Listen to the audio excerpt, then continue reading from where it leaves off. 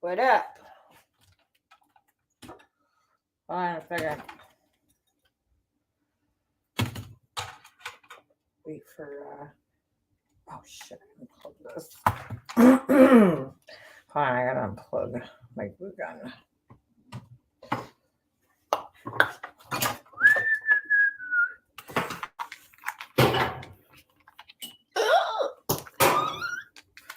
How's everybody doing? I'll wait for more than 4 people in here, maybe, to ask that question.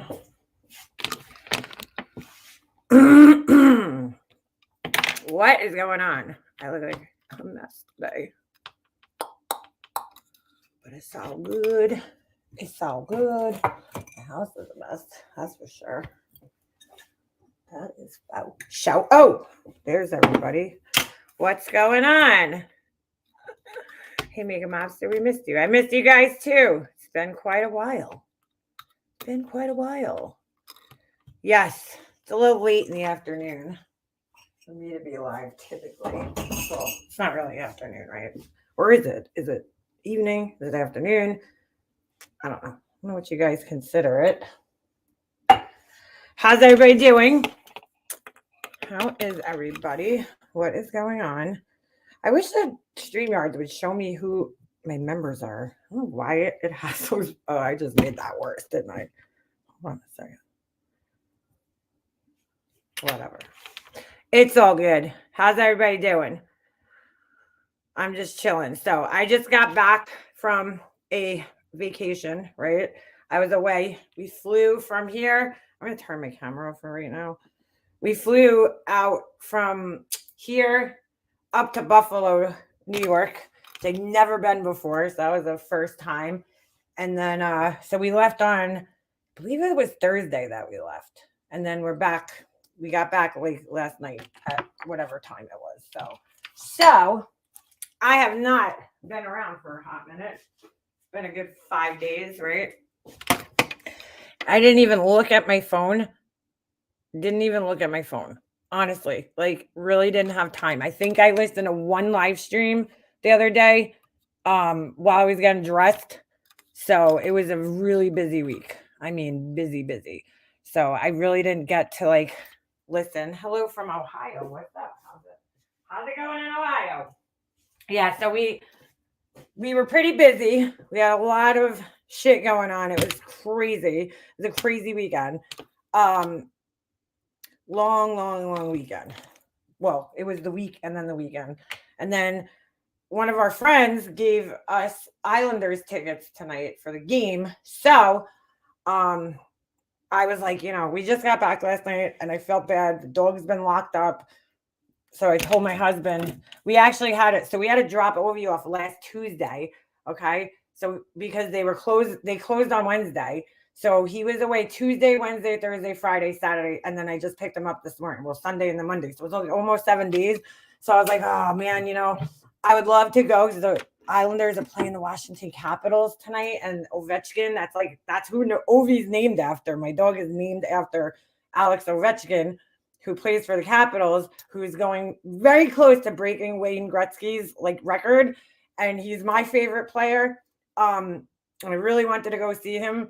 I mean, I would love to see him in action. You know what I'm saying? In the flesh. But I was like, let the boys go. So I told my husband to ask one of our other friends if they wanted to go. And then, if they said no, I would have went. I mean, but this is going to be a good game, but I'm missing it. So I was like, I don't want to leave the dog locked up again. To be honest, he'd probably be fine because he's exhausted, because I imagine when you board a dog, they're you know what I'm saying? They get stressed out a little bit because they're away from home. There's other dogs, they're not in their typical home environment. So he's been passed out on the couch all day, and I'm sure he'll be passed out all night too. Typically that's how he is when we get home from trips. He's never been boarded that long either. It's 7 days almost. So, so I just felt bad. So I was like, I'll sacrifice one OV for the other. So I'm kind of upset. I'm kind of having a little FOMO, but it is what it is. I got, I figured I'll stay home. Plus, I just really didn't feel like getting dressed. Dude, we did not stop. I'm trying to figure out which kidney to sell to go to the Super Bowl this year. It's 20 miles. Oh man, JP, that's crazy. Crazy. I don't like personally, I don't like football, but I could understand the feeling. Like if I would, you know what I'm saying? If I had an ability to go to like, I don't know, the World Series back in the day when the Yankees were like hot and Derek Jeter was on the team and Bernie Williams, I would have like sold my left kidney too to go to the game. So I get it. I did get to go to a sick playoff game, and that was fun. And then last year, well, no, I'm sorry, not last year, the year before, we lucked out. We were in Tampa, and the Islanders were playing the Lightning. Okay, so we got to go to Game 7, right? I think it was Game 7, which was like the last game in the playoff series before the Stanley Cup. And unfortunately, the Islanders lost that night and cost them the whole whatever, I want to call it series. I forget what the fuck they call it, the playoffs, I guess, right? But it was a great game, man. It was a fun game to be at. That was one of those, like, we spent like $1,500 on tickets, but it was one of those games that it's like, dude, we happened to be in the right place at the right time. And it was like, go to Disney or go see the Islanders. Like, come on, Disney would have cost us like 3 times that amount. So it worked out. But anyway, going to see some type of ATV player.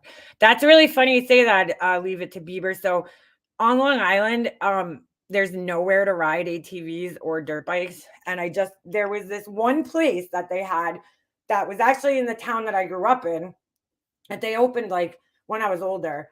And I just read in the news today that they're closing it. So after all the traveling we did, right, this weekend, I go to pick Ovi up this morning. So I'm driving back down to LIE, which is like our main highway here, right? And dude, I am like, no, I'm not fucking kidding you guys. I am like less than a quarter mile away from the exit to my house to get on like the main road to get to my house, right? All of a sudden, the fucking highway just comes to a dead stop. And it's like 12 something in the afternoon at this point in time. And I'm like, what the hell is going on, dude? Like, I looked at the clock. I remember it was 12:30. And I'm like, dude, like, what is going on right now, Because there's no traffic. I mean, there's always traffic here to some extent. But for it to be dead stop like that in the middle of the day, especially on a holiday like this where, like, nobody's, like, really at work or school, I'm like, what the fuck is going on? I still don't know exactly what happened.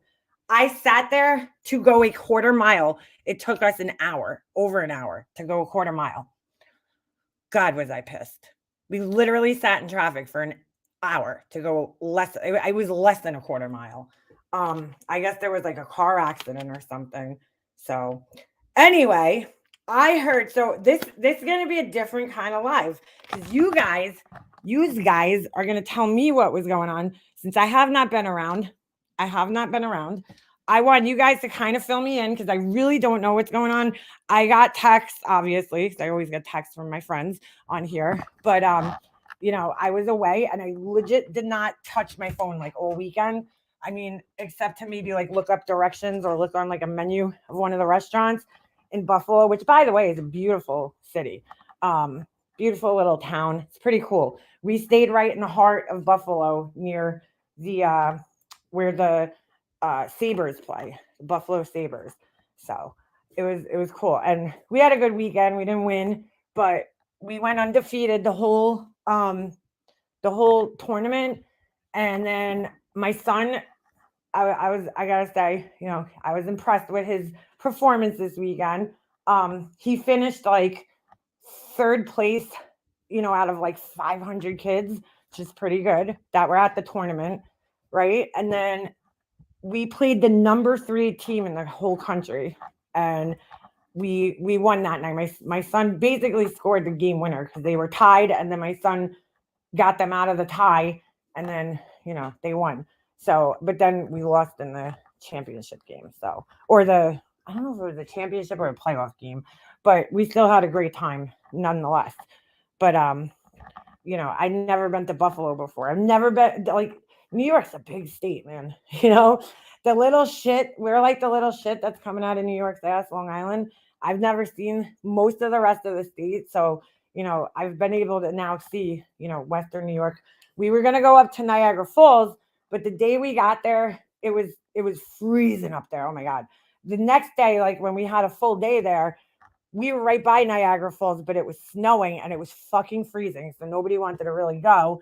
And then the second day we were there, we probably could have gone again, but I don't know. So we didn't make it there. We were hoping to. We all brought our passports, but then we drove with another one of our friends.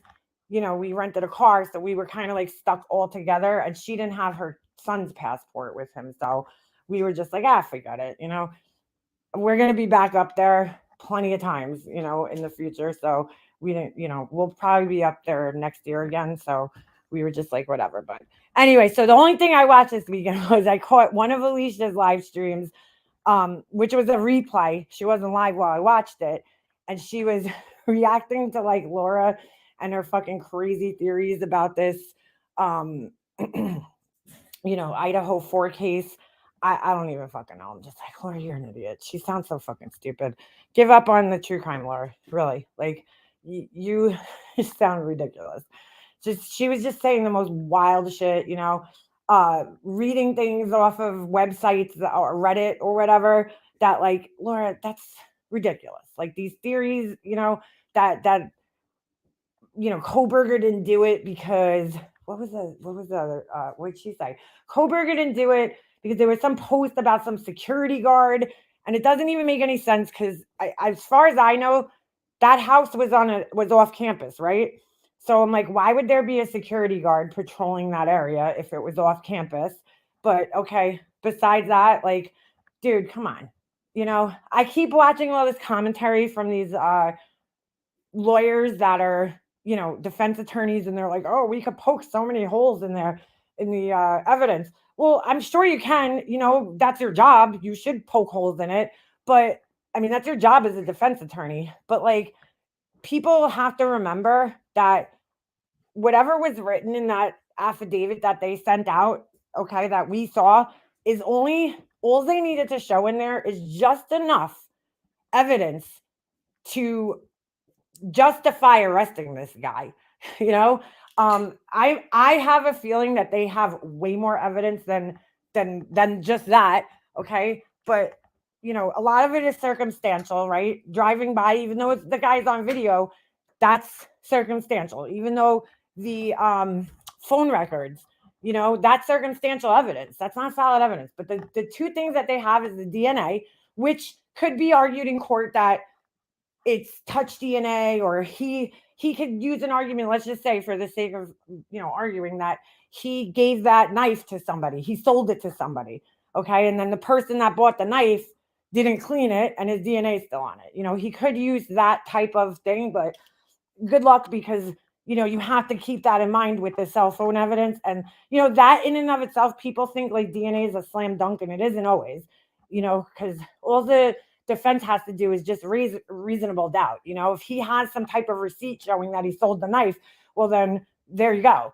But you have to put it all together. His car is there, so now you have to explain, why did somebody, you know, why was somebody driving by the house in your car? You know, we don't know how much more footage they have of his car, or if there's maybe footage where his license plate is captured, you know, to definitively say that that's him in his car. But you know, it's everything together that makes the case. I mean, look at Scott Peterson's case. I say this all the time. This guy got completely convicted of murder just off of circumstantial evidence. There's absolutely no physical evidence in his case at all. None, zero, no, nothing. You know, so he's gonna have to have an excuse for being in their house. I mean, if the footprint was matched up, we don't know about that.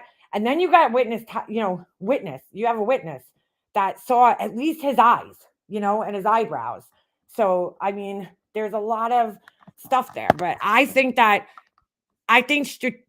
released that strategically to make, you know, his defense attorneys, whoever those people would have been, think that that's like all they have, you know. But I mean, we'll wait and see when the discovery period's over. They have to hand over everything that they have. So, you know, it's going to be a long time. He doesn't go back to court until June.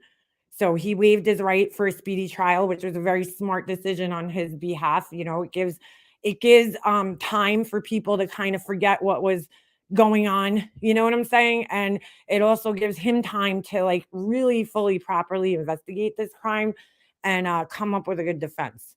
So, and review the evidence and everything. So, it's going to be an interesting trial to watch for those of you who are going to follow it through to that point.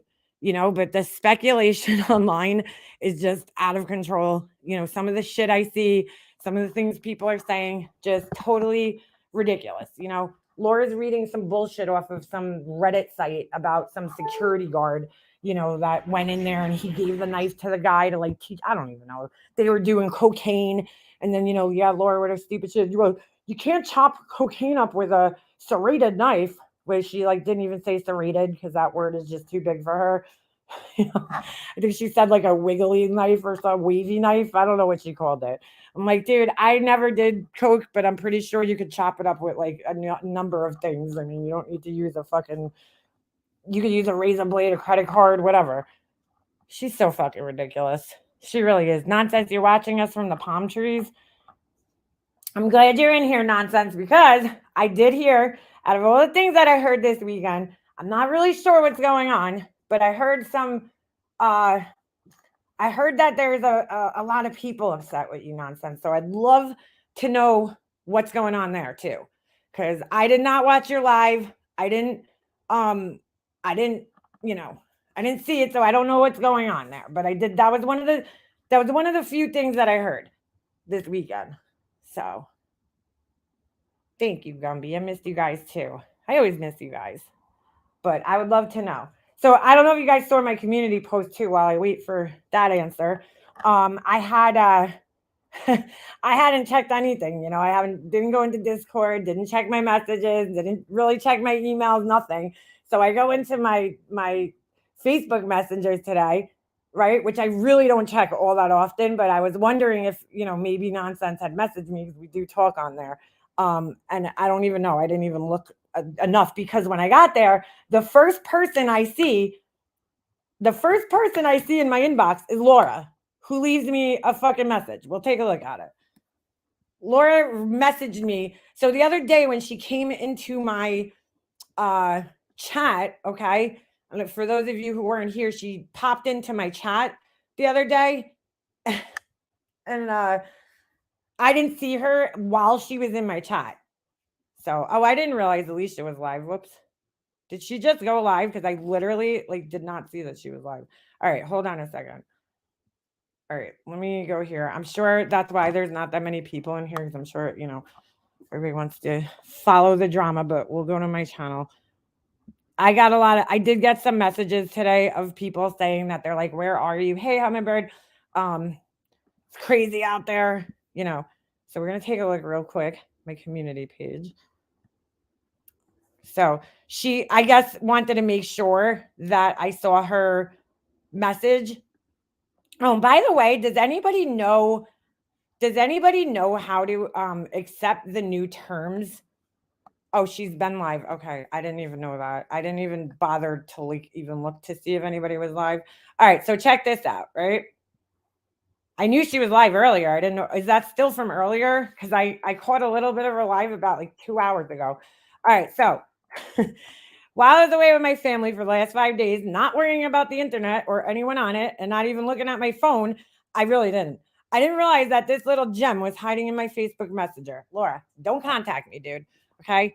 I don't know when you're going to understand how the internet works. You act a damn fool on the public internet, and you open yourself to public scrutiny. If you don't like it, don't make public videos. If it makes you feel better to tell anyone who criticizes you that you're obsessed and it's, quote, scary, then you do you.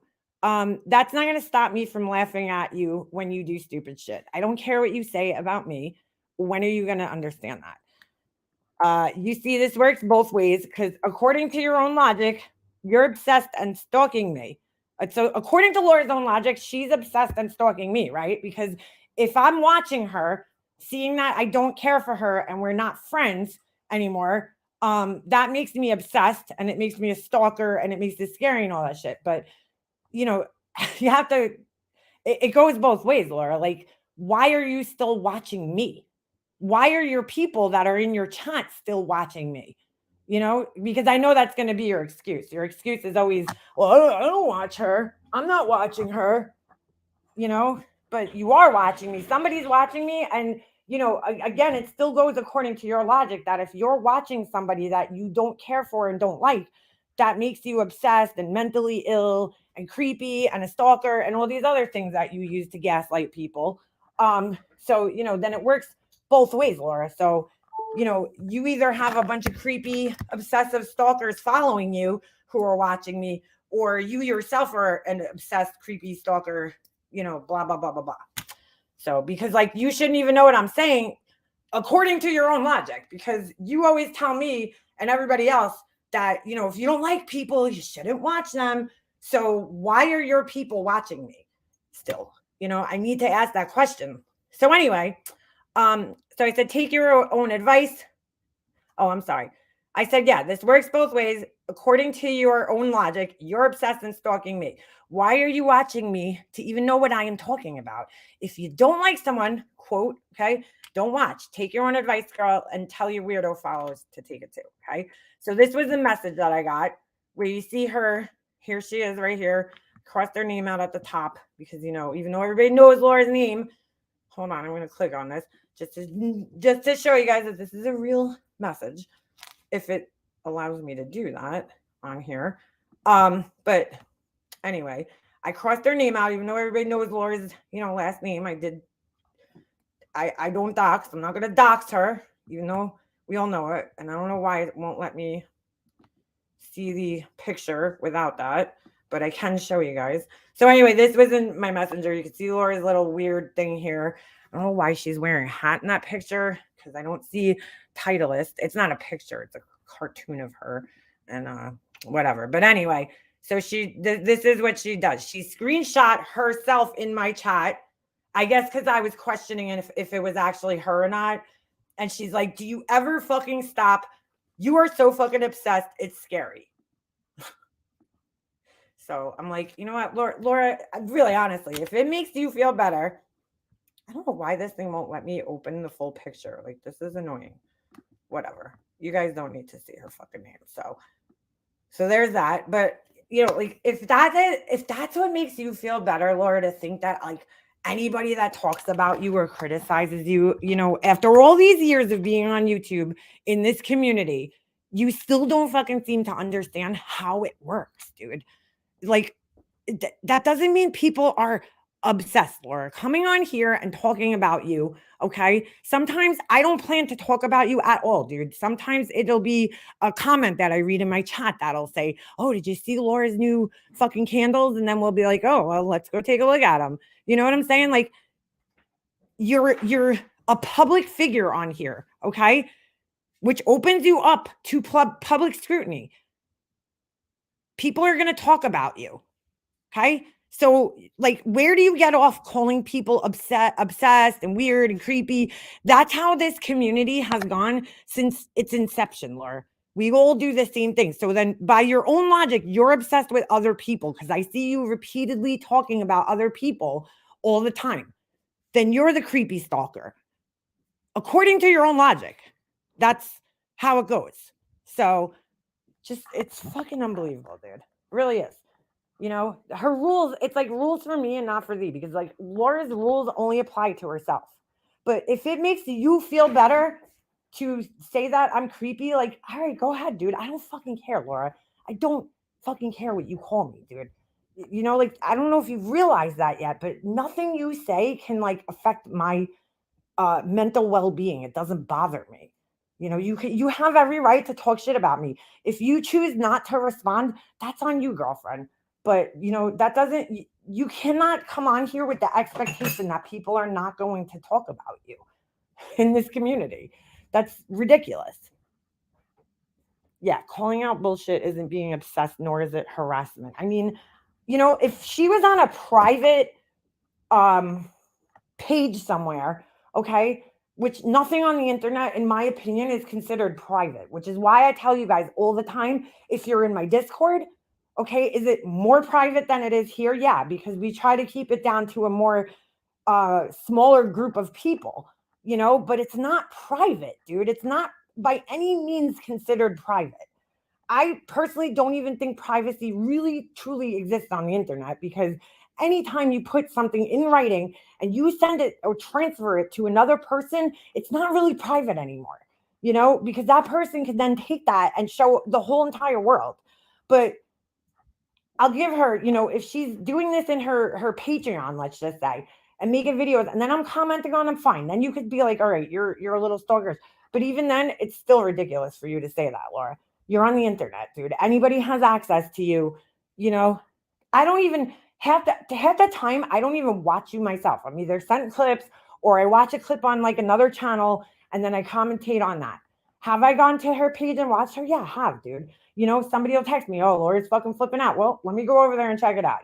Then I have a right to commentate on it if I witnessed it. Just like you do with all these true crime cases. Does that make you an obsessed person and a stalker because you have you talk about the same crime cases over and over? No. So it's fucking, that's just what these narcissistic type personalities think. They think that they have this right to do things publicly and that nobody has a right to commentate on it. It's like, it's amazing. Like, if you want to talk about anything I do on here, go ahead, dude. Go ahead. When it gets creepy and stalkerish, Laura, when like people like your buddy Capone that follow me everywhere I go, okay? In every chat I go in, everywhere I leave comments on pages of people that, again, he doesn't like, he's made that clear.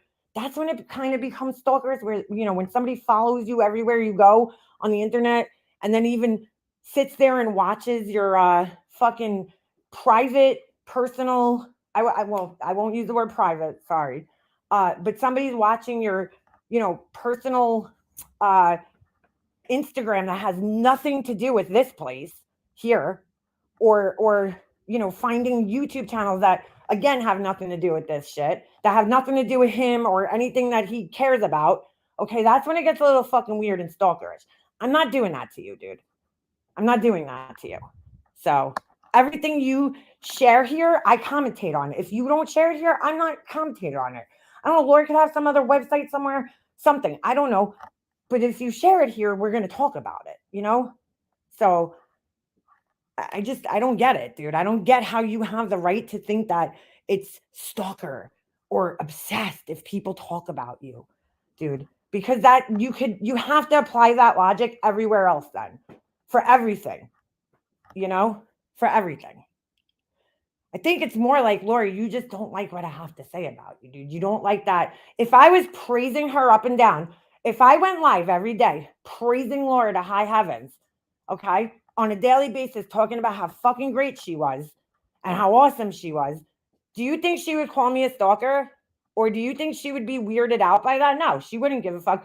It's only because we're talking negatively about her that she equates it with stalking. Because, God forbid somebody ever say anything negative or criticize, or they criticize her. Then all of a sudden, oh, I'm a stalker. I'm fucking crazy. I'm scary. I'm so scary that you fucking unblocked me. This is how scary it is, right, guys? I'm so scary that she unblocked me on Facebook. Okay, because Laura's had me blocked for like 3 years now, or however long it's been. So I'm so scary that she came into my chat, left a comment under her regular account, which is shocking because usually she's a puss and she doesn't do that. But I'm so scary that she unblocked me on Facebook, specifically just to message me. So if you're so fucking scared, Laura, if me talking about you is so scary, why the fuck are you messaging me, dude? Why are you messaging me? Why would you even contact me? And what did you think that was going to do? I'm just curious. Like, what did you think you were going to get out of me by messaging me? Did you think I was going to be like, oh, Laura called me scary and obsessed, so, I'll just not talk about her ever again. Come on, dude. Laura had $1 for every time she said stalker and obsessed. And you know what, Muffin? Exactly. I'd be a fucking millionaire. If I had $1, I'd be a fucking millionaire. But, Laura, we're keeping you relevant. You should really be fucking thanking me. But that's beside the point. But yeah, no, it's true. You know, you water down the meaning of these words when you constantly use them over and over and over again. Is Capone a guy or a girl? Capone is a guy, is a boy. He's a boy. I won't say a man. I'll say he's a boy. He's a boy. He's male, as far as I know. He's weird. He's a weird guy. Guess she has never heard of constructive criticism because she is on YouTube. Yeah. Like, dude, like people are going to commentate on you, Laura, if you're going to, you know, you can't have it both ways where you're like, oh, I want my channel to grow and I want people to watch me. And then you're going to turn around and be like, well, you know, you don't get to choose if only the people that like you watch you. Just like I don't get to choose that Capone's sitting here, probably as I speak, sitting here watching me, dude. I know he is for 100% fact. In fact, everybody wave hi to Capone because I know he's watching. I know he's watching. I know one of the people in her chat is watching right now, which is fucking weird according to her. So you guys are doing exactly what she's fucking upset about. You know, it's like a fucking, it's an oxymoron. It doesn't make any sense, you know, because it only applies to us. We're the only people that are creepy if we're watching somebody that we don't like. But when Capone and all these fucking weirdos that follow her are watching us, it's not weird or creepy, right? Only when we do it is it weird and creepy. Come on, dude. Come on. She's like, I don't talk about these people. There's nothing, Laura, that's the difference between us, though. See, I don't really do anything that exciting, I guess, you know, that people like want to discuss outside of here. All I do is sit up here and just fucking share my opinion about things, you know? I don't e-beg. I don't sit up here begging for fucking super chats, you know, so that's one less thing that people could call me out for. And it's not like I've never been called out on here. I've been called out a million times, but I don't consistently do shitty things that people call me out for on here. But they're welcome to. You know what I'm saying? And they do. Well, they do. Her people call me out all the fucking time. I mean, so you can't talk about me all the time though, Laura, the same way, because I don't provide I don't provide the same amount of messiness that people want to discuss. You know what I'm saying? Like, I'm not a messy figure on here. I'm not a messy person. I'm not constantly saying horrible shit about other people or stupid shit that's like offensive to entire fucking groups of people. So that's why, you know, what are you going to say about me? What are you going to say about me, Laura? Except for I'm obsessed and I'm a stalker. Okay, check. We got that. My teeth are fucked up. Check. We got that. What else are you going to say, dude? What else? Because anything else you have to say is usually a lie. Like, I told somebody to die, which never fucking happened. You know, like you don't have anything else to say. Besides that, I'm creepy and I'm a stalker. You're not even intelligent enough to criticize me. You're welcome to, though. Please try. But fucking ridiculous, dude. Just fucking ridiculous. Yeah, she's a walking lie. And I'm jealous. Yeah, we're jealous of her too. We're jealous. Everybody's jealous of her. I'm still waiting to this day to find out just one thing, man. One fucking thing that I'm jealous of that Laura has that I don't already have in my life. Am I jealous of her husband? Oh shit. Nope. She don't have one of those. Am I jealous of her fucking car? Oh, nope. My car is fucking newer than hers. You know? Am I jealous because she has 20,000 subscribers? Not really, Laura. Not really. What else could I possibly be jealous of that she has? Her fucking mismatched fucking bathroom. You know, like what exactly am I jealous of?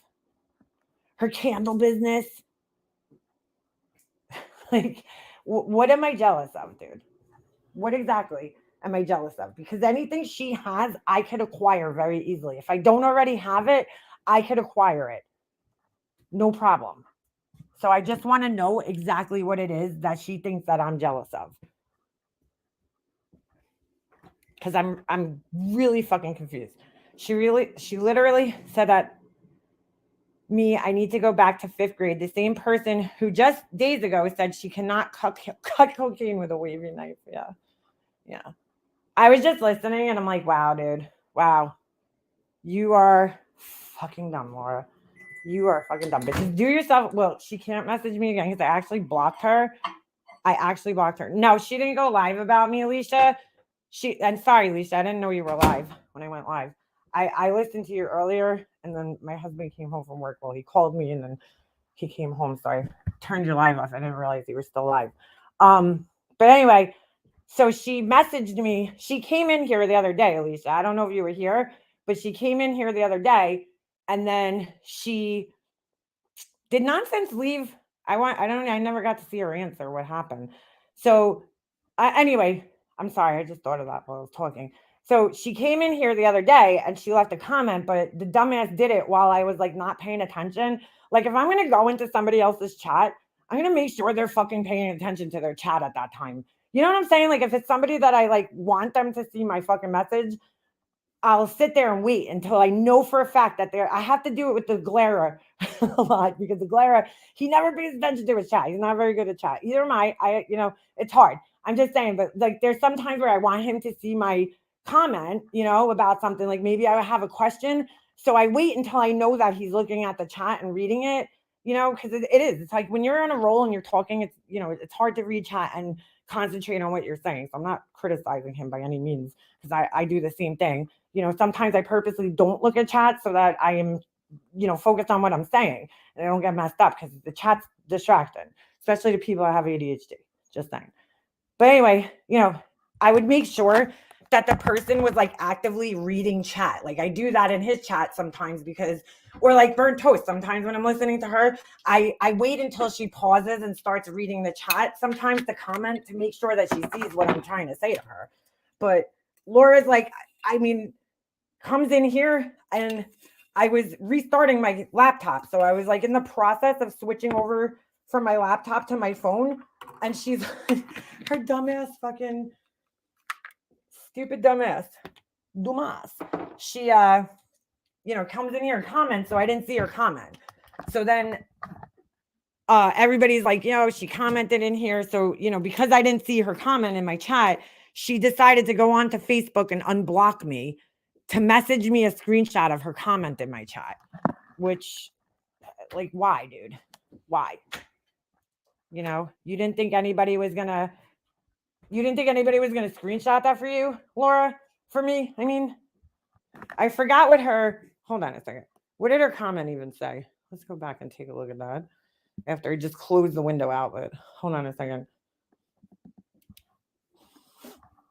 So I heard Laura used to be in the music business. I blame her for that song. Oh, the Hanson song. Bop, shabop, shabop, boo, bop, bibbidi, bibbidi. Love that level of desperation for attention. Yeah.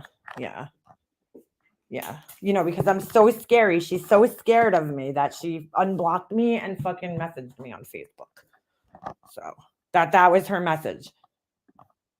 So I'll show you, Alicia, since you weren't here when I showed it, probably. Let me show you. I'll show you.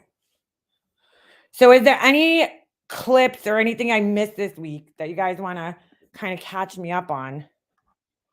Just let me know or tell one of the mods and we'll drop it. We'll drop it in the chat and we can take a look at it together. Oh my God, I plugged my phone into the charger and then I forgot to plug the charger in.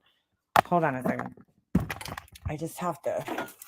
I don't know why I'm drinking. Oh, I'm sure you missed my comments. Nothing big that you were involved in, just accusations and trying to break up you and Science Girl. What? No, that's insane because like we haven't talked and I haven't been in any of the chats and I don't believe that anybody is trying to break anybody apart. And if anything, I hope I could serve as, maybe a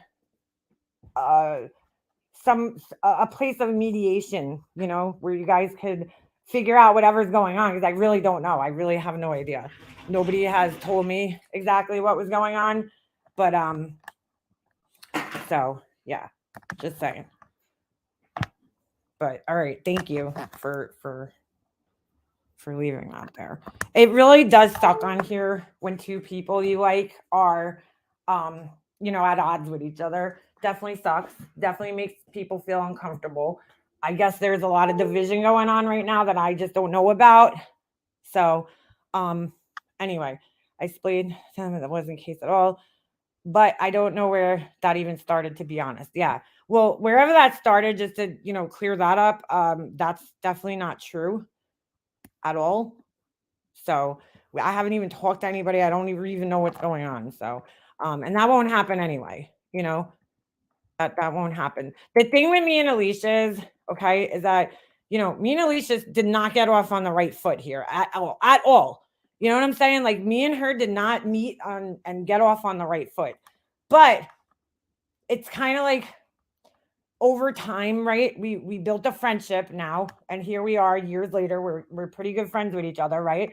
And like Alicia and I kind of have this understanding that like Alicia talks to people that I don't care for. I talk to people that Alicia doesn't care for. And we're okay with that because like we don't let that come between our friendship. You know what I'm saying? Because we're adults, we're grown ass adults. And we just been through too much shit already to kind of like let that get in the way, you know? So if Alicia's doing something that I don't care for, I'm not afraid to let her know. But I'll still support her as my friend because honestly, right? Let's look at our real life friendships when you're really friends with somebody in real life, and people used to question me about Tiffany and Laura. And that's just the type of friend that I am, dude, right? If I'm friends with you, I might not agree with everything that you do all the time, but I'll be friends with you still. You know what I'm saying? Until and unless the friendship gets to a point where it's like I can't support you anymore because you're really fucking me over. Alicia's never done anything wrong to me, dude. Like, since we've been friends, she's never hurt me. She's never gone out of her way to fucking hurt me. So there's no reason for me to get upset with Alicia, because all right, I'm not gonna like everybody that she likes, and she's not gonna like everybody that I like. We're gonna have a difference of opinion. I wish more people could kind of operate like that because I feel like a lot of the times, people will be like, oh, well, she's talking to so-and-so.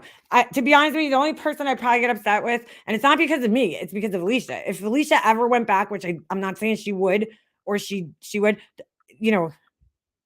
I'm not saying she would. I'm just saying, like, if she ever talked to Molly Golightly again, I'd probably be upset with her just for her sake, not for my sake, but for her sake, I'd be like, Alicia, like, seriously, this woman has been horrible to you, but I'm not saying she's going to. I know she won't, but I'm just saying, like, that's really the only person that I would be like, dude, what's wrong with you? Like, other than that, talk to who you want to talk to, man.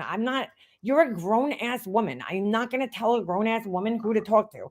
Can I be a friend, and be like, hey, listen, Alicia, you know what? I don't fucking care for the Amber channel, bro. I don't like that girl. Be careful with her. That's it, but I trust that anything that I tell Alicia, she's not going to tell that girl because she knows I don't like her, and that's the most we could do. Yo, I've talked to Erica more than MM, and she's definitely not my friend. I don't even know who Erica is. I have no idea who that is. I've heard the name, don't know who that is. So yeah. So you guys know how it goes. Yeah, we would have to like take Alicia out and get a brain checked if she ever talked to MGL again at this point. But I don't think she would. I'm just saying, but like anybody else, if she talks to, I'm just like, listen, dude, just be careful with that person. If it's somebody that I don't trust or I don't like, that's the most I could do. I'm not gonna be like, oh, I'm not talking to Alicia. Because to be honest with you, my and Alicia's friendship is mostly like not even about YouTube most of the time. Most of the time when we talk off of YouTube, it's like not about YouTube. Here and there, yeah, of course we talk about it because that's just natural. I gotta show you guys my my painting. That was another thing I wanted to show you guys, but my resin pour thing.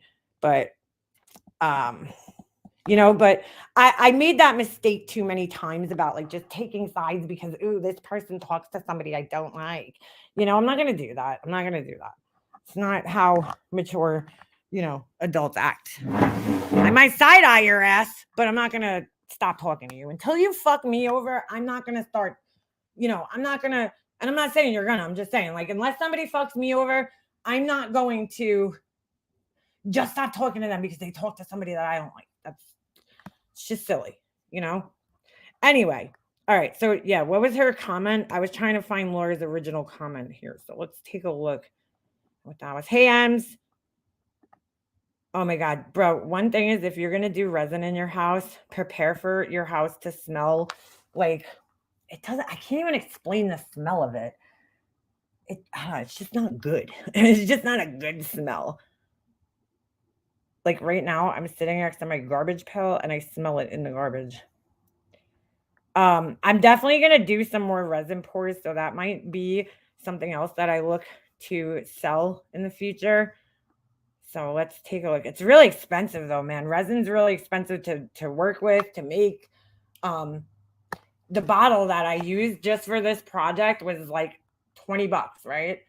So I used a little bit out of the bottle for 2 or 3 other projects, small ones, So you do use quite a bit. So I would have to figure out like the cost, because I actually looked on Etsy the other day just to get some ideas on like pricing. And I cannot believe how cheap some people are selling their resin pours for, just considering how expensive the materials are. And the fact that Etsy takes so much money from you, like crazy. All right, hold on. What's this? Exactly. Hey, UC boss, how you doing? A few good people here. Science girl and a few good people here. Do not want certain ones around here. and Science girl, the most fairest on here. Trust me, please. Right. I'm not gonna fault Alicia for being like, oh, hummingbird. Well, girl, message me. Give me a message. There's certain types of resin I think you have to use. A lot of people, so there's casting resin and then there's like pouring resin. So I have to kind of figure out which one I want to work with. But the one I had actually was like, it says on the bottle casting and pouring. So I don't know. I'll figure it out. I might try a different one. I actually liked this one. I like the way that it spread. I like the way that it leveled itself. But all right, let me read Laura's comment real quick. What the fuck is wrong with you? For real? Do you ever stop talking about me? Every single time you go live, it's about me. You are one obsessed stalker. Jesus Christ, Liana, whoever that is, right? Just stop already. It's creepy as fuck. So I'm so creepy that you fucking unblocked me and messaged me. So I forgot what her fucking original comment said. Whatever, Laura. Shut up. All right, so let me show you guys that. Hold on a second. Actually, yeah, I'll show you in a minute. Remind me. So I'm gonna smoke this cigarette out here. Then we'll go back and we'll take a look. It is so pretty though. It is pretty. I didn't even know. I'll show you guys actually. There's this guy that my husband's friends with that he does acrylic pours, which are also really cool. Next time, ask Laura who this stranger in her avatar is. Yeah, dude. Yeah, who is that? Who the fuck is that, Laura? In fact, while we were looking at my community page, let's just take a little look at that. Why not? Let me get that back up on the screen here. Instead of closing it out like I only do. Present.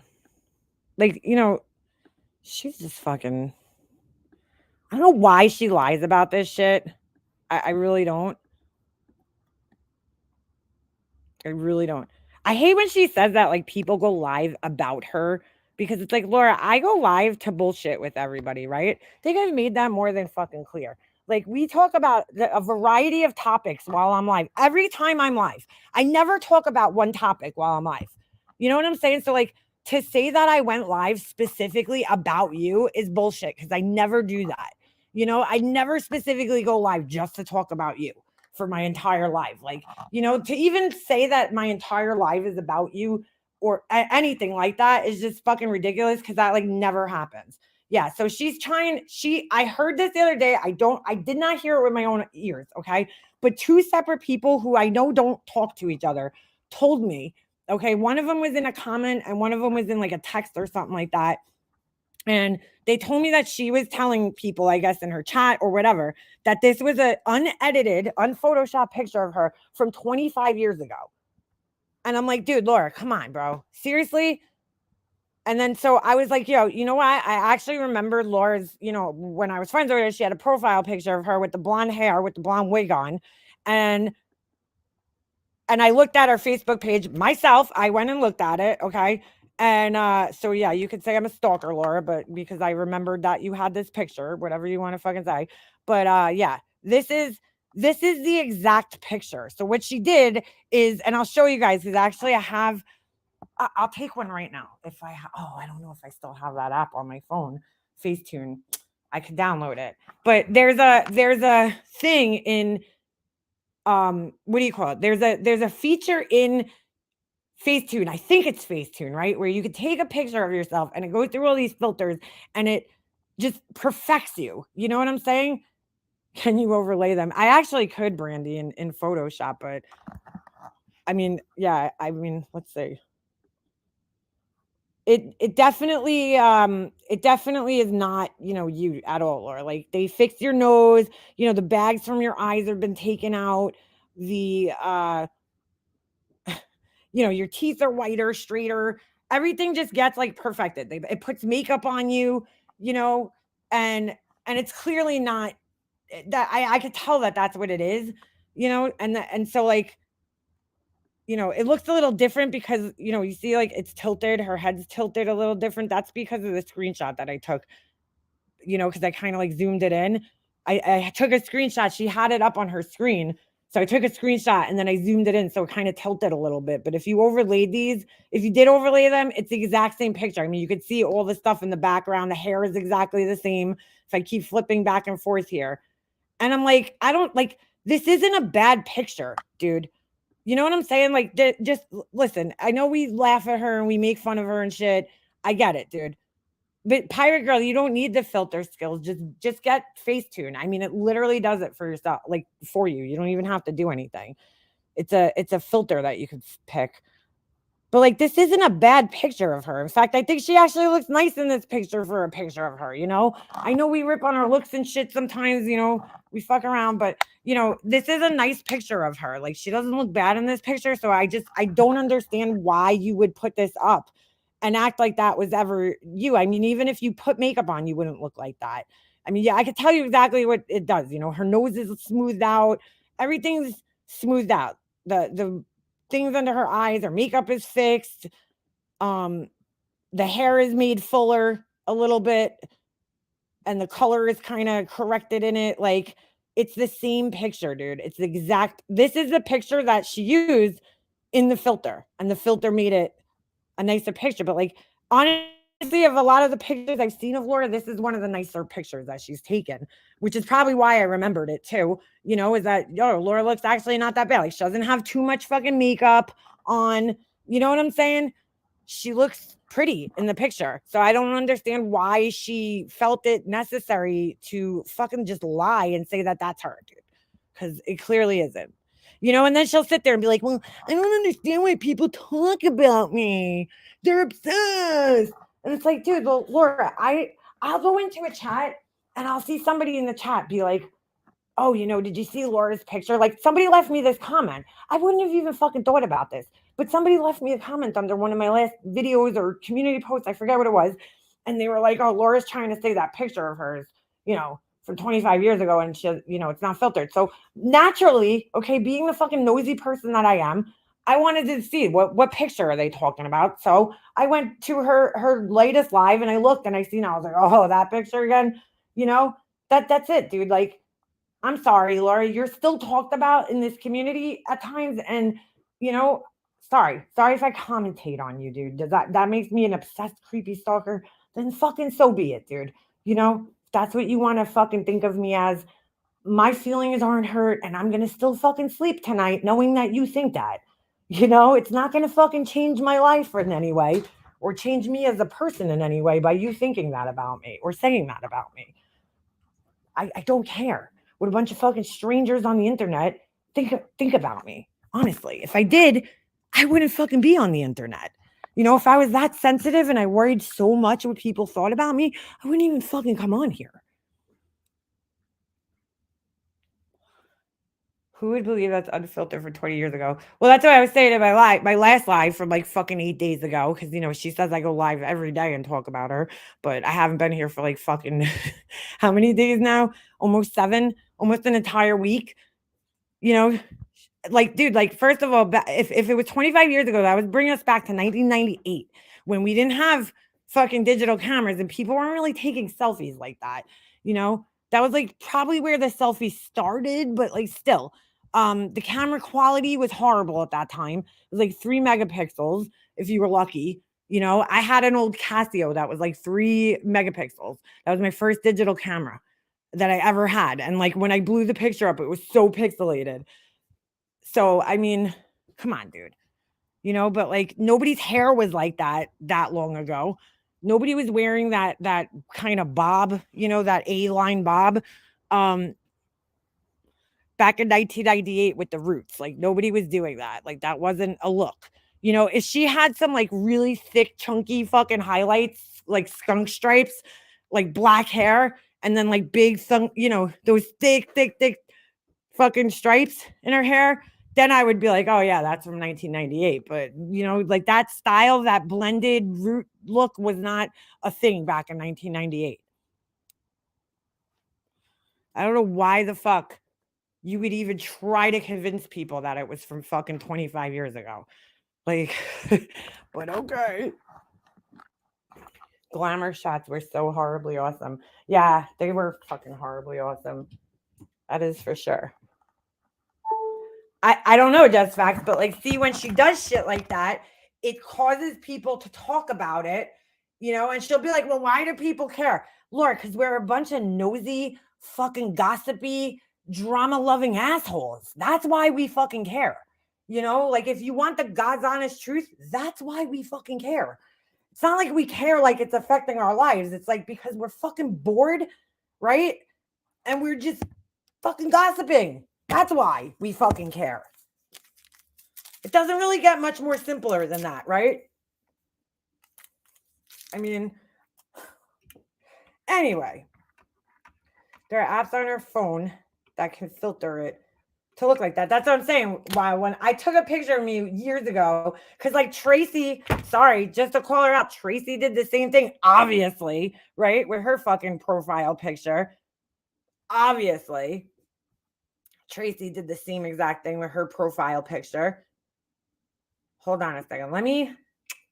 Let's check out, see if Kool-Aid posted anything.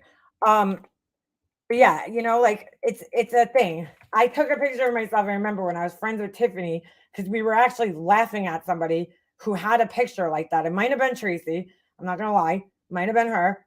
And I took a picture on that app, and it like I was like, damn, I wish that's what I would look like, if I was like perfect, but I'm not. So, but I was like, I wish I looked like that. Like it basically shows you what like you wish you would look like. That's what the app is.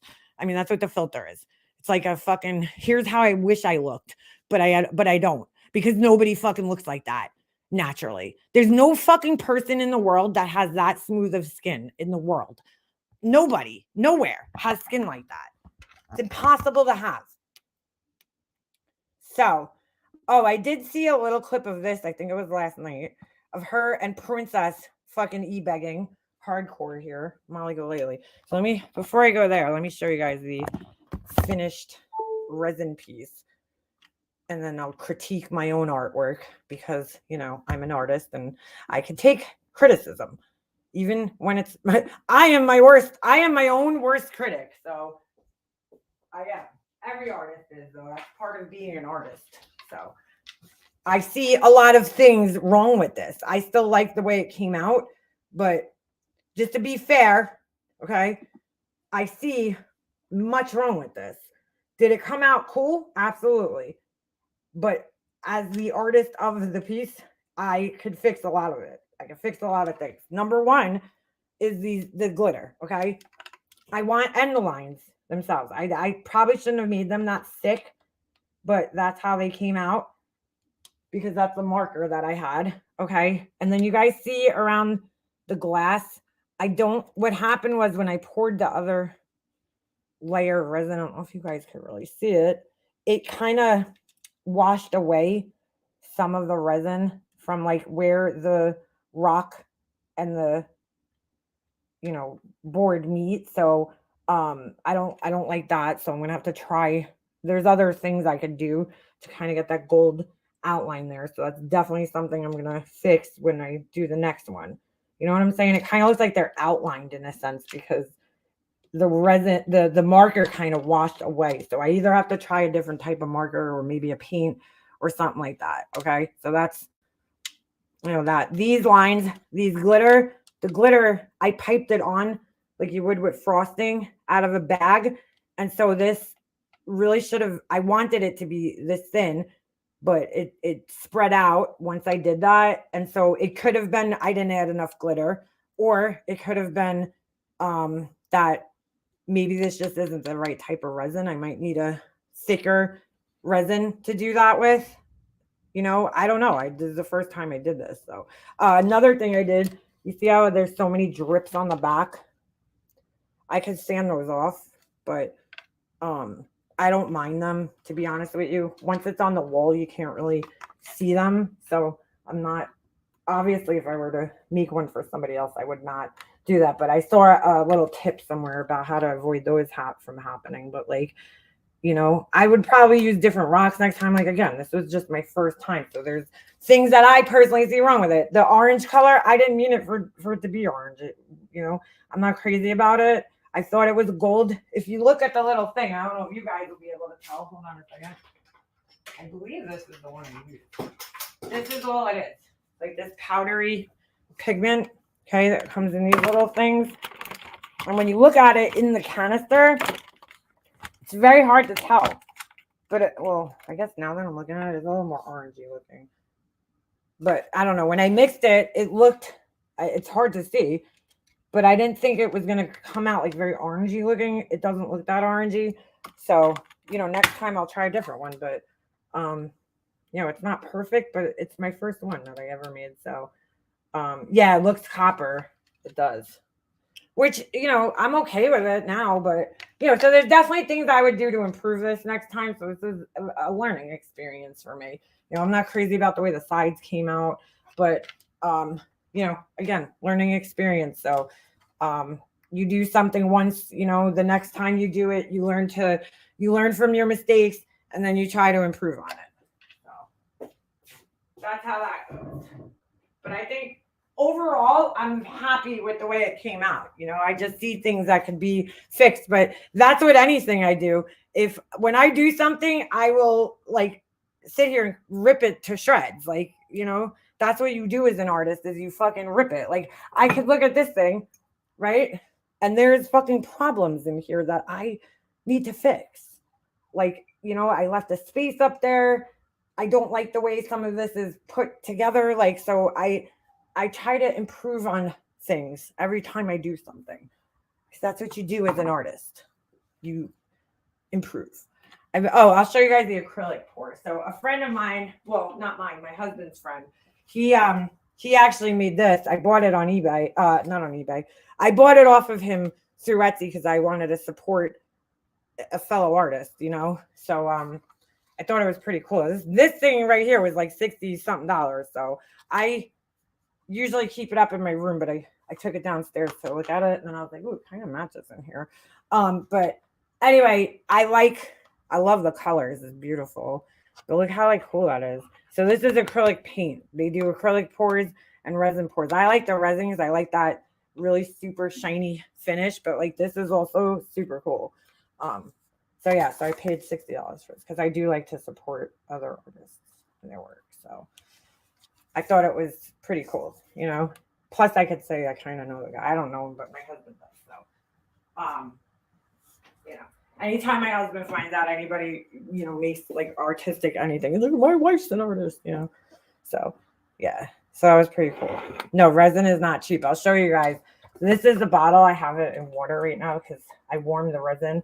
So this is called, so they look gross, but it's called Amazing Clear Cast, but it does say 2-part clear coating and casting resin. So you could coat and cast with this. And I liked it. I mean, I don't think it worked bad. I don't know if I would use it for anything that I was doing that I was wanting it to be clear, because you see how yellow that got over time.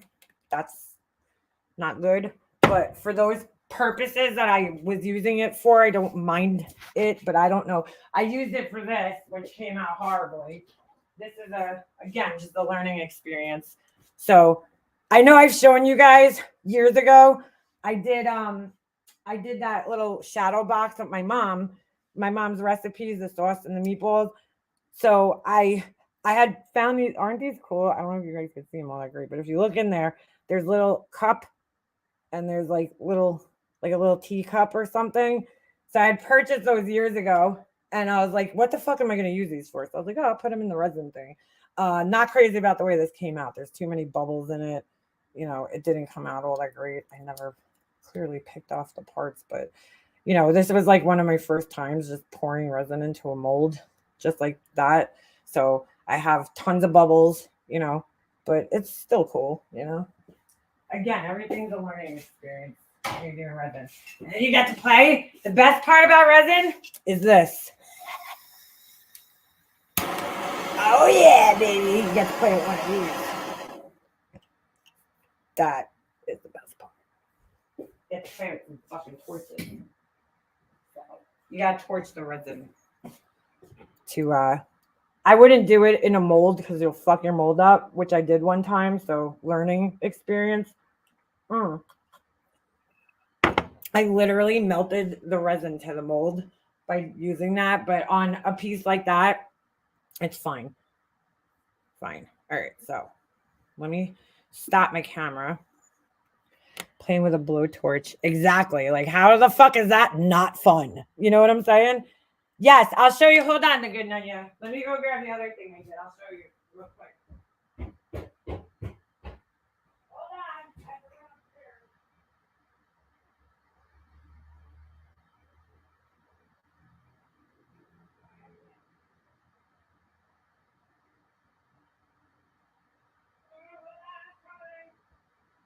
This was actually, I'm sorry, now that I'm thinking about it, this right here was actually the first time I ever poured resin in a mold. Like, I've used UV resin. This was the first time I did the other type of resin that dries in. Oh my God, what a mess. But I'm not gonna, I'm not gonna throw it out. I'll still keep it, but like, this is a fucking mess. So first of all, I hand dried the flowers. So these are, I don't know if you guys can see them all that great, but those are flowers, maybe on this side. It's hard to see with the glare from the computer, but these were flowers that I dried myself and they kind of like browned a little bit. These parts didn't, these little ones right here. But this is like a little dish, but this got just fucked, completely fucked. Because first of all, I didn't realize you should warm the resin up before you use it. But so that's why there's no bubbles here really. But because this is where the mold was open, so I was able to use the torch on that, or a lighter. You don't have to use the torch. If you use just like a lighter, that works too. Like a barbecue lighter, it'll pop the bubbles. But because I couldn't access this part, this whole thing is filled with bubbles. And I gotta be honest with you, I don't personally mind the bubbles like in some of the resin pieces. Depends on what it is. Like, I think the bubbles actually give it like a cool look sometimes, but it really got fucked up like right here. You see how like there was a huge bubble right there. So, but whatever, I'm not gonna throw it out. It's still cool. So yeah, but I just wanted to try it. Like, this is like, this is how things go. Just like with the candles, right? You start off, you have to experiment, you have to try things out. But I have other shit that I've made. Like, I made this little piece right here. It's like a little geode piece. This is actually my mom's ashes in here. I like this piece right here. It's pretty cool. So this is with UV resin. So like, I don't know if you guys could see it all that great, but my mom's ashes are right there. So I have tons, but I saved a little in the bag of my mom's ashes. I know it's really hard for you guys to see because of all the reflections, but if you look right in the middle there, that's her ashes. So I got that.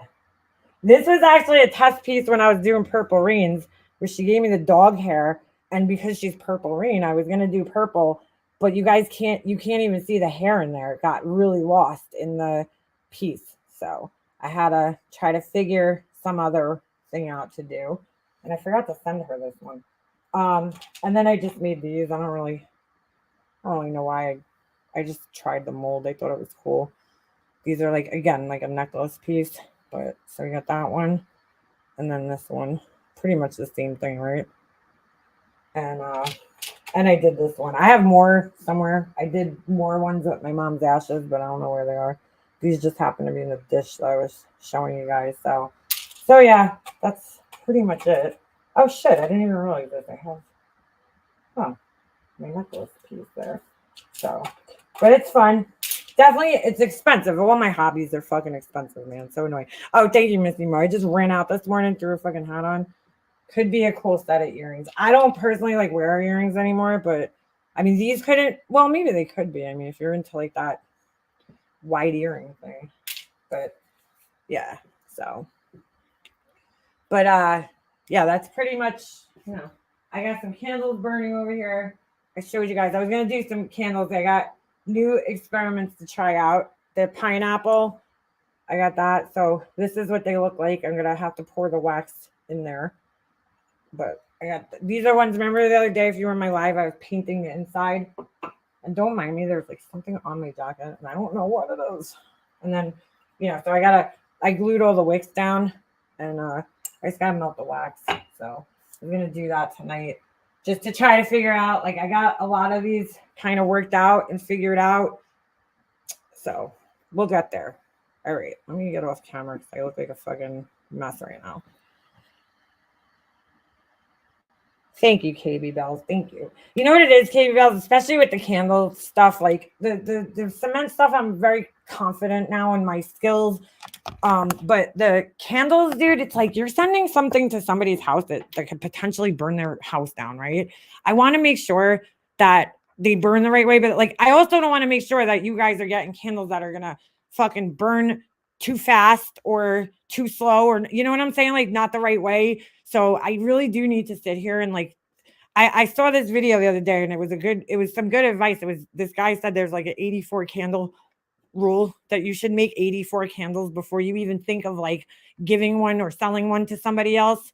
And so I'm getting there, I've probably made like, I don't know, 30 or 40 like at this point. So like I'm getting there, but I really don't want to send you guys shit garbage. Like I want to put out a product that works right. So, and that's not easy, and I actually take back, as I did say when Laura was first doing the candles, I said like, how hard is it to pour wax into a vessel? Well, that part of it isn't really hard, pouring the wax.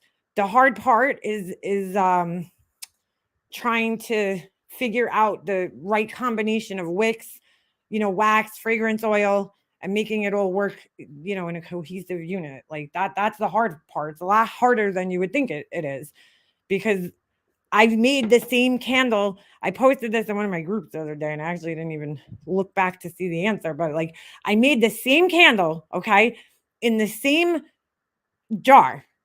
I hate saying vessel. I don't know why. I'm weird like that with certain words. So I'm going to show you guys, actually. Hold on a second. Real quick. Just to show you guys what kind of bullshit you have to deal with. Where's the other one? Where did I put the other one? Hold on a second. I got to find the other one before I can show you. I see the bottom. I don't see the top. Oh my god, I accidentally like cut one of the wicks out of one of my candles. Where the fuck did I put the bottom of this thing? Dude, I have candles everywhere. So hold on a second. Give me a moment. Just to explain to you guys how difficult the process is. If I can find it. Oh, I know where it is. It's upstairs. Shit. Oh, I can't show you. Hold on. Uh-oh.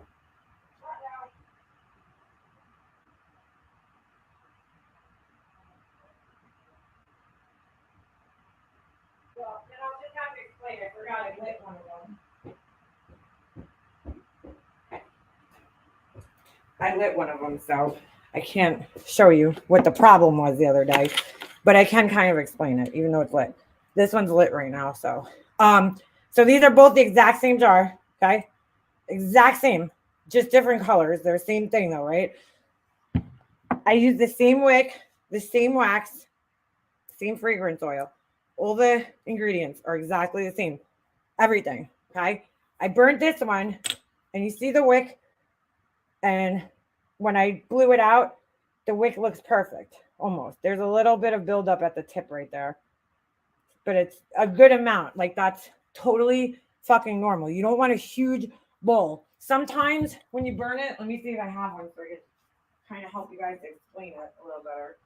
This one's not that bad, but I think I have another one that's worse. Hold on, give me a second. I'll show you guys a different.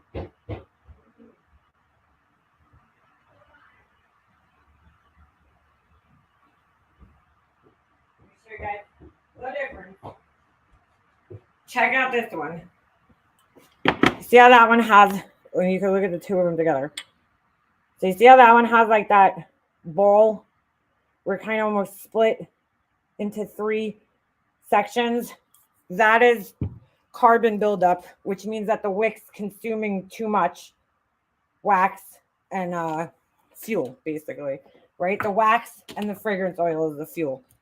So this is definitely like not good. This would not be good. It happens, but I would want to try to prevent it from getting this bad, right? So, like I was saying, I have these same 2 candles now. I burnt that one a little more, and this one's starting to get more of a buildup, which isn't horrible. I mean, it's still, the candle's still operating fine, and you can't really avoid it 100%. But like, why did this one not get that, and that one did, when it's the same thing? Everything's exactly the same. That I don't know. I did ask that question the other day in one of the groups, so I got to go back and look and see. But, you know, this one left a little bit of wax too, which is okay. That's fine. It'll probably melt off. But like, so far, these are performing good. Even though that one is getting that little ball on it, I still think it's good. But like, typically, they're not supposed to get that. Now, I did these candles twice, so now I'm gonna do another test where I'm gonna fill it up. I'm gonna use the same exact wick, everything the same, but I'm going to burn. I'm not gonna trim the wick as I burn it, and I'm just gonna burn it all the way through until it's at the bottom, just because I can't trust that everybody I give a candle to is going to trim the wick. So that's another. I have to like almost burn the candle in the wrong way to make sure that when you guys go to burn it, it's still safe, even though it's not being burned properly, if that makes sense. So I don't know why my lights are like this. It's annoying, right? Oh, there we go. It's a little better. So I have to make sure that I'm burning it. I have to improperly burn the candle to make sure that it's got, yes, I burnt them both at the same time, except for today, because I forgot it. I forgot that I was burning them at the same time. So everything was exactly the same though. But like, I think it's okay. I think it's burning okay. So like that, I just, I don't know why that one got the carbon buildup and the other one really didn't. Like these are, there was other wicks in there. I just poked holes and switched it out. These wicks, one of them was starting to produce, you see this soot right there? So I don't know if I would use that in here, but we'll see. Now I'm testing another one. This is like my second go with this one. And I don't like the way that it's burning because it's, well, no, I guess it's not bad. What time did I light this one? I'll tell you guys right now. Hold on. You have to burn it all the way through to really get a good reading. So right now on this one, which I should take a picture of it because it's, wait a second. How is that possible? How is that possible? Hold on a second. Okay, so I started burning this one at 3. So it's been 3 hours already with me burning this one. And it still has like got that much of wax that hasn't melted on the edges. So I don't think that's good. So like this one's probably going to be a failure. Because it should be burned almost all the way to the edges 3 hours later. So let me take a picture of this. So basically it's tunneling, meaning that the wicks are not strong enough. But I just wanted to try. The other wicks that I had in here burned really nicely. But I just wanted to double check to see that if I put smaller wicks, if it would still burn good. And right now it's not. So that one's definitely going to, the other wicks I had are probably the better choice. So that's what I'm trying to figure out. Like this one, I burnt this. I made this candle. This is the second time with the same wicks and everything.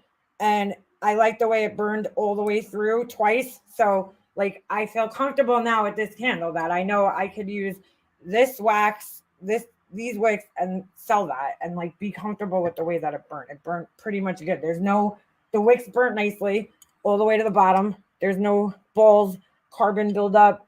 And then if you look at the sides of it, there's really no soot. That's the paint right there. So, well, there might be a little bit, but I don't think that's 100% avoidable. But it's not like, it could be also because I used this before. Like I used it twice, the same container, so it could have been from the last time because I didn't really wipe it out too good. But you see, like, so that's why I'm like really testing to make sure that it's like safe. Like this one too. This one burnt really nice all the way down, but then you see how the wick started to get at the bottom, started to get those little balls. It's called mushrooming. And so that's not terrible, like that happens. It's gonna happen, but like if you could try to prevent it, it's better. So that's what all the experiments going on. So like once I burn this one all the way down, I'll refill it with the same wax and everything. I label the bottoms of it. Like you could see this one has, I just write on the bottom what's in there, the type of wax, how much wax goes in it, the fragrance oil, the wicks, and then the scent that I used so that I could remember. And then when I go to retest it again, I get, you know, the proper stuff. So I know to use the same stuff. So plus it also helps me. Like I love this fragrance oil on these ones, but you can't really smell it when it's burning. I don't know why that is. It just may not be a strong one. All right. So that's that. Just to explain to you guys why it's taking me for fucking ever to, you know, get started here. This even happens with my high-end candles. Am I doing something wrong? No, just facts. You're not doing anything wrong. So I didn't know this until I started doing this, but like, so when you blow the candle out, you should trim the wick. I use nail clippers. Honestly, I have a wick trimmer and I don't like it. I like using nail clippers. I always did anytime I trimmed the wicks. Even I used to trim the wicks only before I lit it for the first time, and I always use nail clippers. But I didn't know that you were supposed to trim it even after you use it. So like you should burn, the proper way to burn a candle is to burn it for 3 hours or 3 to 4 hours at a time, right? No more than 4 hours. So, you know, you, especially the first time, it's the most important is that you let it burn for like 4 hours or 3 hours at the least, just to get a full melt pool.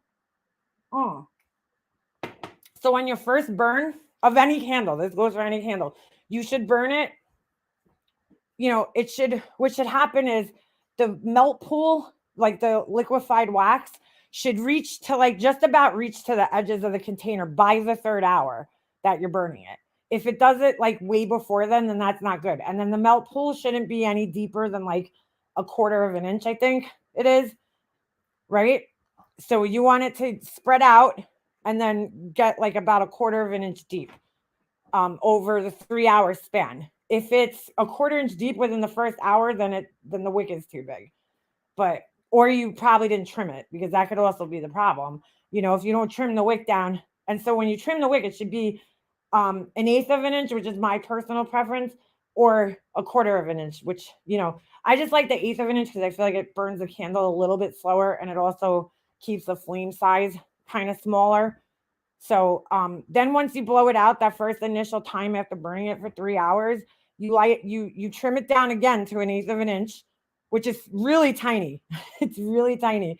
Go look at a ruler and see how much of 1/8 of an inch. It almost looks like you're going to completely cut the wick off, you know, but you trust me, your candle will still burn fine if you cut it that small. I didn't think it would, but it does. Because like that was always my fear, is that I was going to cut too much off and then I would fuck the candle up.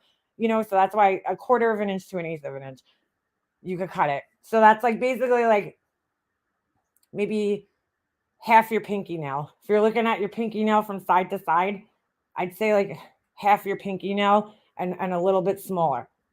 So depending on how big your pinky nail is.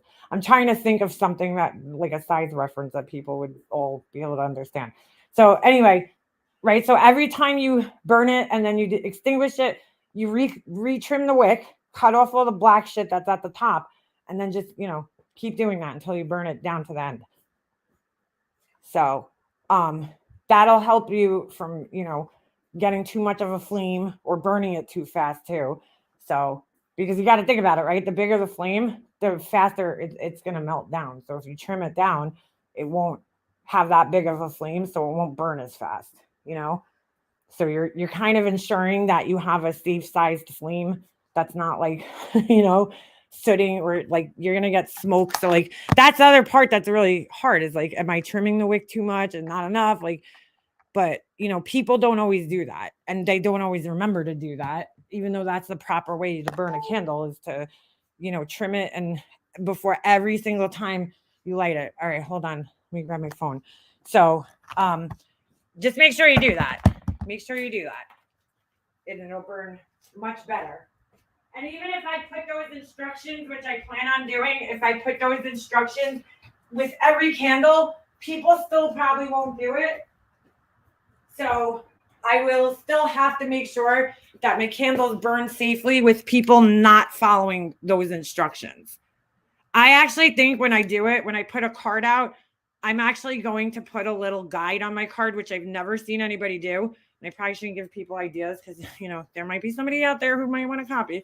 But I actually think I'm going to put a little wick trimming guide in there to show people the size of how much to cut it so that people understand. You know what I'm saying? Because it's kind of hard for people. For me, I'm very good at visualizing sizes because I worked in the sign industry and I've had to measure an eighth of an inch, a 16th of an inch. So in my head, if you're working with a ruler on a daily basis for 10 years, you start to know the sizes in your head of how big things are. So, but the normal person, especially women, they don't know. You know what I'm saying? I'm not saying that to put anybody down. It's just, it is what it is. You're like, what the fuck is an eighth of an inch? It's kind of hard to visualize that in your head.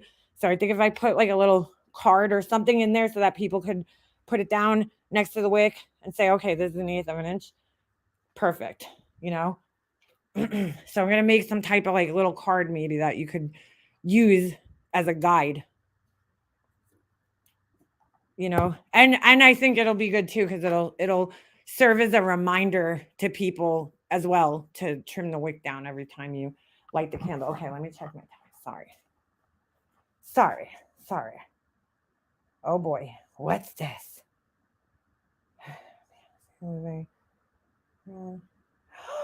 Oh no. Uh-oh. Oh no. Christina's journey, if you're still in here, I'm so sorry. I missed your comment. And thank you for Hummingbird for sending it to me. So Christina wrote in chat, hello, Mega Mobster. I'm here listening. I am moving. That's why I've not been around. I didn't know you weren't around, Christina, because I haven't been around either. I've been busy, but oh my God. She said, Saturday, my sister in Massachusetts was in a car wreck and passed away. We need lots of prayers. Thank you. So sorry, Christina. I can't even imagine what you're going through right now.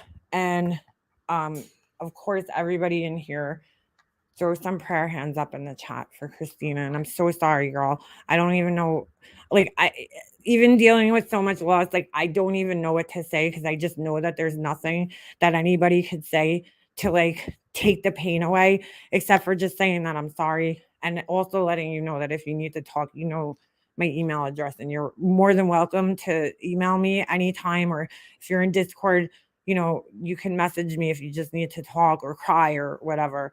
I'm so sorry, girl. Oh, there she is. She's here. I'm so sorry, girl. So sorry. How old was she, Christina? Ugh, that is just terrible news. I'm so sorry. Jeez. Thank you, guys. So sorry, Christina. That is my biggest fear in the world. I really do have a very deep fear of car accidents. It's something that we all do every day. And every time you get in that vehicle, your life is at risk. I was explaining this to my son this morning while we were sitting in traffic, because there was clearly a very big car accident on the road. And, I said, that's why a couple of weeks ago, him and I were in the car, and I've just started letting him sit up front with me because he's big enough now, and I told him, it's a very important seat that you're sitting in right there. You have to be very respectful when you're sitting in the front seat with somebody and they're driving. You don't want to distract the driver. You don't want to do anything stupid. You got to be very, very aware and conscious that somebody's driving right next to you, and their job is to, get you from point A to point B safely.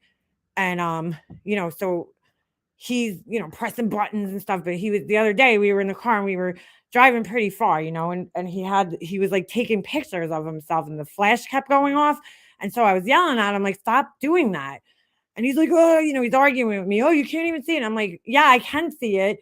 It's very distracting to me. I already have ADHD and I get distracted very, very easily. Okay. So like something like that is very distracting to me. It's distracting to a lot of people, but it's even more distracting to me.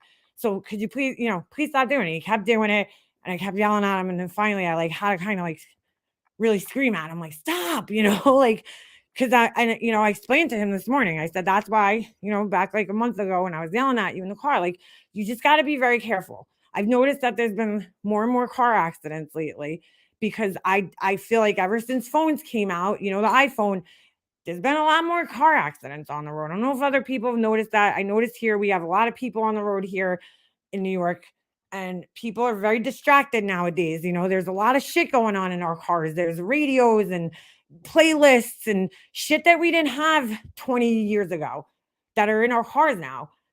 So it's like, it's scarier. It's just, to me, it's getting scarier and scarier to be on the road, because people are so distracted. And then forget people being distracted, just sober. You have assholes that are on the road on God knows what, driving, and it's like, I hate to hear this happening to somebody. It's very scary, very scary. So, my heart goes out to you and your family, Christina, because, it's just so scary. It really is. And I'm just sorry. I don't know. I'm really sorry to hear that. Big, big, big, big. Oh my God, Beth, are you serious? I'm so sorry to hear that. Hold on. I just wanted to go back up here because I asked her how old her sister was. And I don't know if she said anything else because I was kind of talking and not paying attention. Right, Nana. And it's not you that you have to necessarily worry about. Even if you that's the scary part, is that if you make sure to take all the precautions on the road to not, cause an accident or whatever, it doesn't matter. That's the scary part about driving. It's like, I could sit here and do everything right, and it could be some other asshole that doesn't fucking care about other people and their lives, that causes the accident. I mean, some accidents are just that. They're just accidents. But like, there's a lot of this. It's just scarier. It's getting scarier and scarier to be on the road. Like, I like to drive the least amount that I have to, because every time you you get behind that wheel, you're like putting your life in risk. It's very scary. Oh, I'm so sorry, girl. That's just terrible. Thank you, Hummingbird, again, for letting me know that jeez, that I missed that. Hummingbird's always good, and B Fergs too, with all my mods. You guys are really good at, like, I hate calling you guys mods, but you know what I mean. My friends that have wrenches in here, because you guys are very good about, letting me know, like, if I miss something important in the chat. So we're here for you, Christina. We're here for you if you need us. And you take your time and you just do what you got to do, girl. Don't worry about us. Like, you're fine. Just be there for your family, and vice versa. Spend time with your family right now. That's the absolute most important thing right now. I'm so sorry. The first anniversary of my daughter's almost fatal accident is coming up. I can't even imagine how painful. Oh my God. Today, someone got into an accident while live streaming and texting, and she had her baby in the car. Wow. Yeah. See, that's what I'm saying. There's so many distractions out there. So many distractions, right? Google Maps, everything, the navigation. It's like, it's already, it's so dangerous. It's just so dangerous. I feel like every time, we've been driving a lot lately, me and my family, because of my son's hockey. And it's like, every time we get in the car, I have anxiety, because it's not, me, or it's other people. I just look around on the road when I'm driving and I see people with their phones in their faces, and we're all guilty of it. We're all guilty of picking up our phones and looking at them when we're driving, and it's like, when you're on a highway, especially, it's very important to be focused on the road. But like, even when you're driving through town, I'm not saying, it's not important. I'm just saying, like, when you're on a highway and you're going at such a high rate of speed, it's very important to be, focused on what you're doing. like that. But I've noticed that there's just been so many more accidents. And like, I've been driving for well over 25 years now, and it's like, you start to really like notice nowadays, like, dude, there's like so many more accidents. And it's because people are so fucking distracted in their cars. And even with all the safety measures that car companies and the phones and everybody is put into play to try to prevent that from happening, it's not working, so it's really scary. When we were just in which I think is a great safety feature, we were just in what a nightmare. We went to go rent a car, and we were up in Buffalo. So my friend, she works for an insurance, company, so she gets a discount on rental cars. So she's like, "Well, let me rent a car this way." We were gonna rent like a big Tahoe or something because we had a bunch of us together that were driving, and just in case anybody else there didn't rent a car, because that's how hockey families are. They're very good like that. They all look out for each other. So I'm sure it's every sport, not just hockey, but I'm just saying, like, everybody looks out for each other. Like, if there's somebody who can't and there's somebody who can, the people who can take up for the people who can't. So we were like, let's just, in case anybody else needs a ride, we'll rent a big car and we'll be able to fit everybody's bags and luggage and everything, right? So we got to the airport.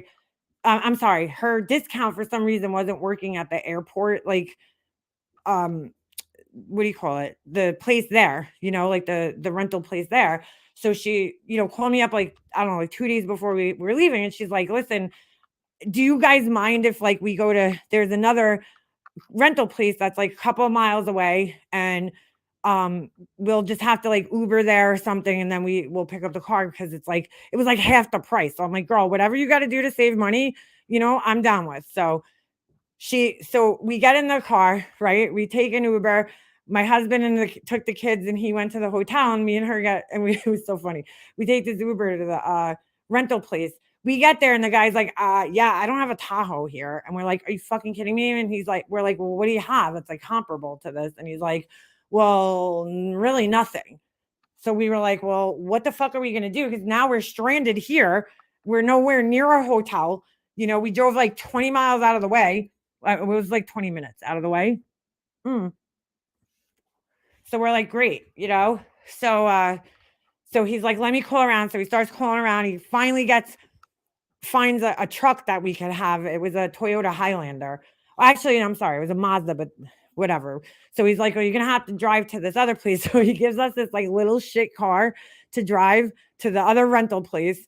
We had to swap that out, and we got the Toyota Highlander because it was originally supposed to be the Mazda, whatever their bigger truck is, but we picked the Highlander. We asked them, whatever one's bigger, we'll take it.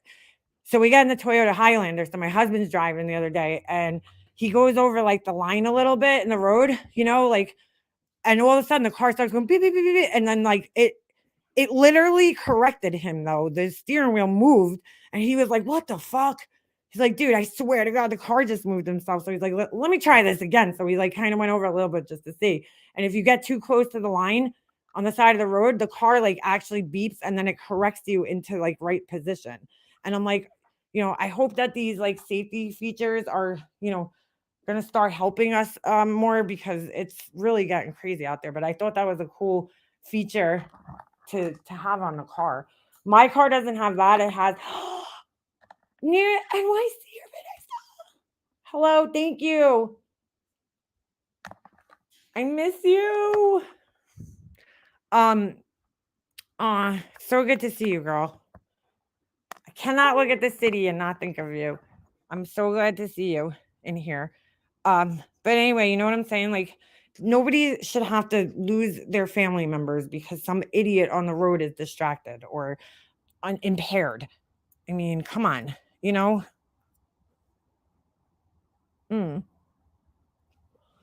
always autopilot you between cars. Yes, and the cars in front of you, which is a good feature, but the sad part is it's not in every car. So they should start making this shit like standard. My car does it doesn't correct, but when I get over to the right, if there's somebody next to me, which I love, which is part of the reason why I'm just purchasing my car. My lease is up soon.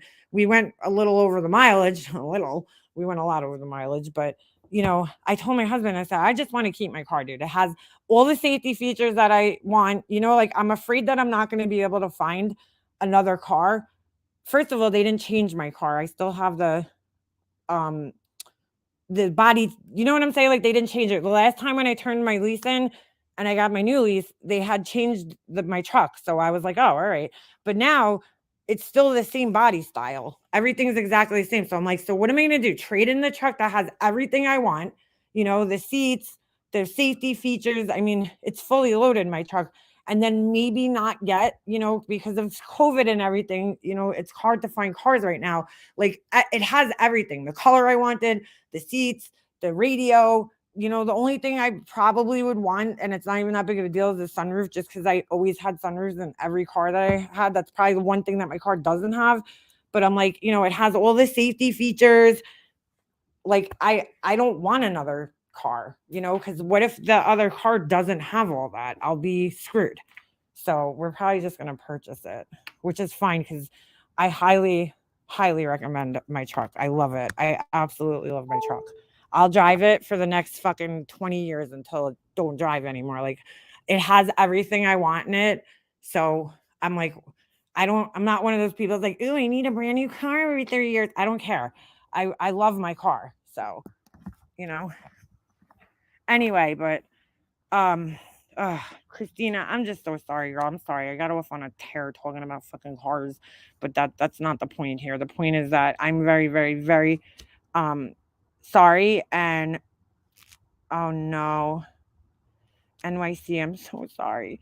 I just found out other bad news about a girl that I know that she passed away, and she has a son Jesse's age, and then a younger son, and I was just like, oh my god, dude, just terrible. Well, I'm praying for you too, NYC, always, and I miss you so much, and I really do think about you. And Christina, I'm just so sorry, girl. My heart is with you, but you ever need to talk, I know you probably have a great support system at home, but if you ever just want to talk to somebody who gets it, or just a stranger, because sometimes that does help, when you talk to somebody who's like not your family. I'm always here, and I understand not exactly what you're going through, but I understand the loss and the feeling of that. So I'm here if you need me. Yes, huge fighting rights. NYC Urbanista, for anybody who's new in here, NYC Urbanista was probably one of the first people, besides Purple Rain, that I really forged a friendship with here on YouTube.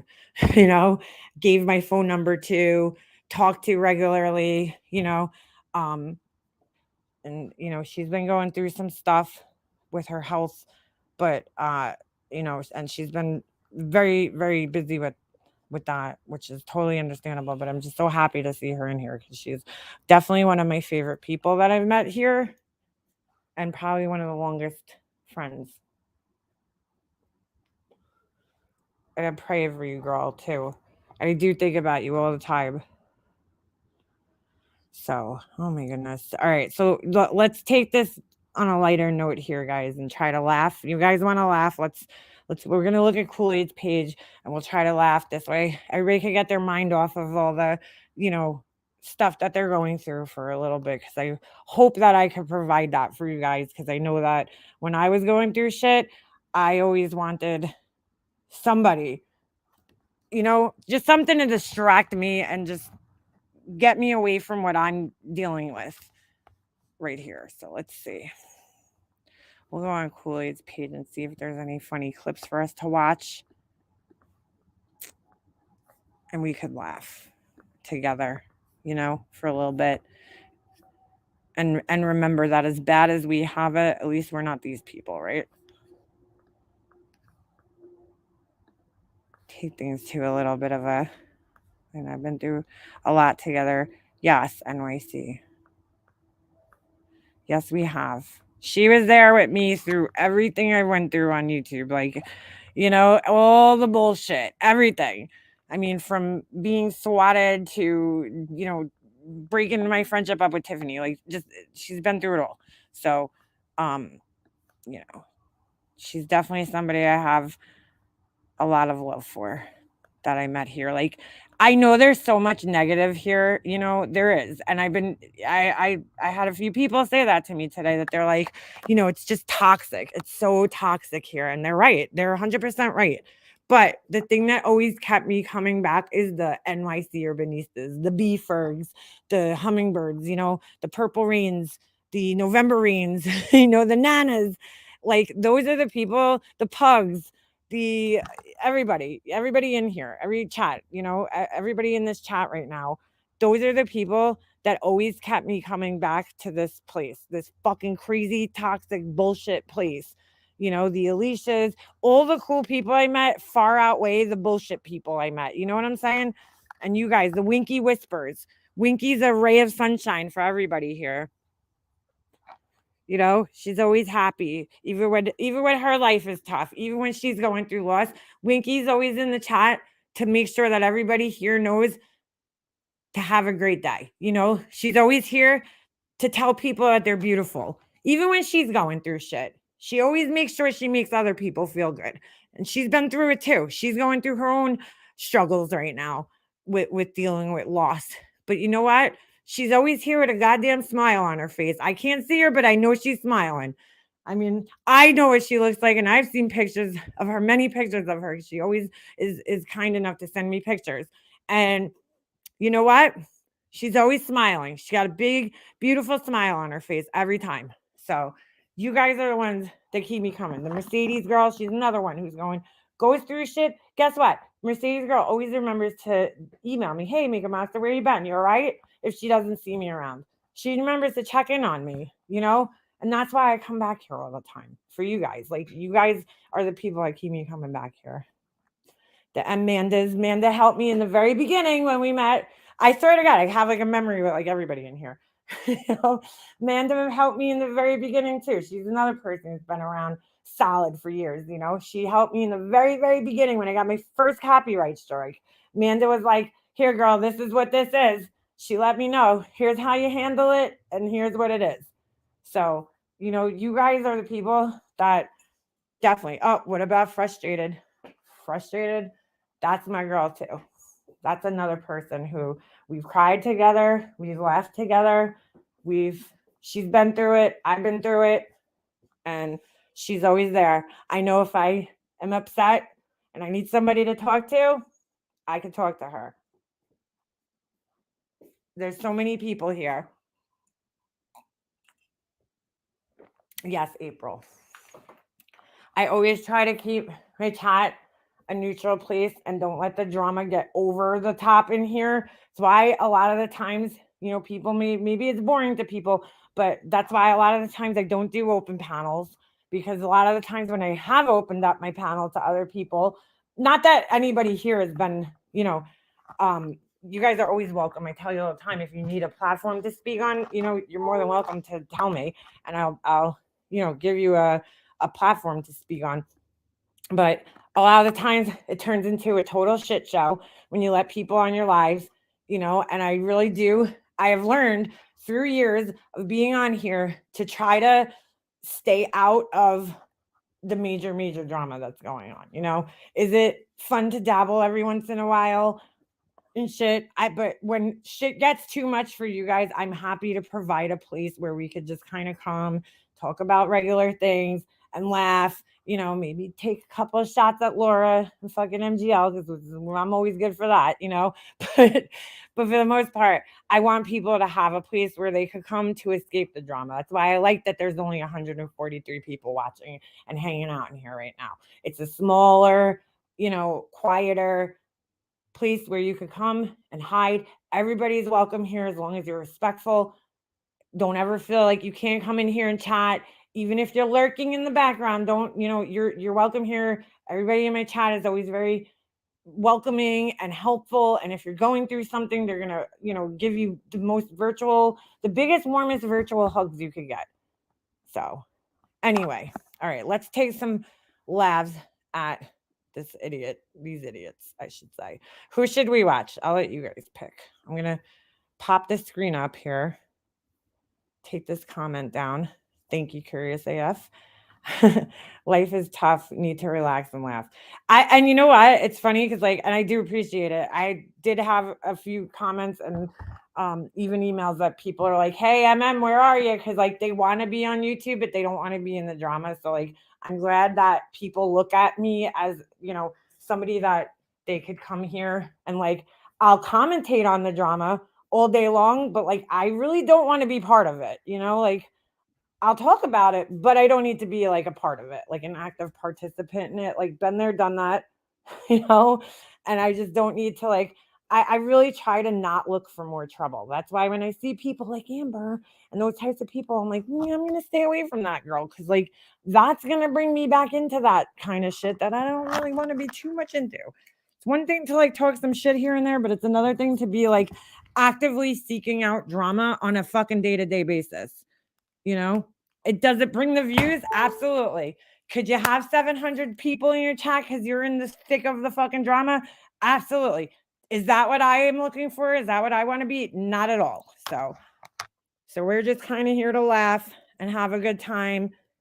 And that's it. You guys pick the clip. Tell me which one you want to watch first out of the 8 that are on screen right now. I'll wait for you guys to give me the answer. Tell me which one's good even.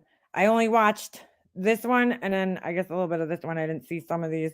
If you can't see the red line. Where is Purple Rain? That's a good question. You know what? I was thinking of her over the weekend and you know what? I need to check up on her and just see how she's doing.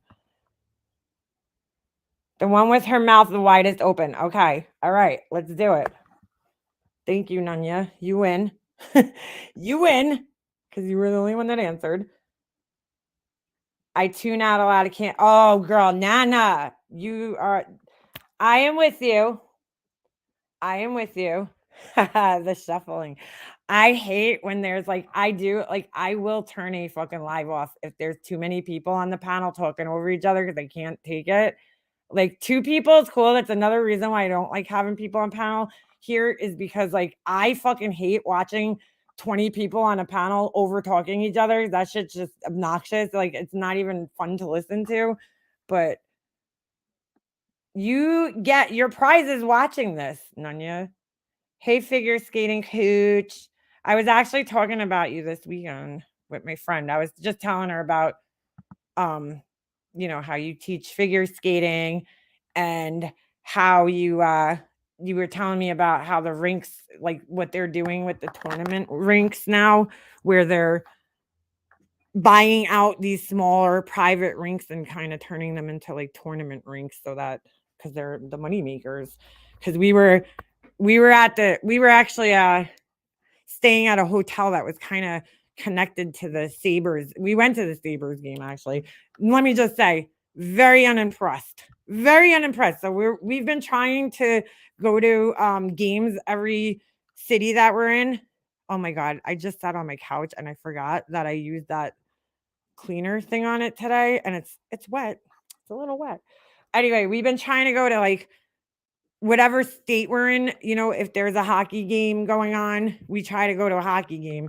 So we've been, not to many so far, but my son went to one in Philly, so I guess like a Flyers game, right? We didn't go to that one. He went with a friend. We've been to the Devils, New Jersey Devils, right? We've been to the Lightning, the Tampa Bay Lightning Arena, which right now, as it is, holds down the absolute nicest, just most beautiful arena that I think I've ever been to in my entire life. I really want to get to the Vegas one because I heard that one was really nice. Although like Vegas is at the bottom of my bucket list. I have no desire to fucking go there besides to watch a hockey game. Like I really don't. But we're trying to go to like arenas all over so that we could, say that we've been to every arena. At some point in time, maybe maybe it'll happen one day. But right now, we've been to a few. So we now could put the Buffalo Sabres arena on our list. And I have to say, coming from one of the shittiest arenas in the whole NHL, which is the Barn, they call it, or Nassau Coliseum, to now we just got a brand new arena. We got It's called UBS Arena, and that's where the Islanders play out of, and it's really nice. But I kind of miss the barn. I kind of miss that old, shitty, horrible, garbage ass place that like was just home. It's kind of like I haven't been to the new Yankee Stadium yet, and I don't know if I'm gonna like the new Yankee Stadium. Like I've been to Shea Stadium, and now it's Citi Field. They rebuilt it, and like it was nice, but I mean, I'm also not a Mets fan. But like, I don't know how the fuck they knocked down the house that Roos built, dude. How is a Yankee game, ever gonna be the same in another arena? Like that's the fucking place where history was made. Legends, baseball legends, the most famous of baseball legends, played in Yankee Stadium on the Yankees. Fuck, you got Mickey Mantle, you got Joe DiMaggio. You know what I'm saying? Lou Gehrig, all the greats, Babe Ruth, Derek Jeter. I'm putting him on the list. He's on the list because when I'm old, people are gonna talk about Derek Jeter like I talk about Mickey Mantle and shit. How our parents did, And I don't know how I can't go to the new stadium. I just haven't been there yet.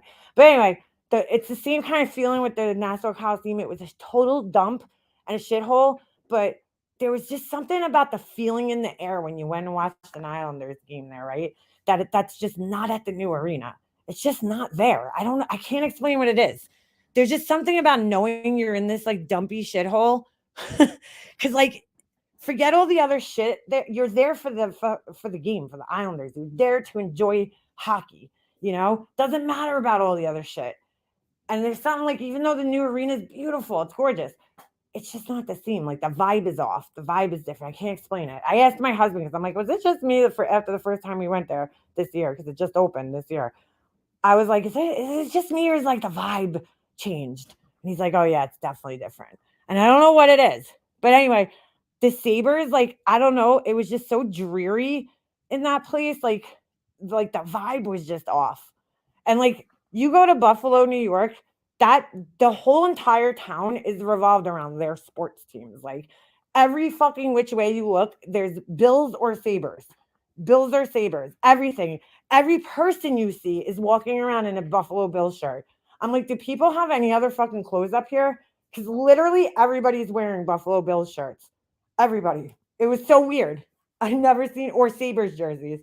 So, Derek Jeter is very handsome man. I would never wear a Derek Jeter shirt when I was big time into the Yankees back in those days, like huge Yankee fan. Not just because they were winning. I was always a huge Yankee fan my whole life, but obviously when your favorite team of all time, is doing great, during the dynasty era, like you know what I'm saying? Like you're going to fucking be even happier that your team is doing better. But anyway, I refuse to wear a Jeter shirt because every other girl wore a Jeter shirt just because, oh my god, he's so hot, which he is, I'm not gonna disagree there. He's a very good looking man. But I just refused to wear his jersey, even though I loved him as a player. It was just because I was like, I respect the game of baseball, and like I don't want to be that girl. It's like, oh my god, I'm just wearing a Jeter shirt because he's so hot. Like I respect Derek Jeter as a baseball player, as one of the greatest baseball players out there. So I had Bernie Williams. That was my guy. Love Bernie Williams. So I wish I had a Mariano Rivera jersey too, because he's also awesome. But anyway, now I'll wear, if I had to, if I had a Yankee shirt, I'd definitely wear number 2 proudly, and not just because he's hot, but just because I was a big Yankee fan and I really respect that man as an athlete and the way he carries himself so humbly, the way he was just such a good captain for the team. He was a lifelong Yankee. Like there's just so much to respect about that guy. I heard he has like his personality is like talking to like a log. Many people have said that, but I don't care. You know what? I respect him as one of the greatest Yankees of all time. So, but I definitely wouldn't go Pens. I like the Penguins. So figure skating coach, I don't know if you were in here earlier, but my husband's at the Islanders game. They're playing the Caps right now. And I could have went, but I told him to take his friend and his kid and his son with him because I was like, I don't want to leave the dog home. We were just away for so many days. So anyway, all right. So let's get to this clip. Sorry, I just went off on a whole tear about sports and fucking stadiums and Derek Jeter. See what I'm saying, guys? We talk about all sorts of different shit here. Whatever. If somebody gives him $500 right now, I'm starting my own channel. No. Okay, so what I understand here is that like these two were, somebody sent me a clip of this the other day actually. So these two were like, I don't know, they in like some type of competition for cash apps or something. And I thought, I don't know, I think this was just like a rumor, and I don't think it's been confirmed yet, because I keep hearing people say like, oh, you can't share your Venmos and your Cash App and your PayPal on YouTube anymore. But I still have not seen that anywhere. I still haven't officially seen that in writing. So I don't know if that's just a rumor, because it's kind of fucked up for YouTube to say, well, you can't make money anywhere else. You know, that's like saying that, especially as a W-2 employee, that right is what your basic is. It no, I'm sorry, not W-2. What is it? Oh my god, I totally having a brain fart. We're like contracted employees for Google, right? Us YouTubers. So they give you that form. Holy shit, having a brain fart. Anybody want to help me out there? They give you guys a form. They give you the form for tax purposes, right?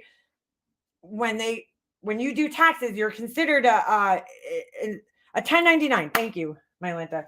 Right, you're a 1099. So you're like considered a contractor for YouTuber, right?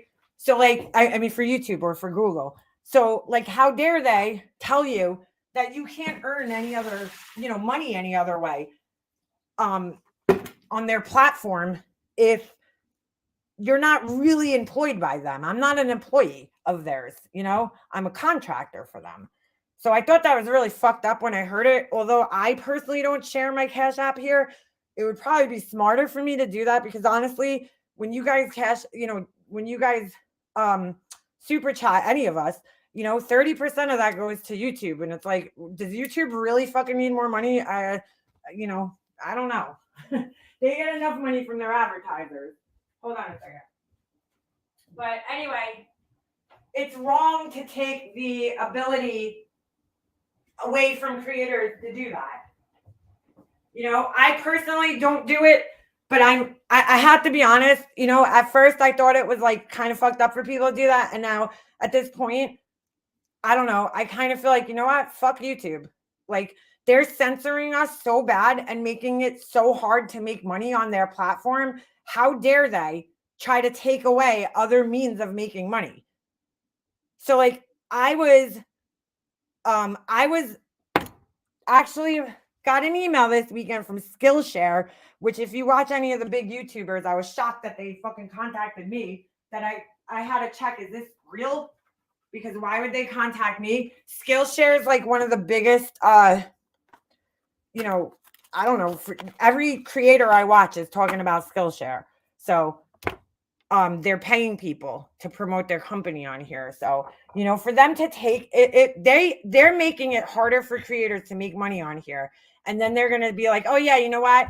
You can't share your Cash App. You can't share your PayPal. Fuck that. That's bullshit. I personally don't choose to do that, but how dare they tell people that they can't do that? But I haven't seen that in writing yet. So as of right now, I personally feel like it's a rumor. I do. All right. So I don't know why Skillshare would want to be affiliated with me, but I did get the email the other day from them. And I'm like, I still don't know if it's like legit. I mean, it brings me to their website, but I'm like, oh, that's weird. I don't really have that many subscribers, but okay. Anyway, all right. No one's giving him $500. No, but if you do, I'll give it half of it to her. No, that's not no one. Now, hold on. Let me just pause this one more time.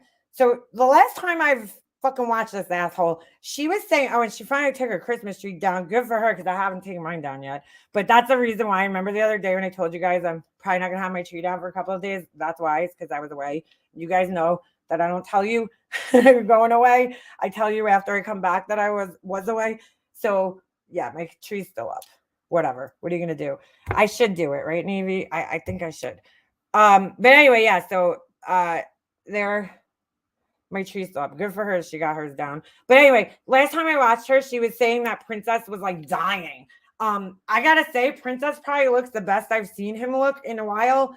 Right here, he's got really good coloring in his skin. He's nice and flush and red. His beard looks not as gross. It's nice and black. He looks like he's in pretty good health to me right here. And then you got to look at his whole attitude and demeanor, and that looks like fine. So what the fuck? And more lies? Is giving you $500. No, I don't think so either. It's no. I would have to do something really egregious. No, even if you did do something egregious. Did you just say egregious? Egregious. Oh, okay. Is that a word? Egregious is a word. Yes. Yeah. Marissa, yes, Mama. Marissa entertains us, Princess. Thank you. I can entertain too. You don't even know yet. Now I remember what we were. Now, see, if I was gonna donate to any of these two idiots, because I'm sorry, I stopped feeling bad for Princess a long time ago. But if I was gonna donate to either one of these fools, I guess it would be him, because like Princess needs the money. You know what I'm saying? Whereas like her, she does not really need the money. Clearly, so now I remember what our point was. Now I remember what the point was. I said that I could have sworn that the dog was smiling, and he said that he felt like he was hallucinating, and that whoa, pause game on fucking point right here. By the way, MGL Paris Hilton called, and she wants her fucking Juicy Couture fucking velour hot pink sweatsuit and her Chihuahua back. Okay.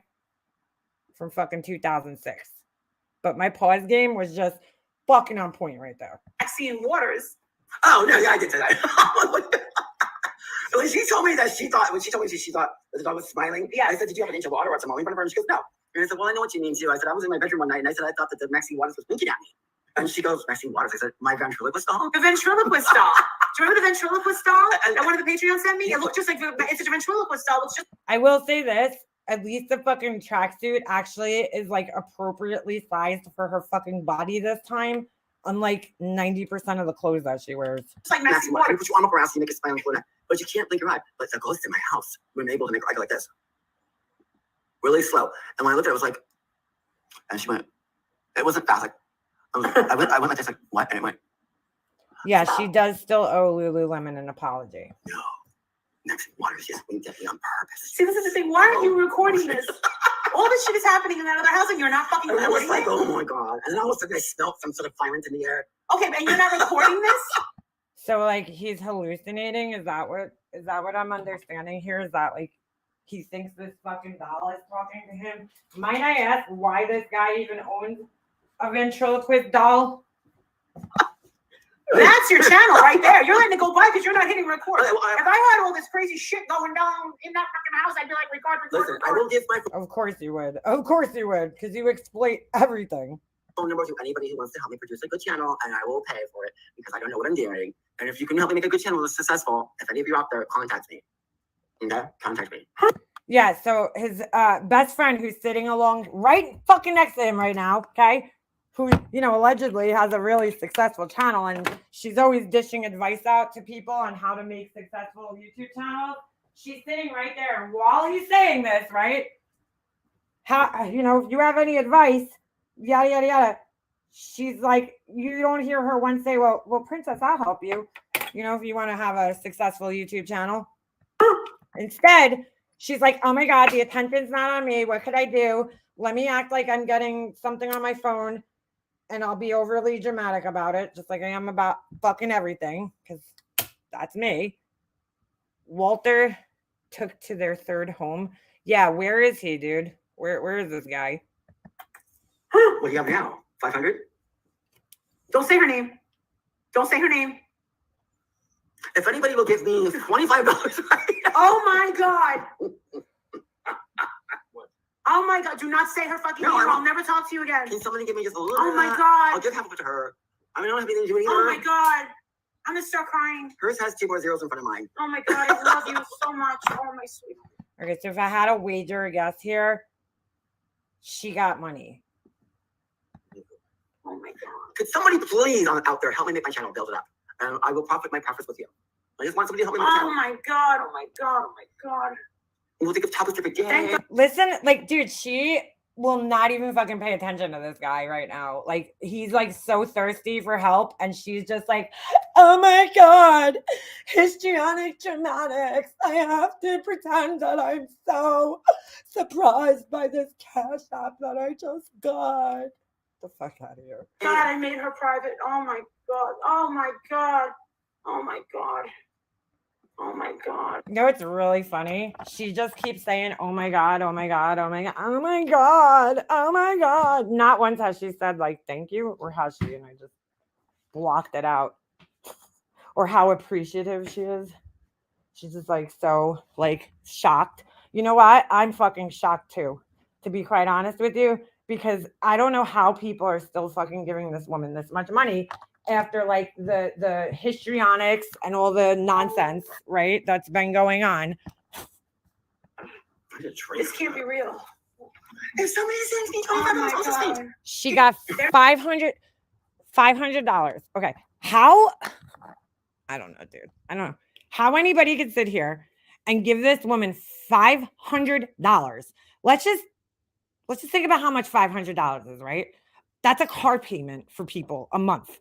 It's an entire fucking car payment a month that people, I mean, I hope to God, if you're giving that away, you have it to spare. I hope you're not just giving this woman $500 and, you know, maybe not paying your bills or something because, you know, you just want to support her. But like, that's a lot of fucking money to give to somebody who doesn't need it, dude.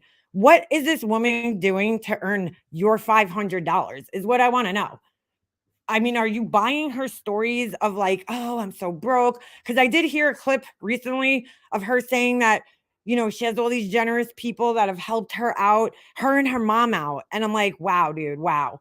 You know, she's got to keep throwing her mom in there, and which I think is absolutely disgusting to try to make money off of. Go. Oh, this is part 2. I love you. Did she just dox the person and show their name after just telling him not to say the name? Hold on. There you go. Yeah, the name's up there. I love I'm sure if you sat here and finagled with this, you could, you know, see it. Thank you. Thank you. Oh, by the Filey. way, the reason she's doing this is because somebody said in front of. So she's not that. She acts like she's so humble and thankful, but she's like, who laughs like that when they get money?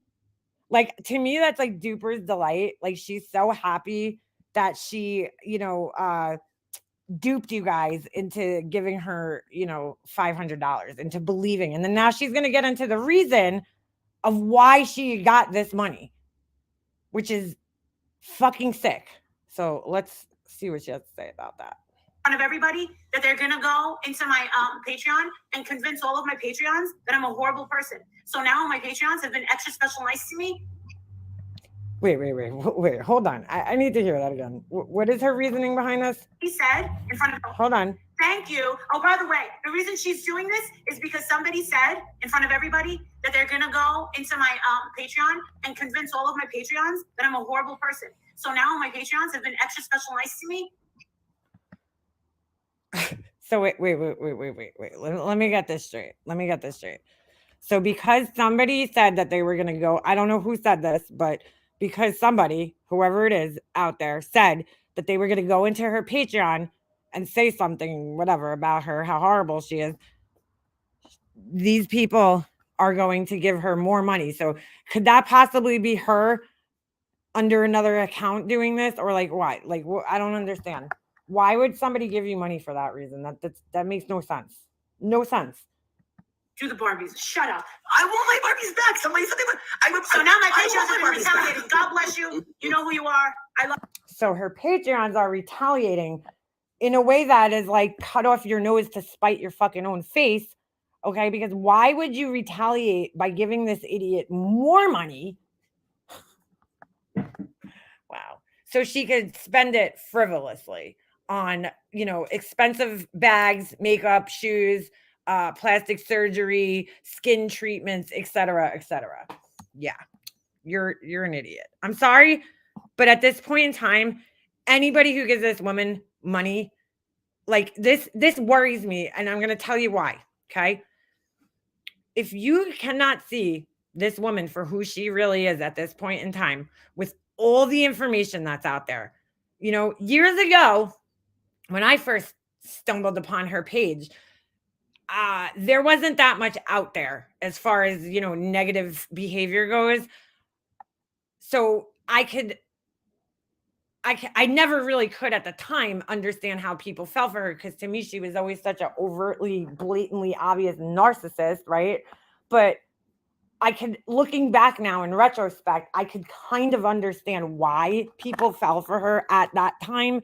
Now, today as it is, where it's just like, all you have to do is Google her name and you can see all the horrible shit she's done and said and whatever, right? To people, victims, all sorts of shit, right? How you're still being fooled by this woman and thinking that she needs your money somehow, I don't know. But the thing that scares me is like the same people that are so goddamn blind to something that to me is so blatantly obvious at this point in time. Like, these are the same people that go sit in the voting booths and, vote for presidents and legislators, and you know what I'm saying? They're part of our society and making decisions for our society as a whole. And it's kind of scary because it's like, it just kind of shows you how stupid the people around you are, I'm sorry, but it does. Like, how are you falling for this? It's really sad. That leads us back to cult of personality. Yes. When someone said, I like your top, she said, thanks. Oop, sorry. Just lost their comment. Let me go back up here. Thanks. My husband got me a Victoria's Secret credit card for Christmas. Only only her and my 8-year-old thinks a gift card is a credit card. Yeah, dude, she's extremely immature. Extremely immature. Love you. I love you. Oh my God. So wait a second.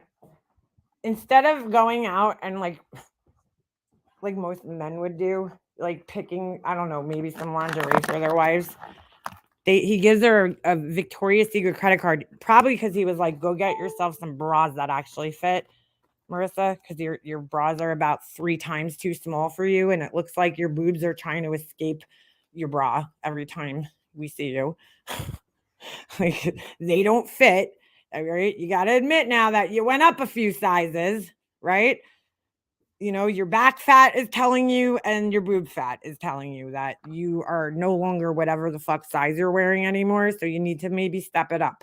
But maybe that's why he gave it to her. But instead of doing that, she goes out and she's like, let me pick this ugly, pink, frumpy looking sweatsuit for my husband that you never see or hear from. Actually do a special meet and greet and go to her house. Yeah, I'm actually doing a special meet and greet for a nice young lady, because there's a nice young lady in the South, right? And one of Michelle's people called her up and said, why are you a Patreon of Molly Golightly? She's a horrible person. And she only wants your money. And the girl goes, Molly Golightly never asked me for a thing. Oh, okay. So here we go. Just once again showing how stupid these people are, right? Just so because she hasn't specifically and directly asked you for money, you think that she doesn't want your money? You can't be that stupid. You just can't be that stupid. I'm trying really hard not to curse. It's very hard for me. But you can't be that stupid. You just can't be that stupid, right? So all the innuendos, I guess, that she puts out there about, her mom and how she helps her mom and she's so broke. None of that clues you into her wanting your money, right? Her begging people to join her Patreon and her memberships, right? That is not a clue into that she just wants your money, right? Her having only a $25 or $50 tier on her Patreon, even though she's a fucking nobody, essentially. Whoops, there goes my cursing thing. That doesn't clue you into that all she wants is your money, right? Her going off on people the second that they do something she doesn't like and then embarrassing them and doxing them and putting all their personal business out there, that doesn't clue you into that all she wants is your money, right? That she really doesn't care about you.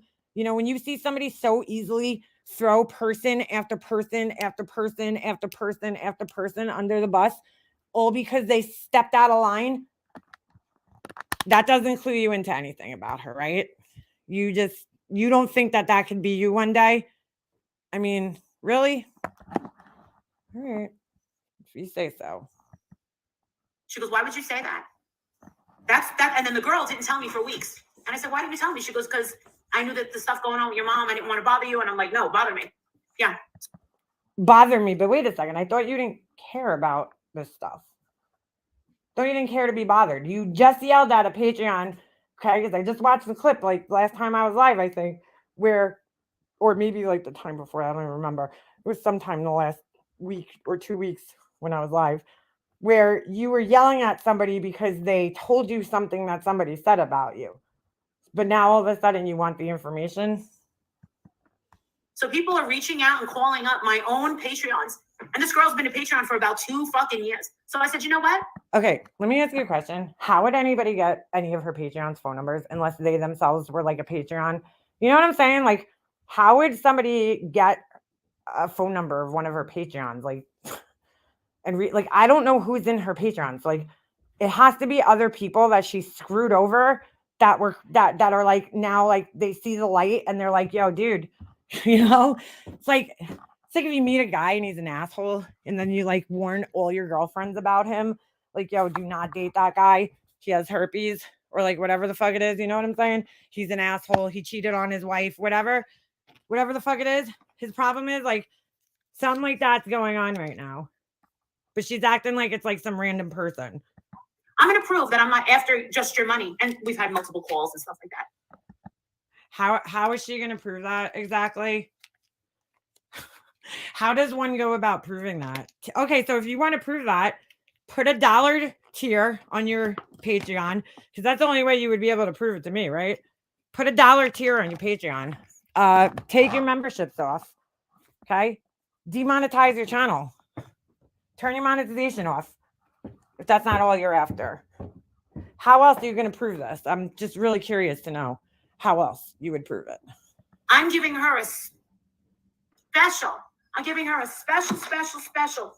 I'm giving her a special. You see this? We're special. Who's Kim? I'm Colorado. Wait.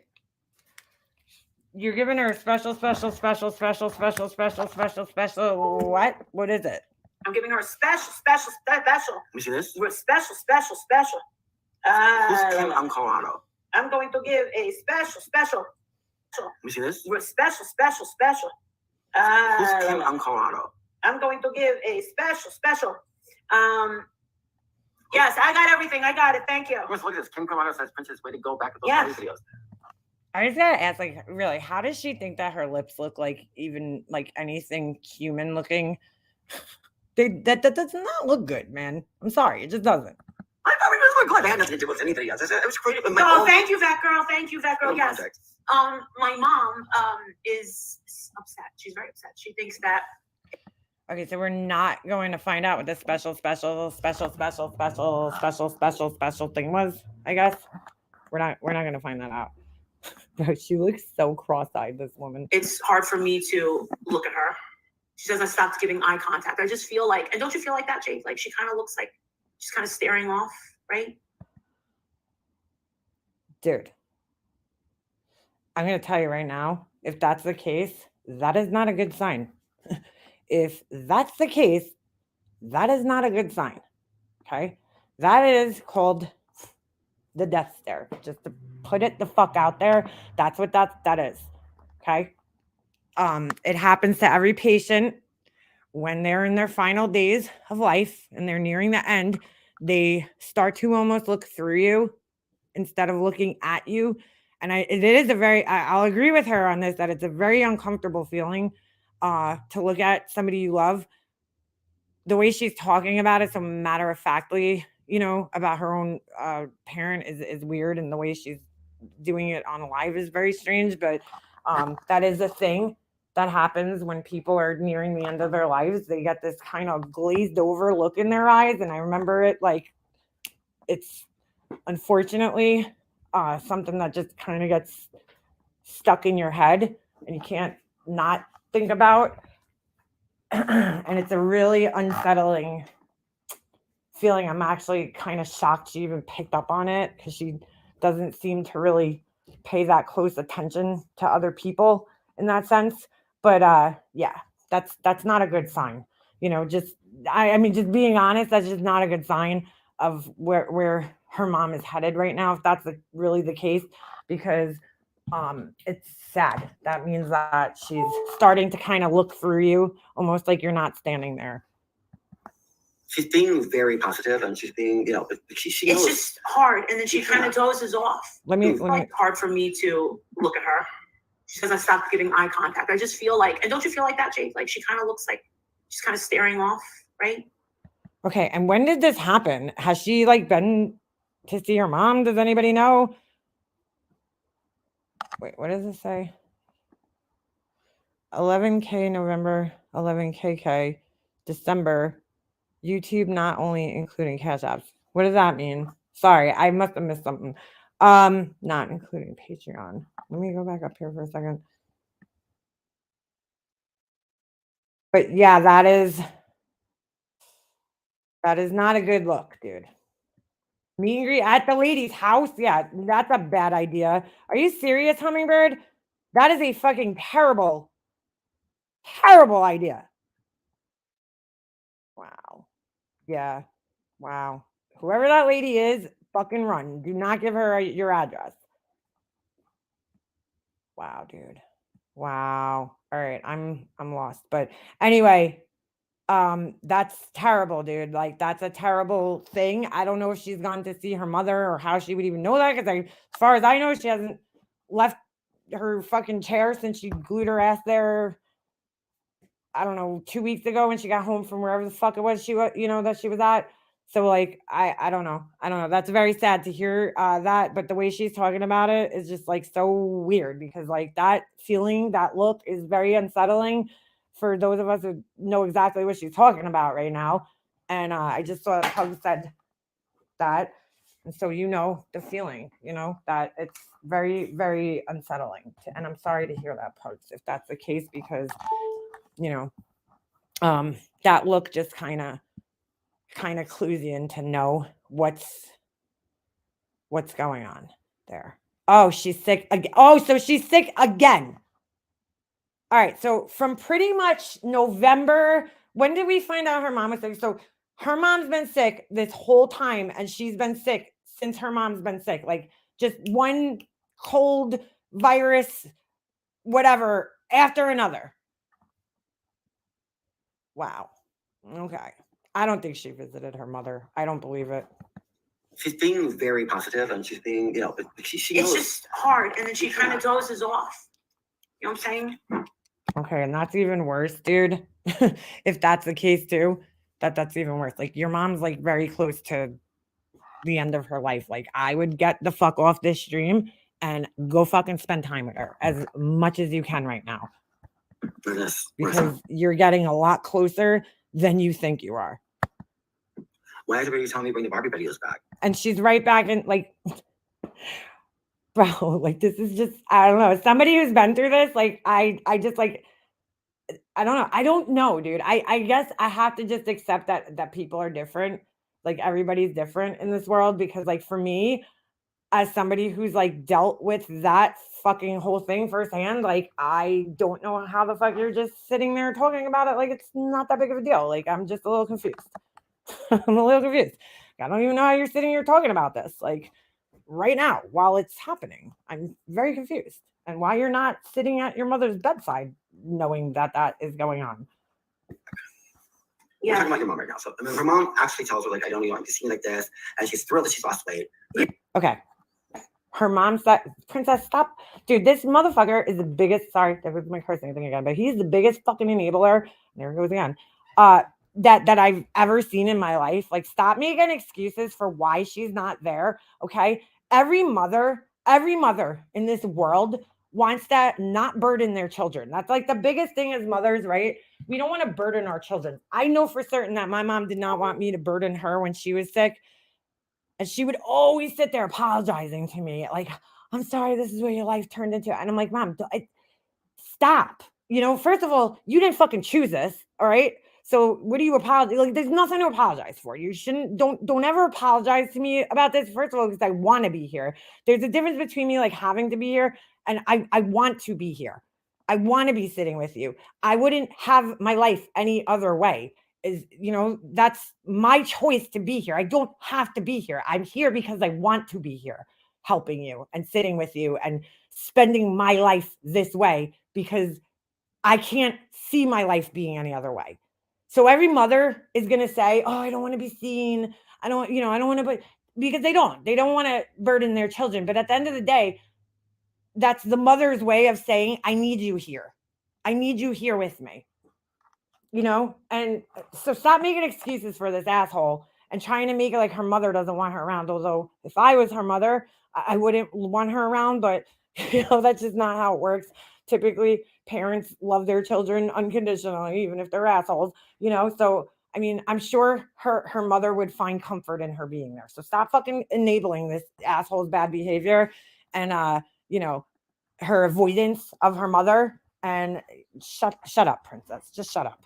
Yeah, my mom's like, I lost 20 something pounds. I'm just like, but it's an unhealthy weight loss. Yeah, and it's difficult for her to see her mother like that. I would like to see my mother like that. When I had pancreatitis, I was 60 pounds. I was getting rail. You know what I mean?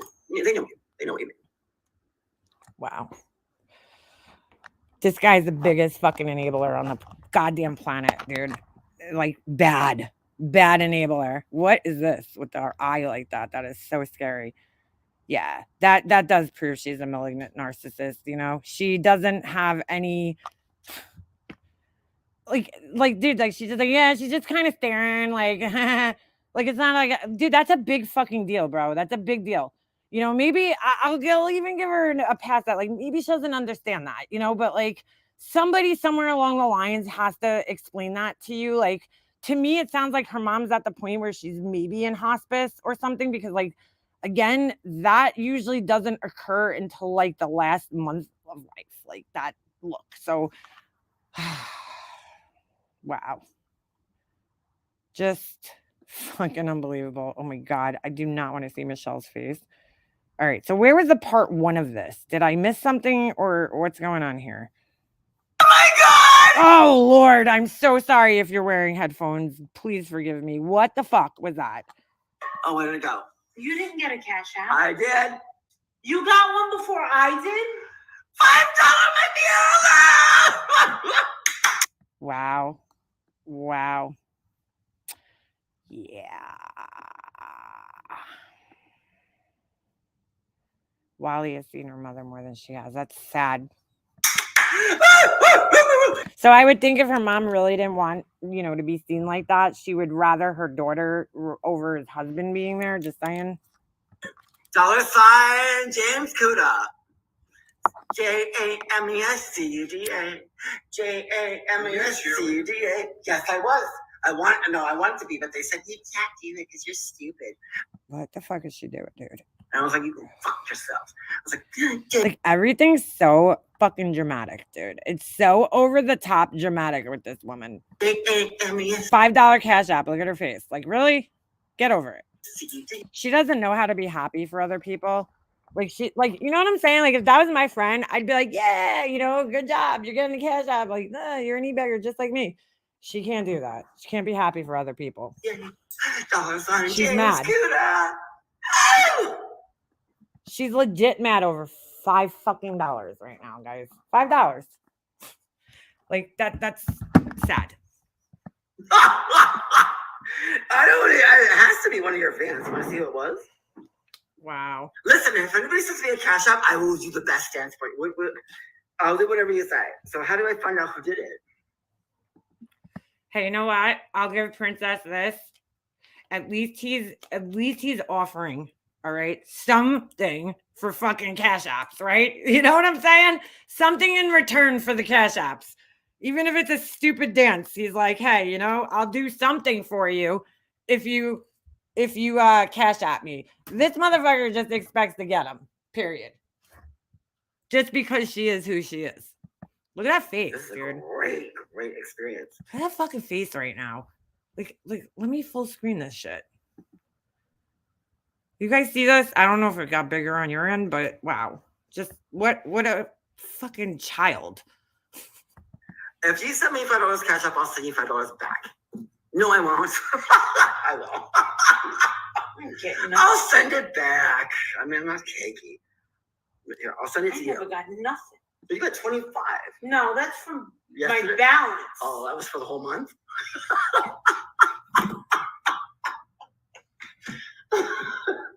Oh my God, dude.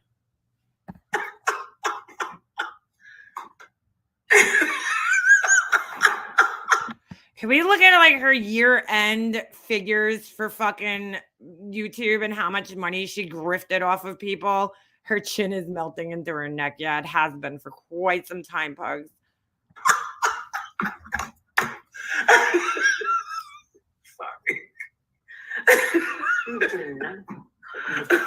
Bro, she should probably just never fucking turn her head to the side. Just saying. Her neck is like it's enormous, man. I've never like a man's neck. I've never even seen a man's neck that large in my life. Well, what's left of her neck, I should say. It's almost like her chin goes straight to her chest. It's weird. And my parents better give me a damn chopped out heels too.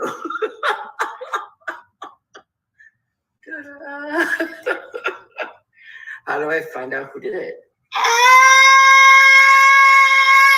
Oh my God, dude. Maybe that sent me 50. Wait, what?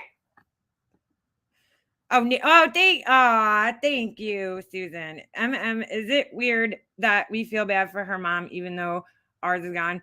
No, not at all, Susan, because we are compassionate human beings, and I feel terrible that, you know, her mom's being used in this way. And, you know, I mean, I don't know her mom, but it's just, it's terrible, you know, that her mom's kind of being used in this way and talked about in this way, almost like, you know, this isn't a weird thing. I don't know if any of you guys listen to, and again, I can't diagnose people. I just go based on things that I've read and her behaviors matching up with those things, you know?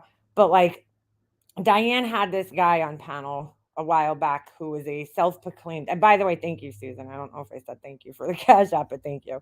I mean, Cash App. Oh, you know what I mean? Super sticker. Yeah. So sorry. It's been a long weekend. Anyway, so Diane had this guy on her thing. HD Tutor is his name. He's a self-proclaimed narcissist. You know, he's been diagnosed allegedly with narcissistic personality disorder. And he talks about, you know, death at one point.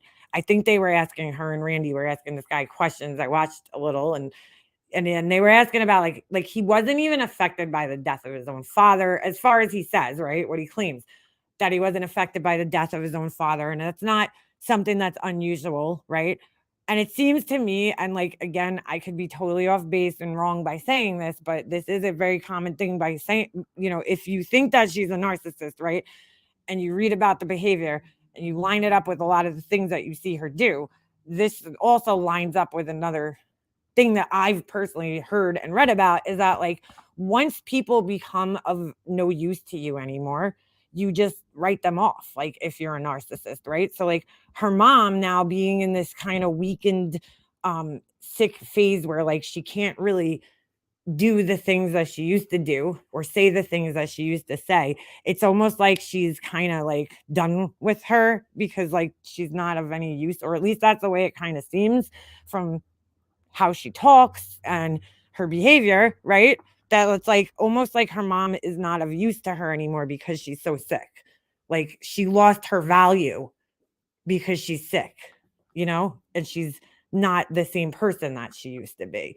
The mom's not there, because anybody who's dealt with somebody in that, especially the stage that it seems like her mom's in right now, like they don't, you know, even prior to that stage, right? You know, one of the hard things about accepting when somebody's really sick like that is that like they disconnect from the world and become, you know, everything, when you talk to them, everything becomes the disease that they're dealing with, what they're dealing with, and which is fine. You know what I'm saying? It should be about that.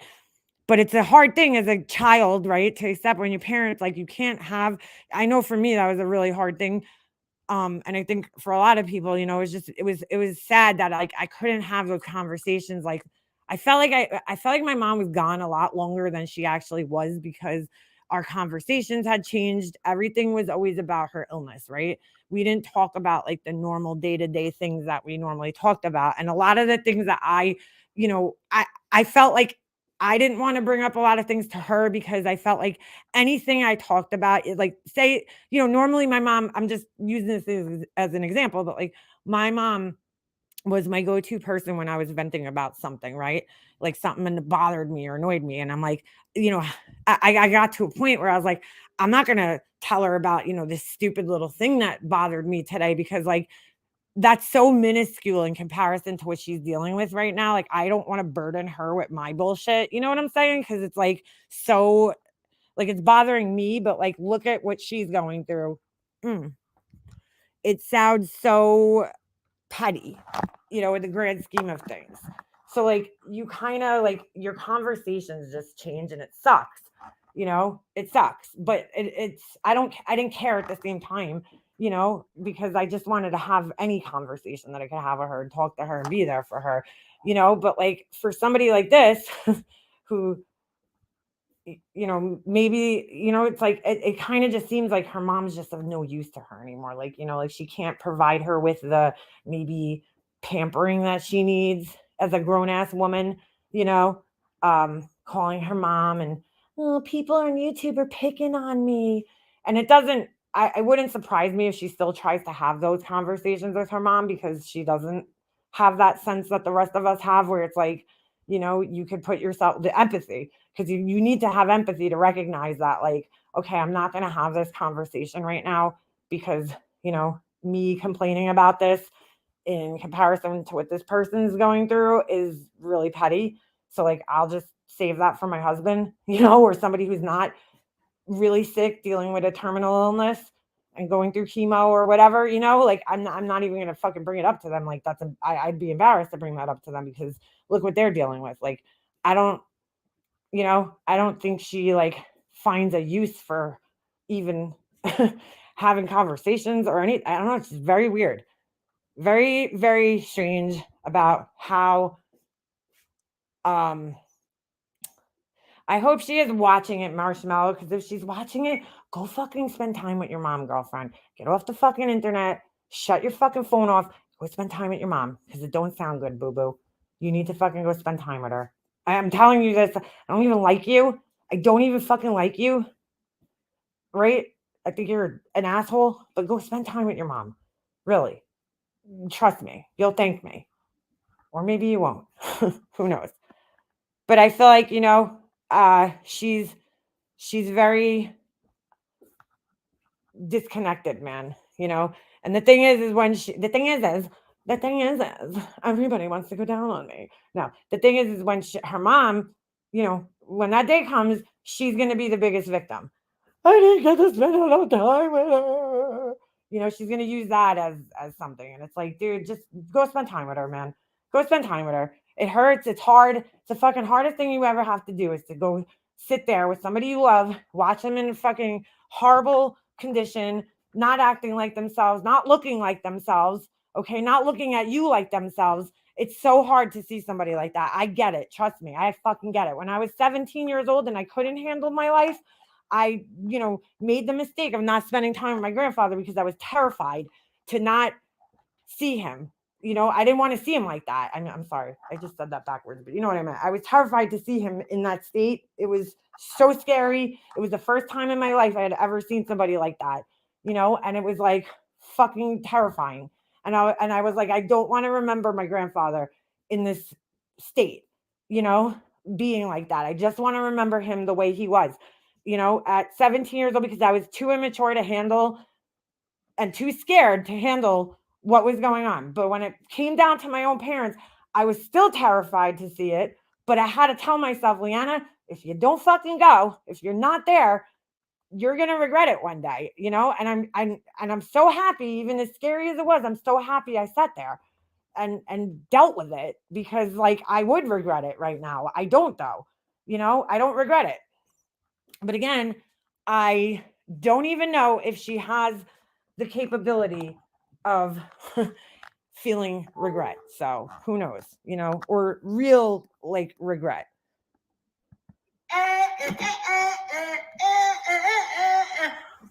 Like, this is what you're worried about right now while your mom's like sick. You're worried about cash apps, $5 cash apps. Toast, you're 5. Ha ha ha ha. Thank you, Navy vet.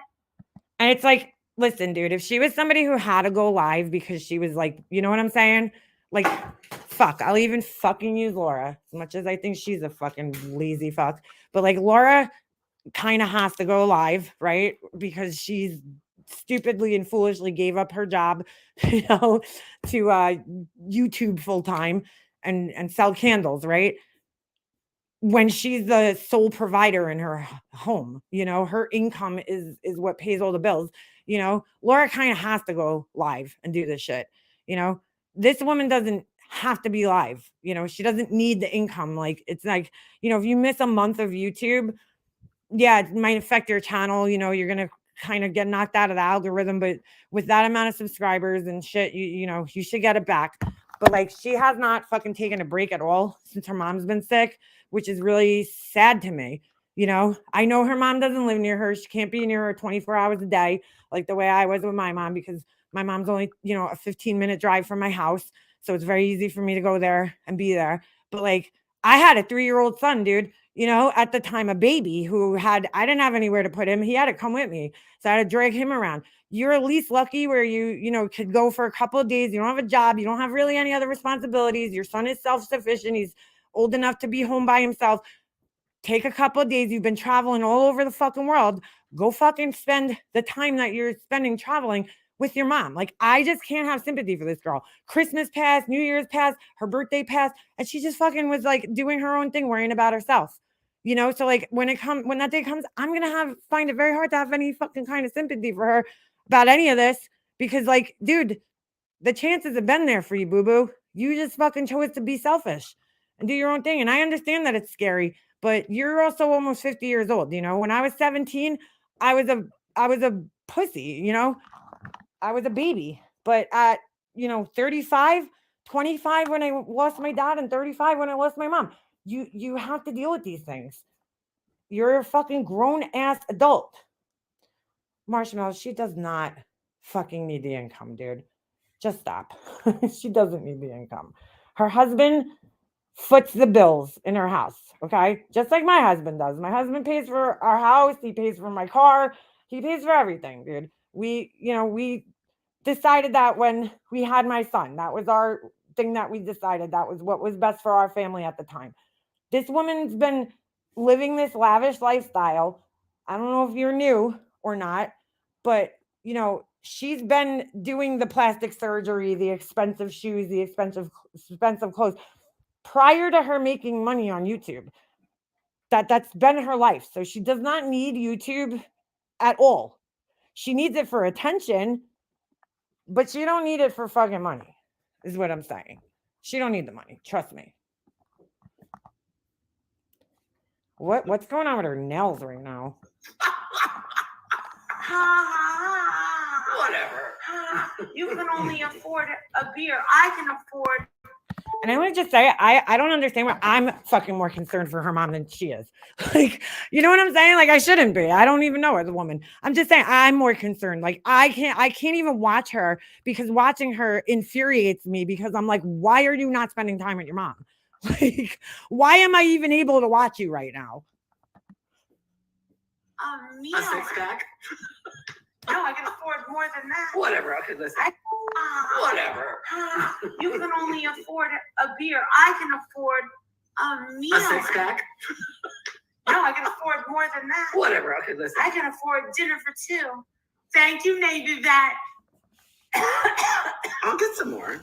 Oh, don't. I don't know how any Navy vet or veteran of any type would fucking even support this asshole after the way she's been so horrible to other people in the service. Just saying. How can you be so sure? James Cuda. I like a little bit. Listen to this. I will do whatever you ask me to do if you cash out me, even for $1. $1. All the money she spends on plastic surgery, she can't get her eye fixed. Yeah, I'll do whatever they want me to do. I mean, $1 is $1. What do you do for $1? Nothing. She basically is like, I won't do shit. I just want money. I got you beat.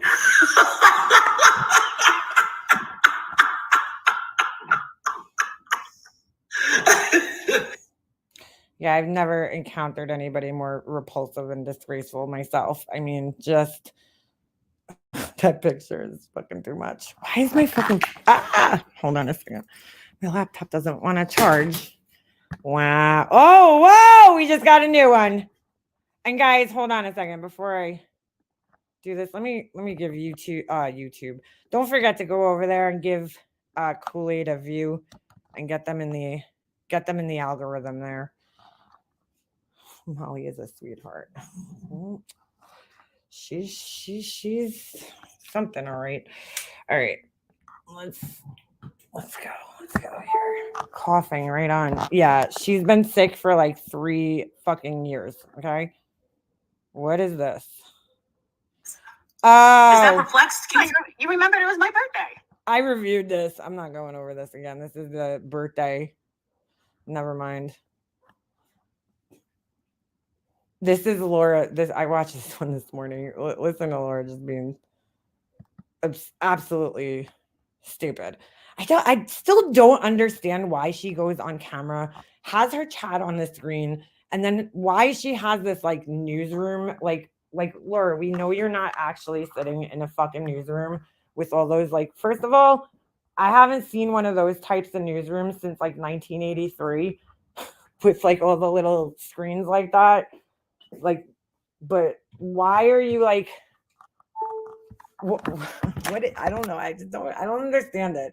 I remember when I was friends with her and she was trying to like do this whole thing of her like trying to make it look like she's like a news station, and I was like trying to understand why she felt it necessary to do that.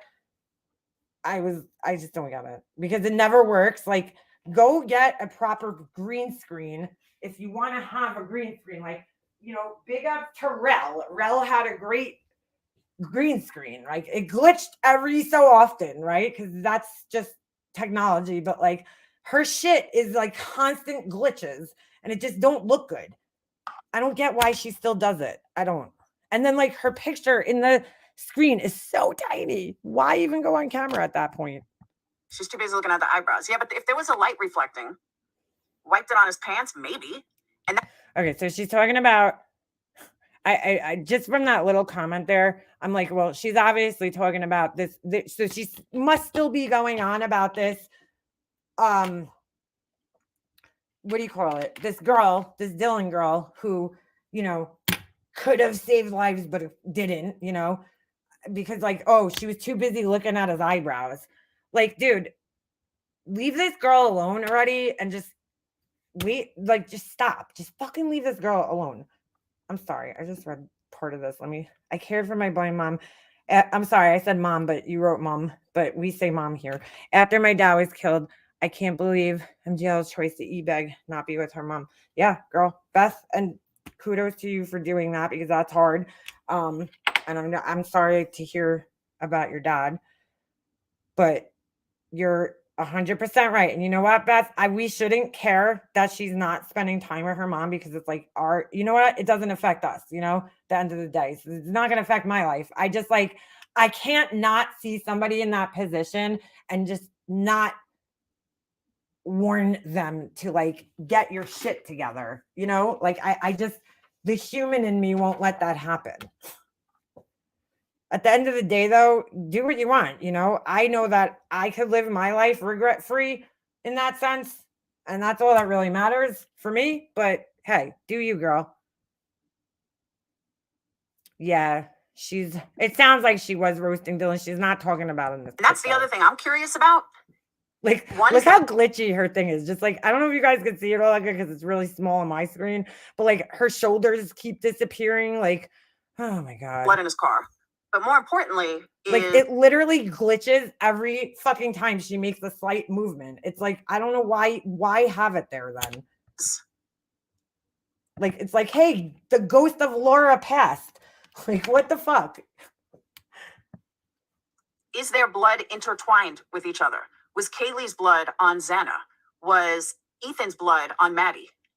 Because then we'll know if it was one knife. Did he wipe the knife down in between killings? Laura, dude. Just stop this, maybe. You know, if not, it's an easy blame. Look at her shoulders, bro. They're just like glitching in and out. Why? It used to drive me nuts even when I was friends with her. I should have been a good friend. And what do you mean she used Barbie's face? What are you talking about? I should have been a good friend and like just said to her, you know what, Laura, I think that like all the graphics and shit that you put on your screen that are just completely unnecessary, like they really look cheesy, you know, and especially the green screen. I should have been. Instead of offering to help her make templates, I should have just told her that, like, dude, this is bad. Just stop. It don't look good, bro. And it hasn't for a long time. Like, get a fucking proper green screen. You know, I should have been that friend, but I wasn't. All right. Because I was like, I really don't fucking care. In that there was only one person. I think that's some of the details that we're not going to find out till if and when it goes to trial. But okay, let me just go back there. Sorry. I got so distracted by her disappearing shoulders that I just fucking, let me go back. Was Ethan's blood on Maddie. Because then we'll know if it was one knife. Did he wipe the knife down in between killings? You know, if not, it's an easy blame that there was only one person. It's an easy blame that there was only one person. I really feel like I need to listen to this live stream in its like entirety, like Alicia did, to like really commentate on it. But anyway, Laura, you know, chances are the DNA is going to be, they're all going to have DNA all over them, but that's not really going to tell much because guess what? They all lived in the same house. So, you know, it's very possible that they all have their DNA. Well, except for Ethan. He didn't live in the house, but he was at the house probably enough to almost make it like he lives there. You know, like he was there. He's dating one of the girls. So yeah, his DNA is going to be all over everywhere and everybody in that house and vice versa. But like, that's not going to prove that there was more than one weapon in the house. Oh my God, dude. I think that's some of the details that we're not going to find out till if and when it goes to trial, but it is something that's been on my mind. Layered DNA. Will they? Layered DNA. I never heard of that before. Is that like a thing? Chances are, Laura, if the guy did this all within the time frame that the police are projecting, that it was very messy, as we saw in the photos, okay, that were in the house. Just listen to what she's saying here, okay? Because, like, think about, we saw photos, not to be too graphic, trigger warning, but there was blood dripping out of the house. That's how much blood there was, okay? That it was literally dripping out of the house through the floorboards, okay?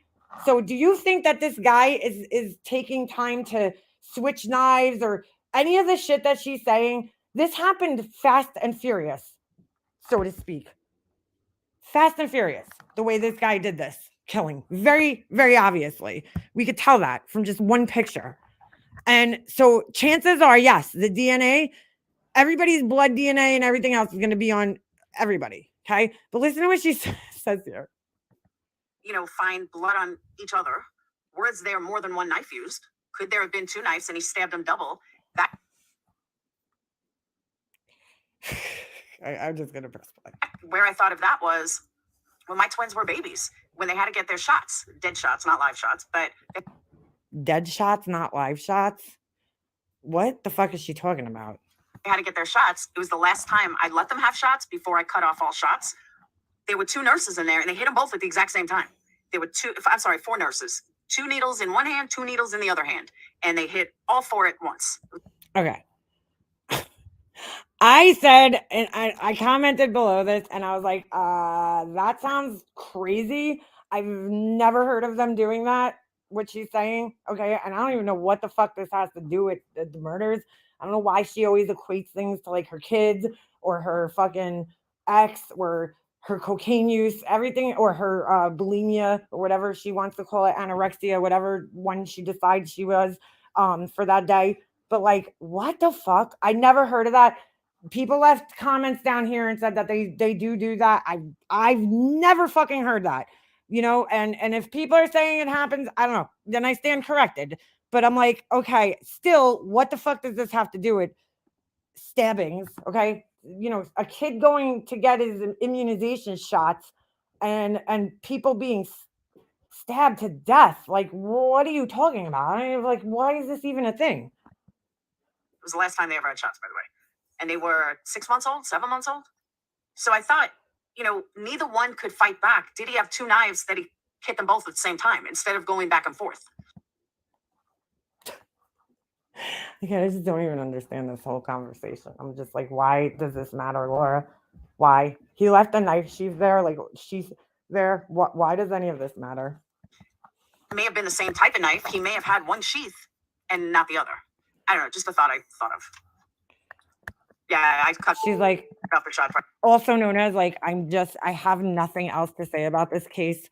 So I'm just going to start wildly speculating about things that don't even fucking matter, you know, like just because I just don't know what else I could say. Right after that, I was traumatized watching them get 4 needles at once. Absolutely traumatized. Like, dude, if you were not for nothing, and I'm not saying that it's not stressful to watch your baby get shot. Like, I was the one who had to go with my son every time to the doctor and watch him cry when he got his immunizations. Like, and it's distressing as a mother because no mother wants to see their child in pain. Would I go as far to say it was traumatizing? No, because like, first of all, we all had to go through it. Okay. I had to when I was a kid. And, you know, here I am to tell the tale, you know, here I am. I'm here. I'm fine. My mom lived too, you know, she didn't have PTSD or have to go through like any, you know, deep therapy because I got immunizations, and neither did I as a mother. Like, you seriously stop getting your kids immunizations because like you were fucking traumatized by watching them for 2 seconds be poked with a needle? Like, Laura, like if that's traumatizing to you, then like you really need to get your fucking head examined, because like that's the least of like bad things that could happen in your life, Laura. That just shows me you've never been through anything else in your life that's been hard. Because like, of all the hard things you have to do as a parent, yeah, that's hard, but like, come on, dude. That's a detailed DNA. But that, No, she probably stopped getting her kids immunizations because she probably just didn't want to pay for the fucking doctor's visit. That's probably more like it, but whatever. that's what I was thinking. Maybe that's why he didn't realize he lost his sheath because he had one. Maybe. See, that's what I thought too. Maybe they got their throats because they couldn't scream. But according to the coroner, it was all to the chest. It was to the body. So the only thing I could think of is boom, he did 2 in 1 shot. It's the only thing I could think of. Okay, Laura, even if he did do that, which I highly doubt, because like that just sounds ridiculous, right? Even if that was the case, like I don't like. I need to see the full context of this, I guess, because I really don't understand what the fuck she's even talking about, dude. What like?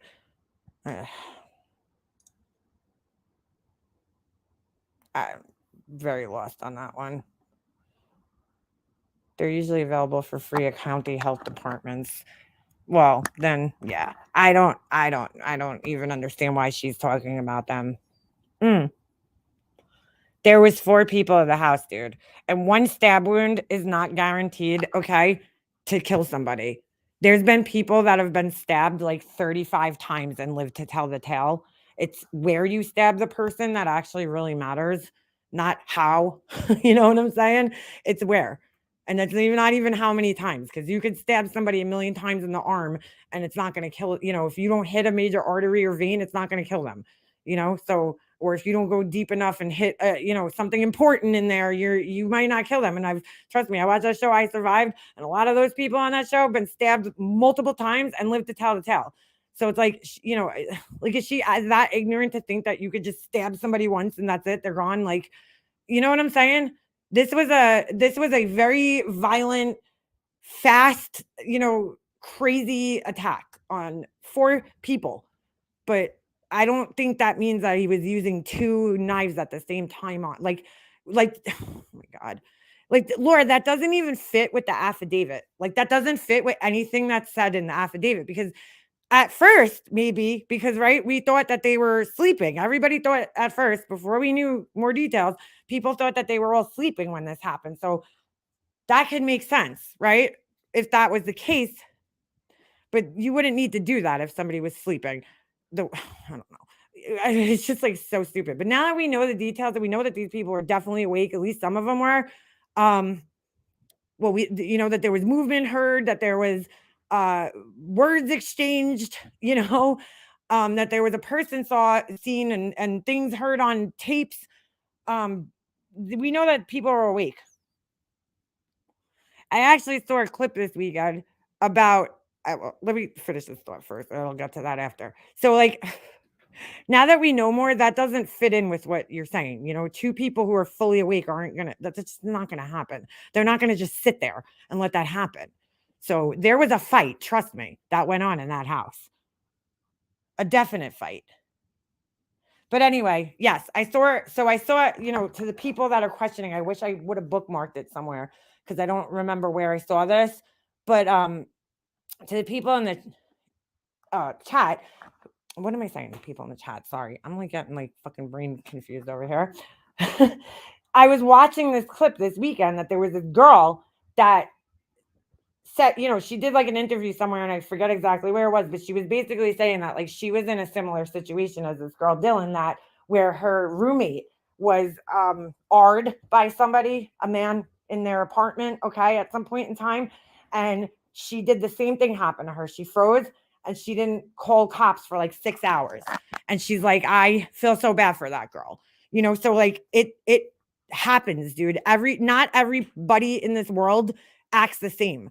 That's one of the things I've noticed about her and Molly Golightly is that like they just have they have this thing that like, oh, because this is what I would do, it's what everybody else would do. Because they're so narcissistic that they actually think everybody in the world should act like them.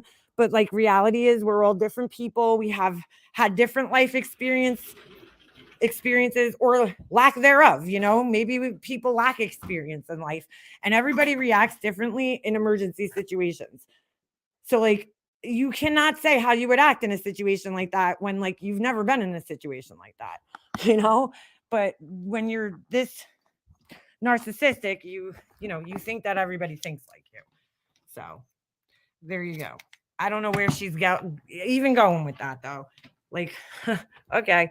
So she chooses not to vax her kids. No judgment on people who do or don't because their shots gave her trauma. Yeah, exactly. Yeah, that's what she's saying, which is insane. Like that's so you're basically putting your children at risk because it traumatized you.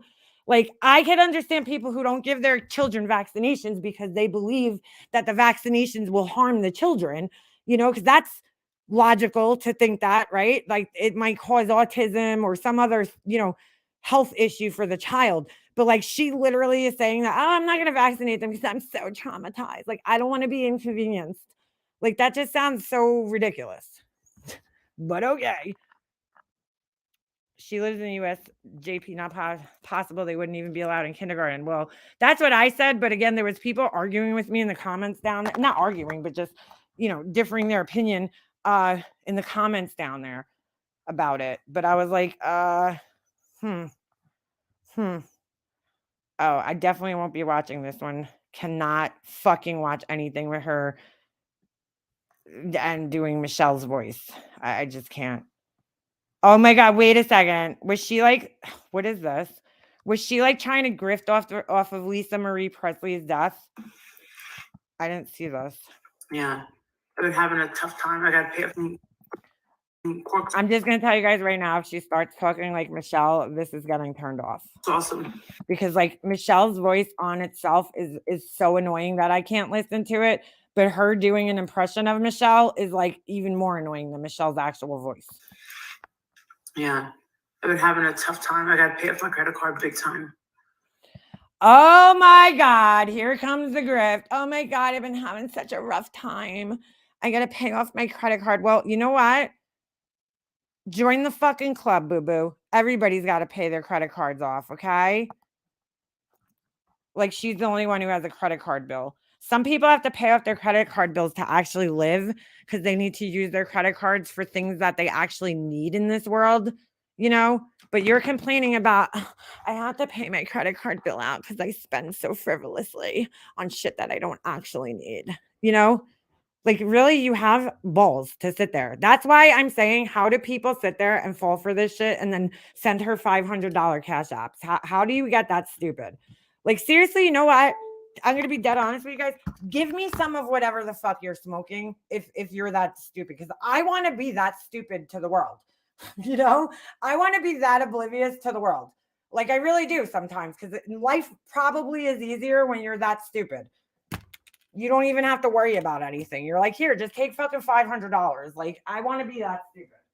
Help me be that stupid. What are you smoking or drinking or ingesting or shooting into your veins? Here we go. Fake cough. Girl, she's got the fake cough on lock right here.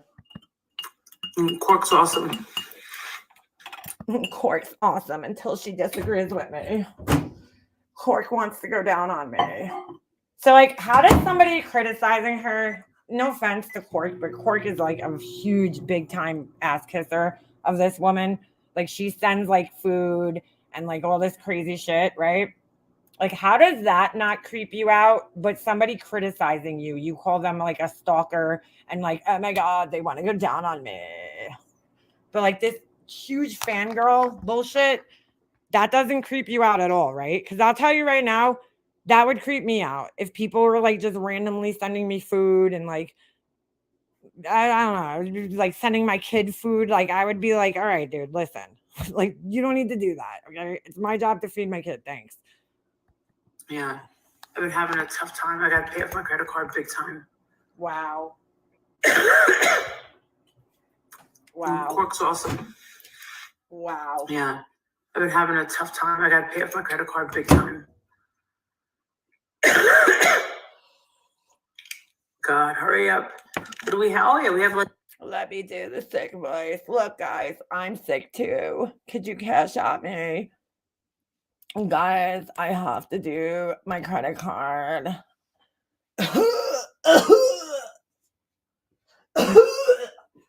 Guys, I'm sick. I think I'm dying. I have to pay my credit card off. Like a week until YouTube pays us. Wow. Ew. Ew.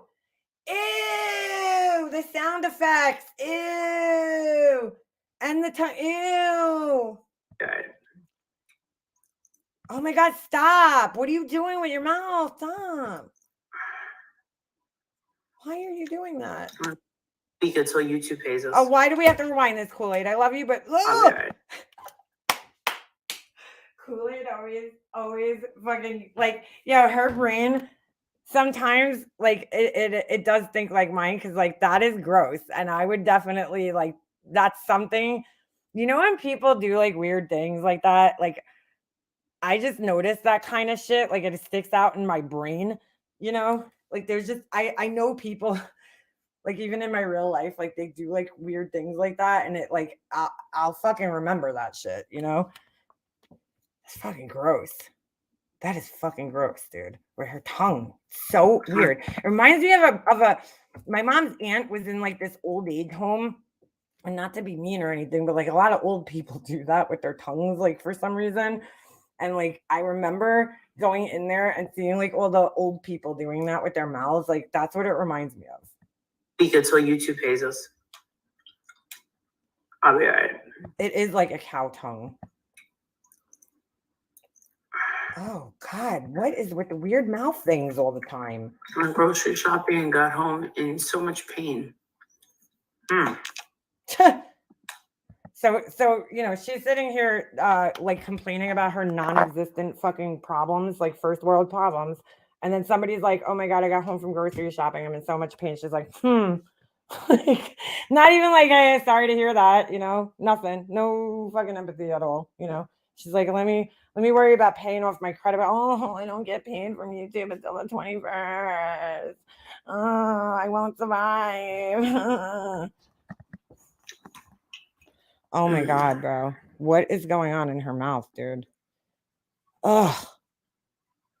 Lisa Marie Presley. Wow.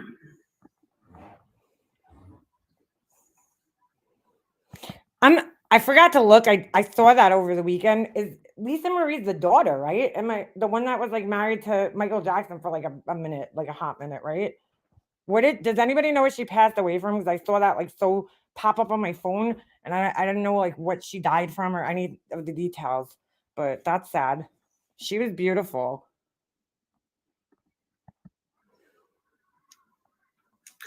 Crazy, huh? Why are you up so late, my dear? I just mentioned. Her house sounds so empty. Is it just me, or is there like a weird echo in her house? Like, is Adrian moving out? Did he take the couch? What's going on? Why is she missing furniture? I have questions. I have been Oh, I cardiac was arrest. awake Interesting. from I wonder what happened. Like, cardiac arrest is like your heart stopping. So like, what would cause that? You know, usually, I hate to say this, but usually when they say that with celebrities, it's, you know, it's drug related when they say cardiac arrest, because that's kind of like especially at that age, you don't just go into cardiac arrest for like no reason. Like, there's usually something that precipitates it, whatever. Early this morning. I got up this morning, and then Does she sleep, dude? Like, does this woman ever sleep? We know she doesn't wash her hair, but does she sleep? Ever? I walked my dog. Does anybody believe that she walks the dog, actually? At the Golden Globes, her mom, Priscilla, looked younger and in better health than she did, sadly. Well, I hate to say this. Right, she's only 54. That's really young.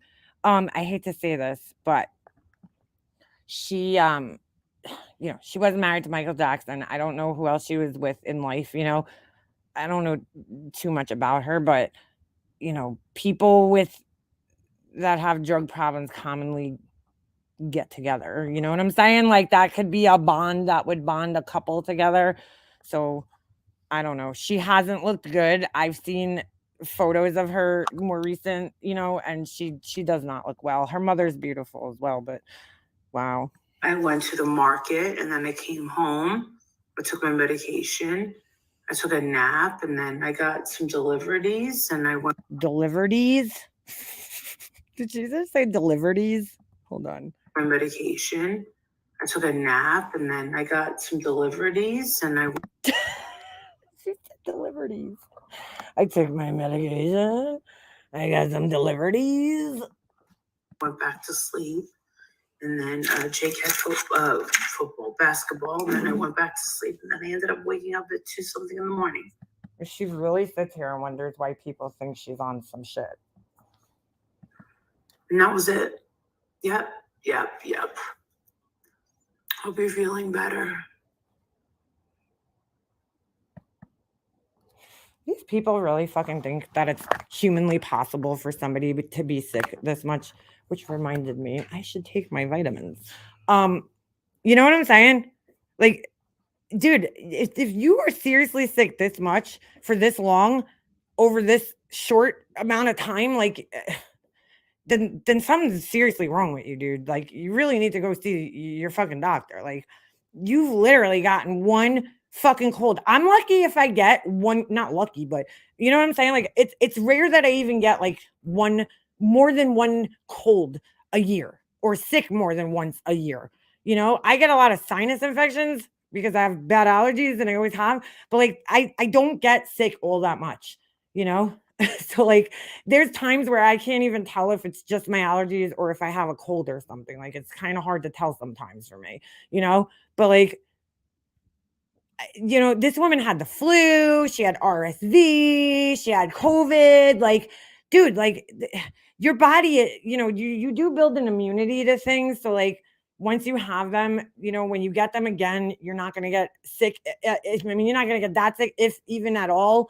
And I know there's like more than like 300, different strands of the cold virus, and the flu virus has, a bunch of different variants, but like, come on, dude. There's no fucking way you're sick this much. Like, there's just no fucking way. Maybe, what the fuck is on my couch? Why is it wet right there? That's bizarre. Sorry, just noticed my couch is wet. I don't know if the dog was licking it or what the fuck's going on. But like, all right, you just don't get sick like that. Normal people don't get sick that often. Like, that is just abnormal. That is fucking abnormal to be sick this much. in such a short period of time. Like, think about it. By a person in their, You don't have to. I'm sorry, person in their 40s, you know, late 40s, like, you should have a decent immune system at this point in your life where you're like, you're not getting colds and like, you know, I can't tell you how many times my son and my husband have gotten sick and I haven't in my house.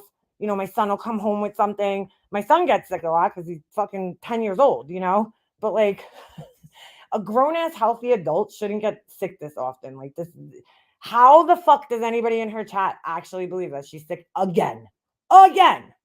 Because she's coughing. Watch. I'm sick too, guys. Come on, See how that no one works? is being stupid. Yes, at least since Oh, I don't know. girl, she's been sick at least since Thanksgiving. It could have been earlier than that. But like, you know, you've been sick for like a good 3 months solid. Like that is not fucking normal by any stretch. I don't give a fuck what you have. That's not normal, dude. know if she was Like, I've heard of people having like a cold. I had it. Okay, just a couple of months ago, I had a virus, right? Where I had like a cough, like not really a cough, but I had like phlegm, you know. So I kept like it kept coming up when I coughed, when I tried to cough. Right? That shit hung around for like long. Like it was like a good 2 weeks, but it was like really only like 3 days with any virus. This is the case, you know, where it's like you're really only contagious for like a few days. You know what I'm saying? Then the rest of it is just like the remnants of the virus and your body fighting it off and you trying to like cough out and get out whatever's, you know, left in there. But like you're not steady sick where you're contagious for fucking like 3 months straight. Like, you know, you could have a cold or virus that lasts like 2 or maybe even 3 weeks, right? But like you're not sick that entire time. Do you get what I'm saying? Like you're maybe sick for like 5 to 7 days, but then like the rest of it is not really sick. It's like you're just kind of getting rid of whatever's left over after the sickness. Like, so you're not contagious anymore. You know, you're not going to hurt anybody if you go out in public. Like, come on, dude. You know, this is bullshit. drug addict. God only knows. Who knows if I don't know if she was on drugs or anything. Yeah, exactly. Curious. Hopefully she wasn't. I mean, at 54, you should have had your drugs days in your past, you would think. So wait a second. By 54, I'm sorry, you should have your drug days in your past, but not by 48. No, not by then, right? Wow. I mean, if you're 54 years old and Like, again, that's not how life works, okay? I know people that didn't even start using drugs until they were in their fucking 30s. Like, didn't even fucking touch drugs until they were in their 30s and like hurt their back or some shit. And then all of a sudden got addicted to painkillers and it turned into a heroin addiction. You know what I'm saying? Like, what are you talking about? Your age has nothing to do with your drug addiction. Like, should you, you know, could you say like, yeah, people in their, you know, older should be past addictions, but like that doesn't mean they are, you know, like we could all say that your partying days should have happened in your 20s, but like unfortunately, sometimes addiction follows you way past your 20s and your 30s and your 40s. you're still doing drugs, then I don't think there's any hope for you at that point. Especially when you're a celebrity. Especially when you're a celebrity. Will your drug addiction follow you that far? Okay. Because like they're constantly around other celebrities who are using drugs. Mrs. fucking Hollywood over here. She doesn't understand that. I mean, am I right? Right? So she woke up in the middle of the night for this. Like, if I woke up in the middle of the night and couldn't go back to sleep, which happens to me actually a lot, you know, I'll wake up and I'll be like, oh, I'll smoke a cigarette. Like, I'll sit there and watch YouTube. But like, the last thing I would do is fucking go live. I don't know. It's so weird. 54? 54 is a pretty high age. Why are you looking at the ceiling? Is it up there? To still be fucking around with drugs. It's actually really not. I know many people in their 50s that are still fucking around with their drugs. A lot of people are wondering if it's that injection. Yeah, you're allowed to say injection. I What? don't even care anymore. Ugh, with the mouth again, dude. Not that. Not the sound. It sounds like a slug. Ugh. then. She started doing drugs at 45. Who starts doing drugs at 45? A lot of people. You know, sometimes trauma happens in your life and that could turn people to drugs. Sometimes it's an accident that they have that turns people to drugs. I mean, there's a lot of different reasons why people would get addicted to, like, again, somebody just said it in the chat. Here it is. Her closed-minded, narrow, judgmental view of the world is exhausting. That's perfectly said. Exactly. She's very narrow-minded, very closed-minded. Like, just totally, like, if things aren't in her, she's really bad. Laura's bad too, but she's like, I think she's like 10 times worse because, like, she really fucking lives in a bubble. And if things don't fit into the way that she thinks that they are supposed to be, because that's how they are in her world, then she thinks you're like crazy or fucked up. Like, she just does not, no tolerance or understanding of other people's point of views, behaviors, you know, lifestyles, nothing. Just totally closed-minded, off, doesn't understand other people who just aren't her. That's basically what it comes down to. I'm sorry, her or her husband or her kid. That's the weirdest shit I've ever heard. It's not. People are doing. Hey, Tara. There's many celebrities who've died and overdosed in their 50s. Like, where's she been? We debunked it. Did we really need to hear that orange juice going down her fucking throat?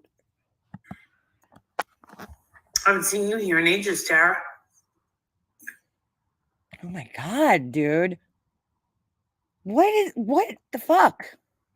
I haven't seen you here in ages, Tara. Tongue is like nonstop, man.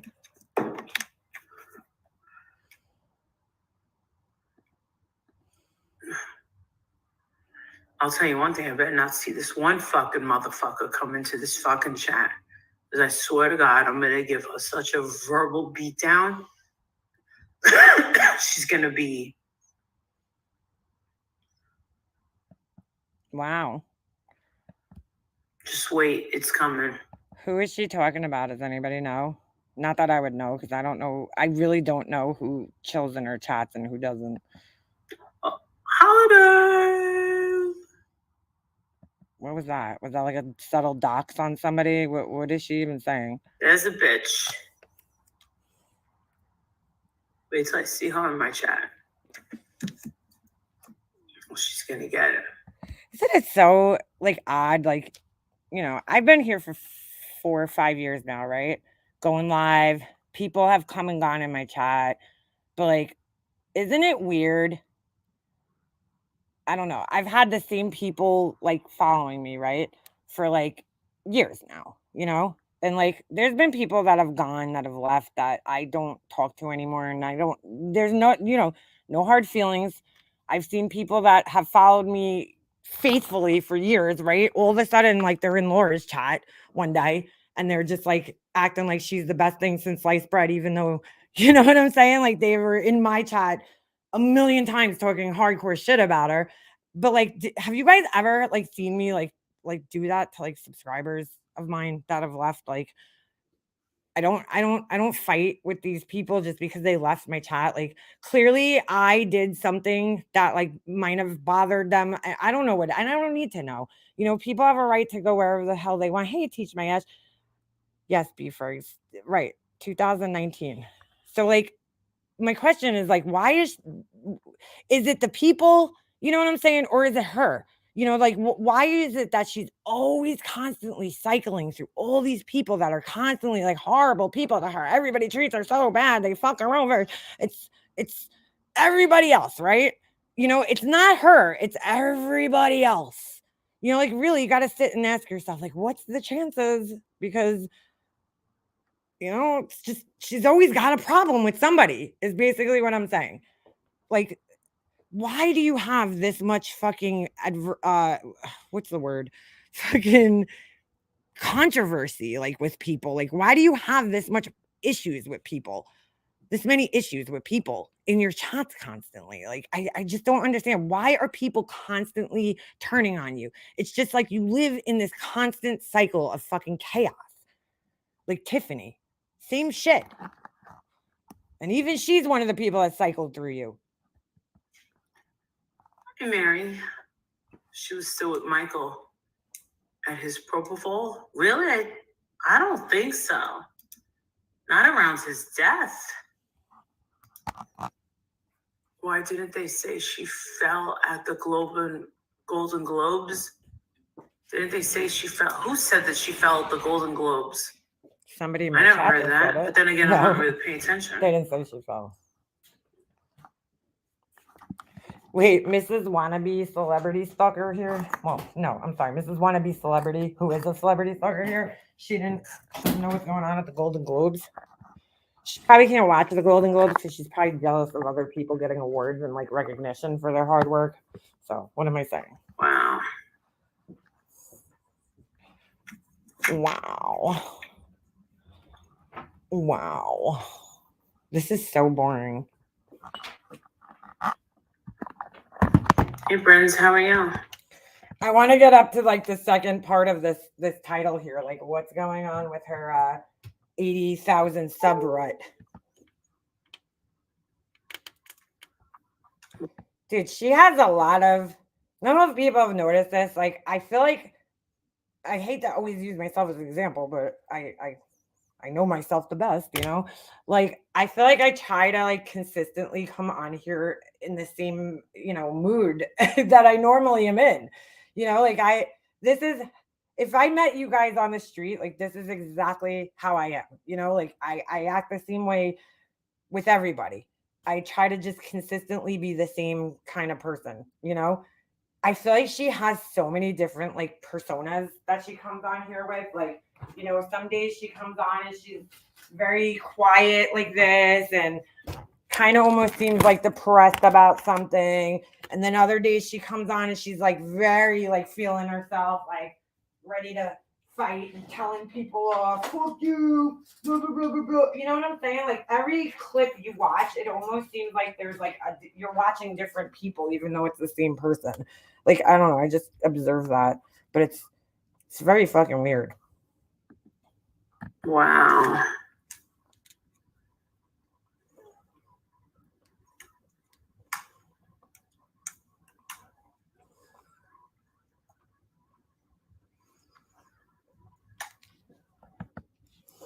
I don't typically eat while I'm live, but I just like can't resist. But this macaroni salad, oh my God, bro. Look at this. It's so good. So good. It comes from this one deli. I hate all their other food, but their macaroni salad is bomb. But I won't chew on camera, I promise.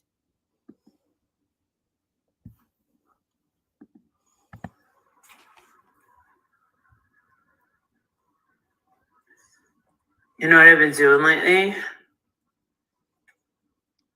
I've been like I've been putting my lives out and stuff.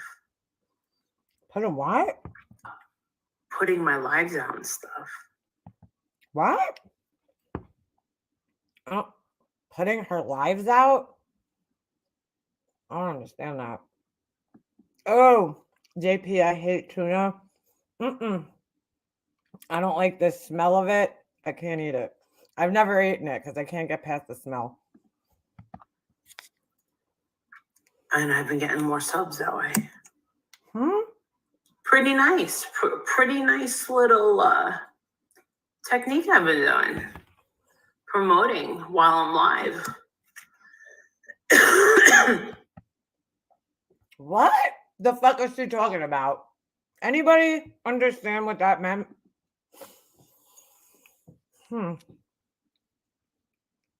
She's doing more. Wait, she's been doing more till told to get subs. TikToks. I'm sorry. Okay, your thing would have corrected you.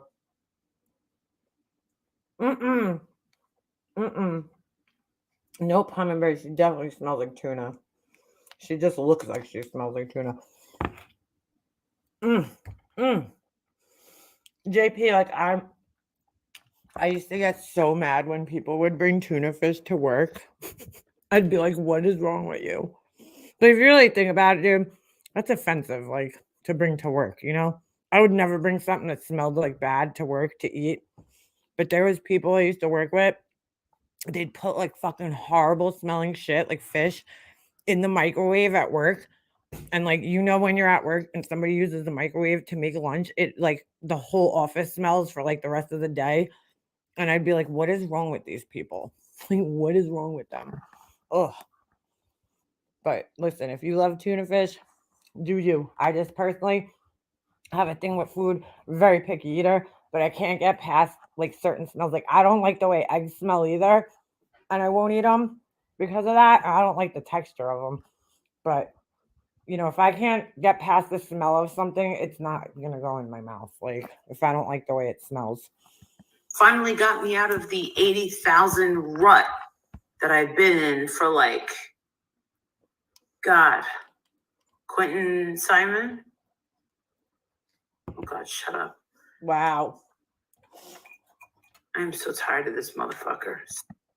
So you're not, so because you have nobody to exploit, you've been in a rut. So she thinks putting TikToks out, is that truly helping her? Let me see. Let's go. I'm gonna go on our social blade real quick. Like, is that real? That really happening?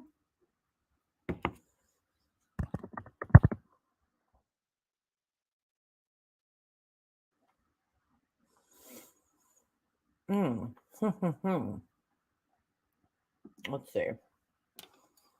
I'm just curious. Like, so she's on TikTok now, terrorizing people there. That's great. Did any of you guys, I meant to talk about this too. Did any of you guys talk about, I'm sorry, watch Olivia's interview with the family of Kaylee Gongalves, I think is how you say it. I left a comment under there and I was like, I feel so bad for this family that they got like, you know, whatever, taken by you fucking grifting assholes, basically. I don't remember exactly what I wrote. And then I actually deleted it. And I'll tell you why. Because I didn't get that far in the video where the family actually like sought her out. And they said that in the interview. I still feel bad for them. But you know what? If I'm not going to judge the family because the way they explained it was that, you know, Kaylee had followed Olivia on there and then they found her and it made them feel connected to her like they were supposed to find her. And although I think Olivia is just as bad as Bullhorn Betty and Molly Golightly and the rest of them, although she's not as extreme in her horrible behavior, I still think she's an attention-grabbing, money-hungry whore. You know, just a younger, prettier one. I'm not going to knock the family for trying to like connect to their daughter in any way possible. You know what I'm saying? Like, if that's bringing you comfort in some way, shape, or form, I'm not going to judge you. I hope to God that, because I promise you guys, I think at least, that if they saw some of the behavior that Olivia and crew, you know, condone and support and do, I don't know if they would, you know, feel so comfortable associating themselves with those people. Like, I hope that somebody out there warns them it's not going to be me. That's really weird. How come her page isn't coming up on Social Blade for some reason? That is very, very weird. Huh. Did I spell it wrong? Wait. G-I-G. Yeah. Huh. Why would that be? Oh, lately. L-I. Am I spelling this wrong? What the fuck is going on here? How could her page not be coming up on Social Blade? That's very bizarre. Molly lately. No, I spelled it totally fucking right. Hold on a second. Did she change her fucking name or something? Really? Golightly, right? Am I spelling this right or wrong? Why does it keep going to this like random girl's page who has 8 subscribers? What the fuck is going on here? Hold on a second. That's weird. But anyway, yeah, I felt really bad. I'm like, these poor people are getting, you know what I'm saying? Taken. I don't give a fuck. I'm sorry. I don't believe that Olivia, I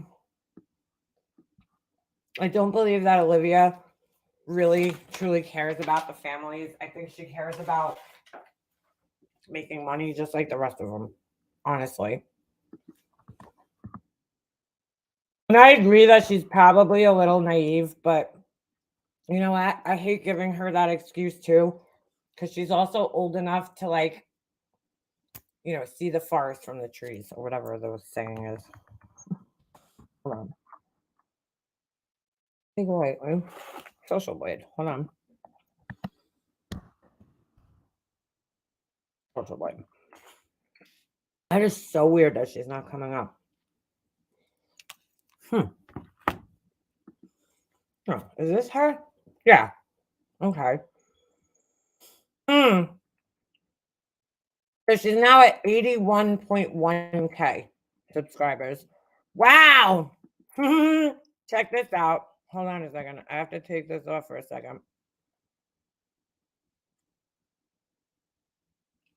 Thank you. There you go. That's a great comment, Melanie. That's a great comment. No, I did not see her interview on CNN. No, but send it to me if you have it, Hummingbird. Hold on, you guys. I'm sorry. I hate eating on camera, but I'm hungry. I'm like extremely hungry right now. I'm gonna put this away though. I took enough bites to hold me off. Just enough to hold me off. All those vids views removed 10 days apart. Who's that, Amanda? Hey, Heather Marie, how are you? Hello, everybody that's coming in. Yeah, Playboard is very similar to Social Blade. It's like Playboard. The only difference is, which I personally, think is better, is that on Playboard you can actually see super chats and shit. So on social, okay, I gotcha. Hold on, let me pull this up. So on Social Blade, it only really gives you like an estimate, whereas Playboard gives you like actual, real, I guess, kind of real time amounts of like how many super chats people have gotten, which is pretty amazing. I wonder if Tiffany's up there. I've been waiting for her to fucking pop up there. Not that I look, but now that we're talking about it, I was just thinking in my head, Mrs. I don't make money off of Summer's back. All right. Whoops. Hold on. I got the wrong window pulled up for me. You guys have the right window, but I don't. So wow. That's pretty bad. Not that this fucking really means anything, okay, in the grand scheme of things, but she's got a D+ as her grade on here, which like most people in our community, or yeah, I mean, have like a C, somewhere in the C minus, which is just basically like an overall grade of, I guess, their their interactions with their audience. And I guess, I don't know, how does it grade? Let's see. The total grade is a visual representation of the Social Blade rank or SB rank based on the ranking against our whole database. Okay, so it goes like, your engagement with your audience, like all the different analytics that go into like that Social Blade measures, okay, as compared to other people on Social Blade, which like that's pretty bad. A D+. Like I don't think I've ever seen anybody with a D. The lowest I've seen, honestly, and I'm talking of people who actively post, like and actively go live. I've seen a C minus. I don't know if I've ever seen a D for somebody who goes live and posts as much as she does. You know what I'm saying? That's kind of strange. So weird how her subscriber just jumped up all of a sudden. for no reason. Because she's on TikTok all of a sudden, right? Now, what would be interesting is to look at her demographics on TikTok, which I don't know if there's that, I don't know if there's any. Who got fired from CNN? Chris who? Chris got fired. Who's Chris? Hold on a second. All right, let me see. Let me see if she's on. Let me. I'm gonna go on her TikTok on my phone, but I want to see like what's going on. Could you see views on TikTok? I don't even know because I really don't go on there all that much. But hold on a second.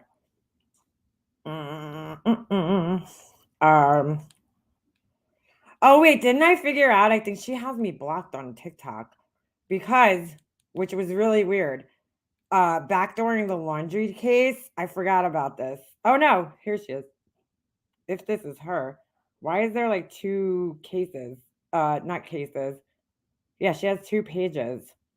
So she has, if this is actually her, there's 633 followers, right? So let me make sense of this. Yeah, no, she's full of shit. She must have bought subs because this is not adding up, right? So all right, she has 633 followers. And of course she's only following 13 people because she doesn't care about other people all that much. Like, and they're probably all celebrities, let's say. Oh no, she's following Mallory, Tom Cruise, of course, a bunch of Justin. Oh my God. So okay, so she's at, her videos are, from what I'm seeing, are averaging like 400, 430, okay, 500. And so let's just take a little listen here. Holy shit, I can't get used to this YouTube. Freaking TikTok. Oh my God. So nuts. Holy shit, I can't get used to this YouTube. So this is our video. Dude, I can't believe this. I'm still, I am watching this last season of The Walking Dead right now. I can't take it. I don't even know what's going on. I just want it to end. I've wanted it to end for all of these years. Please end, God. Please. Dude. Why does she care if The Walking Dead ends? Like, if you're not interested in it anymore, just stop fucking watching it. What the fuck? Anyway, okay. So yeah, so how is that helping her YouTube page? I'm just confused. Like, I don't understand. Yeah, hummingbird, you certainly do. How is that helping her get? Oh, are you talking about Chris Cuomo? I just like that just popped into my head.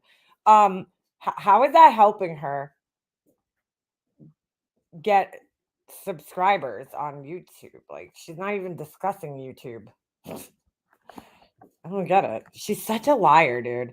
See, like, even just bringing that up, read the comments where on TikTok. Oh shit, hold on, let me grab my phone. Could we pull TikTok up on here? I don't even know. If you could you? I'm sure you can see it on here, right? On like the computer. Hold on. Let me go see that. Yeah, so she's got like a hashtagging victims advocate. Of course. Hey man, you know what? It's the internet. You could be anything you want to be. You know what? Hashtag doctor. Here I am. I'm a doctor.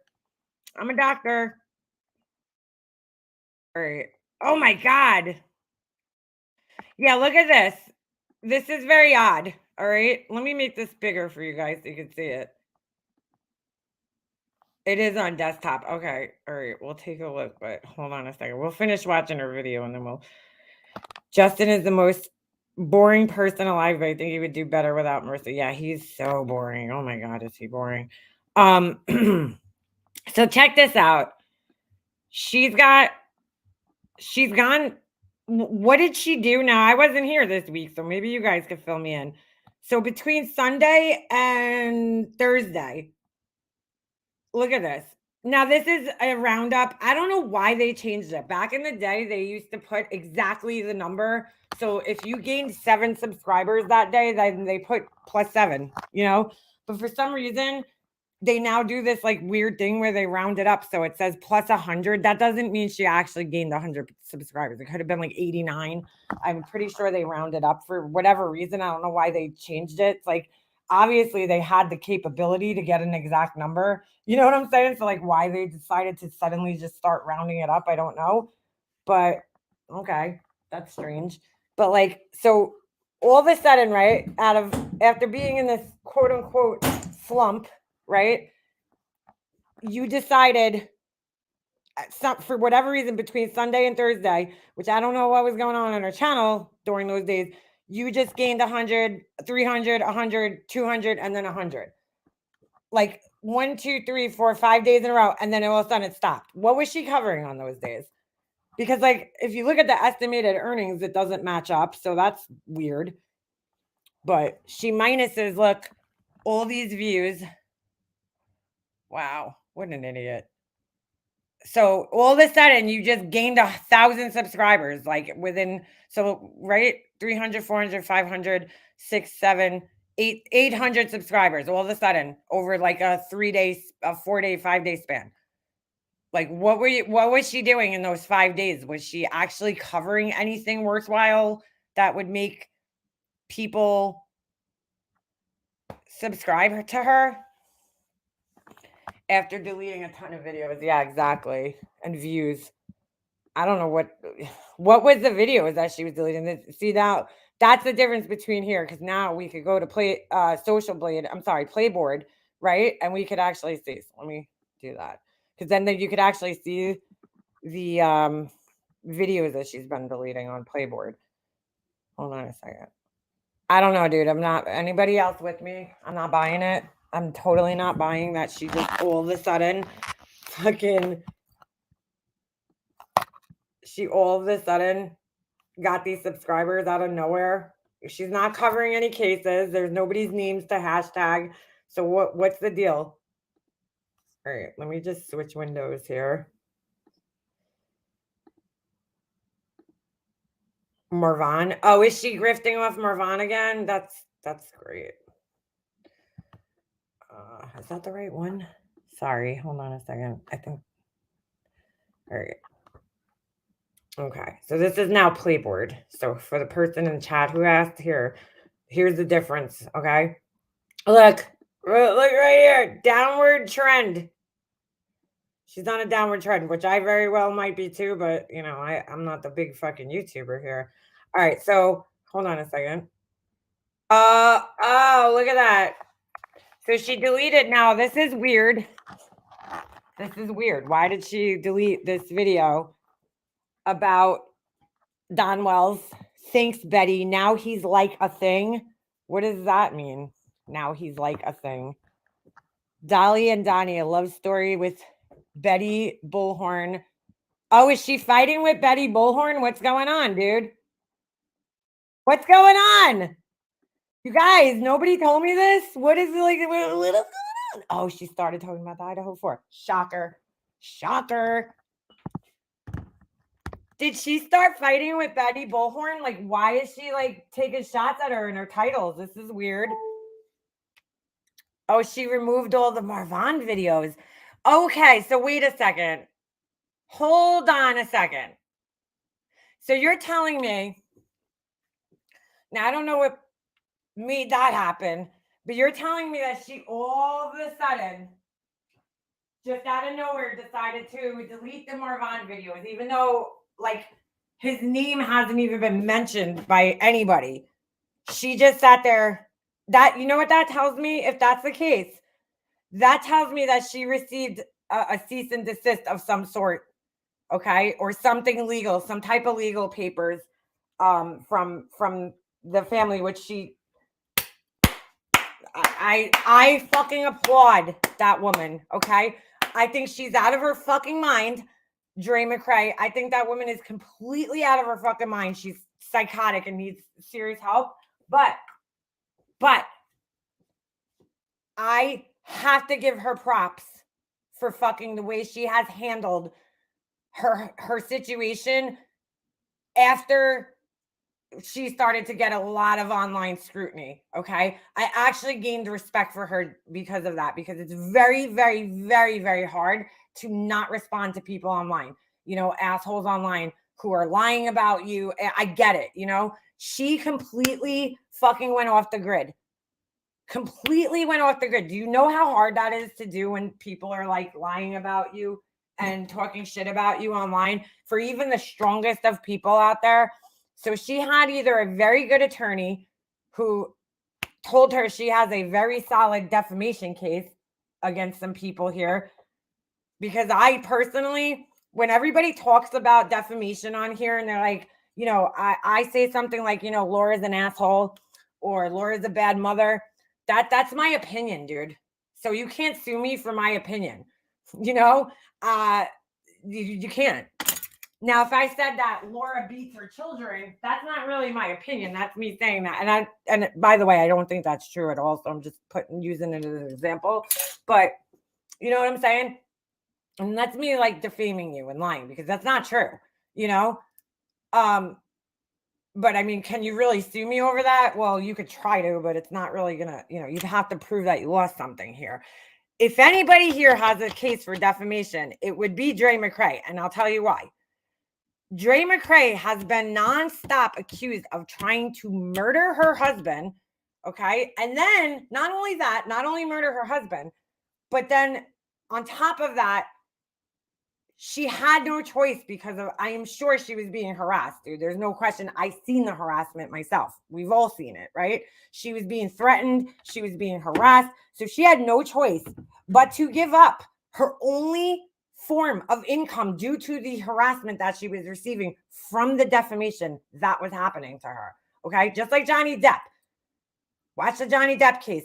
Johnny Depp lost his contract. They had people come to the court case and testify that the reason he lost the contract to the Pirates of the Caribbean was because of the defamatory article that was written about him by his ex-wife. So, like, that's a case. That's a defamation case. That's exactly what it is.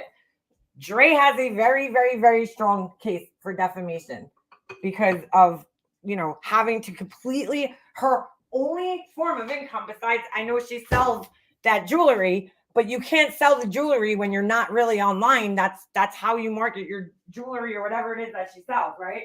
So, you know, besides her social media presence and being a quote unquote influencer and putting content out, that's how she makes money. So, like, there is a clear line of defamation that was going on. I mean, you were being accused, being called a murderer, you know, being accused of abusing her children. I mean, just all sorts of crazy shit by these people. So she had no choice but to go offline and stop doing that for the safety of her own family. So she lost a lot of money, that girl, a lot of money due to the defamation. So if anybody here has a case, I would think it's her. But who knows, you know, because she was a public figure. You know, she had a very big following and she was being lied about. There's no proof that she tried to kill her husband at all. At all. All right. So let me hold on a second. I'm looking at the wrong page here. Social Blade. Let me go back to this now. So let's look and see what she's actually deleted. And then you can see all her super chats. $69, $38. Oh, I'm sorry. So I got off on a little tangent there, but let me go up here. I know I was so happy for Johnny Depp too. Could you imagine? Thank you, Nana, for sharing the membership. Laura has no empathy facts. She does not. You're 100% right there. Yeah, I think maybe Dre is coming after her. Hold on. I want to go back because I asked a question and I saw that somebody answered it. No, I can't find it. Oh, Betty and Dolly are fighting. Okay, Betty is hurt and crying. Oh, poor thing. Maybe he'll go beat her like he does with, you know, other women. That seems to be how he solves his problems with women. Fucking idiot. But then again, that's how she solves problems too with men. So perfect match there. All right. 10 years ago, I would have felt the need to defend myself. Now I would have done the same thing as Dre and Depp. Exactly. That's what I would have done. But it's a very hard thing to do. Just, you know, it's possible, but it's very hard to do. I mean, could you imagine if somebody was out there accusing you of beating your children and not beating them, but abusing them essentially, right? And then being mean to him because, like, you know, I saw some of that criticism. You know, the kid, oh my God, the kid, he's starving, he's hungry. And then, you know, she yelled at him. That's abuse. That's not abuse, dude. Now, it could be argued that the opinion is, you know, because abuse, it could be argued that it's subjective and different people might consider different things abusive. But I mean, they were harassing her. They were calling CPS on her. And she's admitted all this, the fucking idiot, having people follow her outside her house. I mean, just all sorts of crazy shit. So if anybody has a case, it's her for sure. But I seen some of the things that they were accusing her of. And like, dude, listen, the girl's out of her fucking mind, with the diet, this extreme diet and these kind of extremist beliefs about, things, the kratom, all that shit. Crazy as could be. But like, dude, all right, fine. I could think somebody's crazy and also not, know that they're not harming their children. There was clips where the kid would come in and, wanted something to eat and she'd yell at the kid. And meanwhile, she's standing there cooking dinner. Well, okay, I would do the same thing as a mother. If my son came in whining that he's hungry, kids do that. They'll be like, oh, I'm so hungry. It's like, dude, I'm almost done with dinner. Like, you're going to live 5 more minutes, You're telling me you never said that to your fucking kid? Bullshit. And they're like, oh my God, she's so abusive to the kids. She denied him food.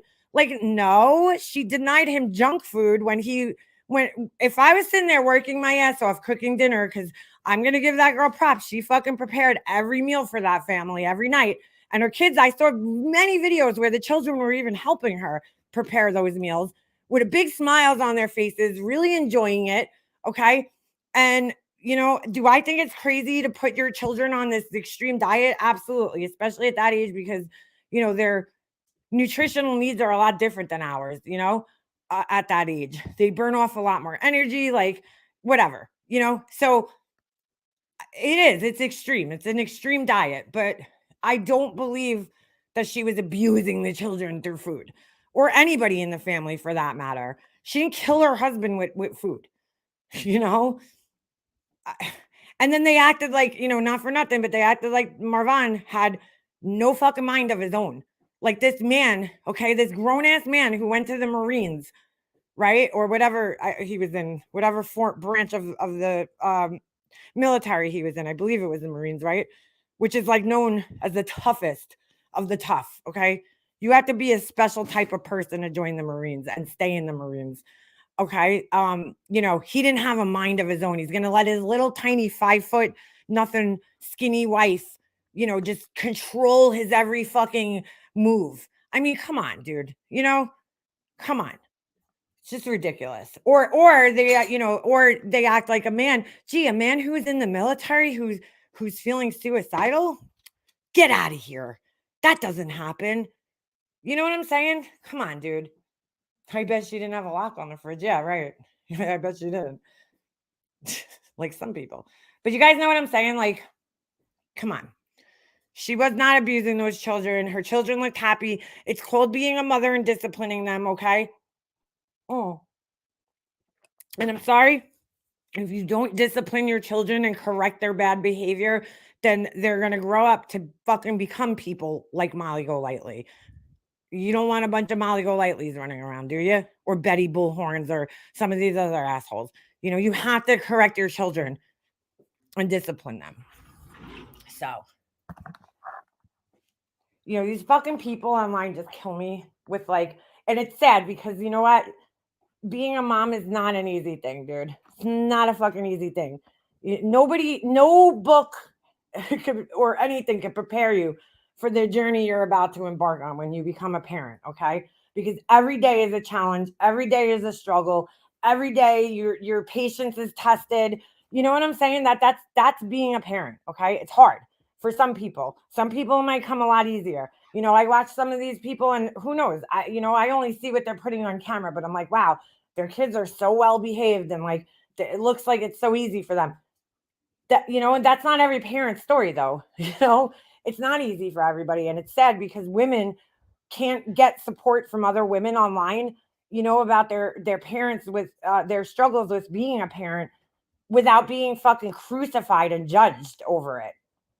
Which it's fucking sad because we should be here to support each other because we're all moms and the struggle's real. It is. It's real. Kids are infuriating sometimes. They're assholes sometimes, because they're little humans who are still learning. I know it's crazy, but they're little humans that are still trying to navigate and figure out what's right and wrong. And it's our job to teach them. So you know what? They're going to test your patience. They're going to test everything.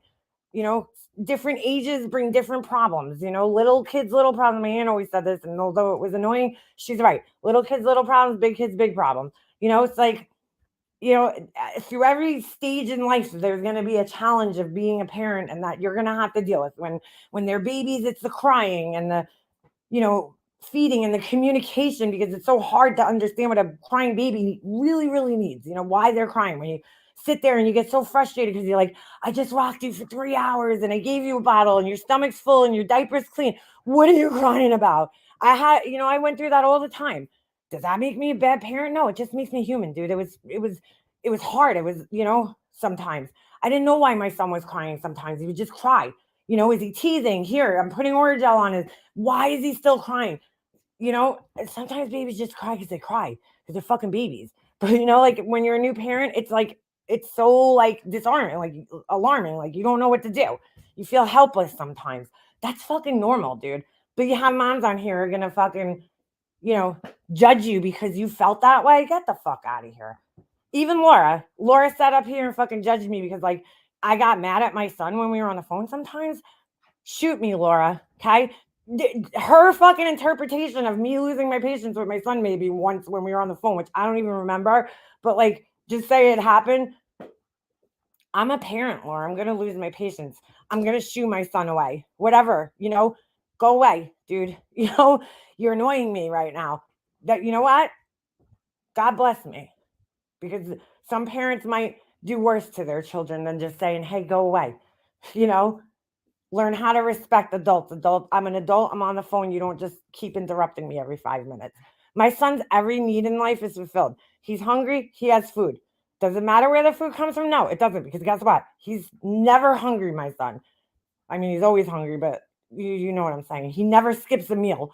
He's always got snacks available at all hours of the day. He can have whatever he wants, my son. And he has everything that he wants. He's fucking spoiled, in fact. You know, but it's my job as his mom to teach him right and wrong, how to, you know, talk, how to treat other people. That's my job, dude. How to have respect. That's my job. You know, I want to make sure that my son's not one of those rude asshole kids that I see other people having, you know? So when he's 7 years old, he's bothering me. Yeah, you got to go away, dude. Go sit downstairs for 5 minutes. Okay. Stop interrupting me while I'm talking. And guess what? I still have to tell him that sometimes because he's 10 years old, you know, and he's a kid. And they don't absorb things the first or second or third or 900th time you say them. But anyway, whole point is they overly harshly judge this woman as a mother. Okay, because it was like the bitch eating crackers thing where it's like once you got a thing for somebody, we're all guilty of it, myself included. You know, you look at them and you're like, oh, look at that. I saw a meme back in the day that said, look at that bitch eating crackers over there in the corner, like she owns the place. Like everything they do is going to annoy you. And you're going to look at everything that they do and you're going to judge them, you know, but reality is I looked at Dre with an objective view because I had no dog in the fight. I don't know what happened with her and her husband. Did I think she was crazy? Sure. She's got a very, very extreme personality. But did I think that she was abusing her children? Absolutely not. You know, or abusing her husband? No. No. Could she have been controlling over him? Sure. There's women out there that are. You know, could she wear the pants in the relationship? Absolutely. But like, I don't think it was what people were making it out to be. You know, just because you don't like somebody, that doesn't mean that they, you know, just because you don't like somebody's personality, that doesn't mean that they're trying to kill people. You know, that's fucking ignorant. But anyway, yes, wasting CPS resources to call as many times as they did Andre was ridiculous. Cops and everyone was already involved in the situation, so it's ridiculous. Yes, exactly. It's ridiculous what they did there and thought was cute. Totally 1000% agree with that. All right. Let me go down here. I got off again on a tangent, but I want to see if they're why was this deleted? Dylan Mortensen info and trial by Vinnie Politan. How about you want to bet Vinnie Politan contacted her and was like, get my fucking name off that video, please, thanks. You know what's funny? I did see a clip I don't remember if it was last week sometime, where she was basically saying that she's like, I want nothing to do with Nick Carter and his family and blah, blah, blah, blah, blah. And I'm like, that's interesting. Sounds to me like Nick Carter might have fucking, maybe he fucking told her, stop fucking talking about me, stop talking about my family, stop talking about my wife. Because she seemed very salty against him. Very, very strange. Very strange. Maybe you got a phone of maybe you got a hold of the brother's phone or something and saw some of the shit she was talking. Who knows? But very, very strange that she all of a sudden wants nothing to do with him. Anyway, all right. Where could we see the rest of these videos? Oh, look at this. Keywords. Oh, well, all right. In all fairness, I don't know if those are her keywords, but Molly Golightly, Idaho 4, Moscow, Quentin Simon, Brian Koberger, Madison Mogan, Xana Kanoto, Ethan Chapin. Oh, no, these are hers because look how they're written. Nick Carter, Leilani Simon, Ashley Banfield. Yo, she has Ashley Banfield? No. I got to go see if that's her fucking things. Yeah, Nick Carter is disgusting. He's a fucking pig. And he's ugly as fuck. All right, hold on a second. We got to see. So let's see. What? Wait a second. Dylan Morton said, I stick up for her. Is that true? Did anybody watch this? But look at hashtag, spelt their fucking name wrong. Look at this. Yeah, I'm really interested in the case yet. I don't even know how to fucking spell the girl's name.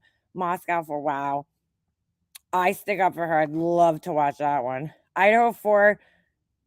Okay, so this is why she's getting more subscribers. Now it makes sense. I know Hummingbird said this like 20 minutes ago, but I'm just reiterating. What reason she did this? Oh, I know why. All right, you guys seeing this? I happen to know, just from like the talk that's been going around, that she was at some point criticizing Dylan for not calling the police and yada yada yada yada. And this is kind of reminding me because now she has a video that says I stick up for her. This is kind of reminding me of the Chris Watts case, and part of the reason why I personally found her very disingenuous is because she is that the right word? I guess so. Or disingenuous. Is it disingenuous or just disingenuous? Now I'm getting all fucking confused. You guys know what I mean. Just find her not to be genuine or whatever, right? She, she started off being very critical of Shanann, mocking her. Everybody's seen that video. If I see that video again, I swear to God, I might like lose my shit. But anyway, we know that. We all know that she started off mocking the shit out of Shanann, saying how annoying she was, and almost kind of making it seem like there, she deserved what she got in a sense, But then all of a sudden one day she just out of nowhere, really for no reason, changed her mind and started being overly supportive of her. It was like one extreme to the next. And it was like, dude, this is so phony. Like Jay for Justice, just to be dead honest with you guys, she did the same exact thing when it came to Shanann. But I will give Jay this. At least Jay waited to make that switch until after she read the discovery. So like when she was presented with more information, she then had a change of heart. Do I believe it 100%? No. But do I think that she might have switched because it was more profitable as a true crime creator to support Shanann and defend Shanann than it was to criticize her? Absolutely. But I feel like at least she waited until there was like information that made sense. Molly Golightly, on the other hand, just literally out of nowhere fucking decided to just change her mind one day. It was literally like overnight where it happened. Okay, so this is very, very reminiscent of that, of her all of a sudden switching her mind, because here we see she deleted this video right here, okay, where she hashtags it, and then all of a sudden a couple of days ago, here we have a video. I stick up for her because that's more profitable, more people. This woman's not stupid, trust me. I mean, she's stupid, but you know what I'm saying. She's very calculated and she knows what she's doing when it comes to trying to please the crowd, should I say. I'm sorry for being mean to his mom, but I have my reasons. Okay, so here we go again. If I were Brian Kohlberger's mother, right? And then the next video, I'm sorry, because the reaction that she got from people, this just shows you how disingenuous this person is. You know, you don't go from feeling one way one day to the next way, and like something has to convince you. And the convincing is right, you know, where is she going? Look, $32. Well, she got $32 that day and made no money the next day, but you know, maybe that wasn't a crowd pleaser when she was ripping the mother apart. Like, she makes moves based on what makes her more money and not what she really fucking thinks or believes. And, disgusting. Look at this. Oh my God. What is this? What is this face? These fucking thumbnails. I have not seen these and I just don't even know what to say. Like, do we need all these thumbnails with her making stupid faces? Listen, there's a lot of people do this and I still don't really fucking get it. And you'll never see me do it. I would never put my face. And there's even people that I actually like that do this and I still think it's fucking weird that they like put their face making like a weird face next to like criminals' faces that they're covering. Like, I don't know. It's just weird to me. And it's weird when anybody does it, not just people I don't like, even the people I do like. These like posed, like, could you imagine her standing in her kitchen or her bedroom making these like faces? Taking pictures of herself, pointing her finger with her lips like that. What the fuck? Looks like a fucking cat's asshole, all puckered up, ready to take a shit. Idaho 4 unseed rare photos, very sad. If that's not a fucking money grab, I don't know what is. I also think that is very strange, dude. When people make these like fucking sappy slideshows about people they've never fucking met, like, that shit's weird, bro. Sorry. It's fucking weird. Maybe it's just my opinion, but I never watch them because I think they're fucking weird. If the family put it out or friend, no problem, dude. But it's weird for some stranger on the internet to go around finding photos and putting the photos in like this sappy song. Like, that's fucking weird, dude. Just saying. Like, what are you doing that for? It's not for the memories because you don't know the person. So you're basically just doing it for attention and money. Like, because you are an asshole. Fucking weird, dude. Sorry. Just is. So, wow. So, yeah. So that's where we go. Nick Carter, once again. Why is that deleted? Showboy bakery experience. Yeah, that must have been Tom Ford, the best face cleanser ever. Helen Valencia. Oh, I saw this the other day. This shit was weird. Could we watch this from here? Oh my God, there's just so much. Oh, so look, Heels meet and greet. My family was there, deleted. What's up with Marvin, deleted. You love me too much, deleted. AFC podcast interviews Justice Sparks' father, deleted. I don't know what that's about. Molly Golightly calls NASA again. Why? Why? Could anybody explain that one? Why would she even fuck with NASA? So weird. She deleted that. Mama Say, I don't know what that is, but she deleted it. Wait, is it true about Billy Joe? Deleted. Why did she delete these certain things? Vinny Politan sends Molly Golightly a Boston message. Oh my God. Athena Strand, FedEx, no way. Excuse me, Athena Strand. Oh, why are these deleted? Ashley Grayson, happy Thanksgiving. Chris Watts home, new owners, where she docks the new homeowners. I heard about that. All deleted. Quentin Simon deleted. Goonies house was astronomical price, deleted. No heart ever existed there. Tiffers deleted. That's odd. Party in Key West. Hey, Michelle gets mad. I got more people watching me sleep than her awake, deleted. Surprise and actual update, Xavier Harrelson, whose name she couldn't even remember about a week ago in a clip I saw. Didn't know who it was. Andrea teaches us about love and devotion. So that's about Dre. I can't with people in this world. Von's damage. Look at this. All about what I knew about Aaron Carter personally. You fucking grifting motherfucker. You made a video called What I Know About Aaron. Dude, I don't visit her fucking page. So like, I'm kind of just like, wow, bro. The grift has gotten deep. What I knew about Aaron Carter personally, Savannah lost footage. It was Von's Choice Part 1. Proof they were filming me, not Quentin's home. Oh my God, dude. I can't. So, all right. Aaron Carter. Odd, man. She deleted all these videos about Aaron Carter. I bet you the fucking family said something. How much you guys want to bet?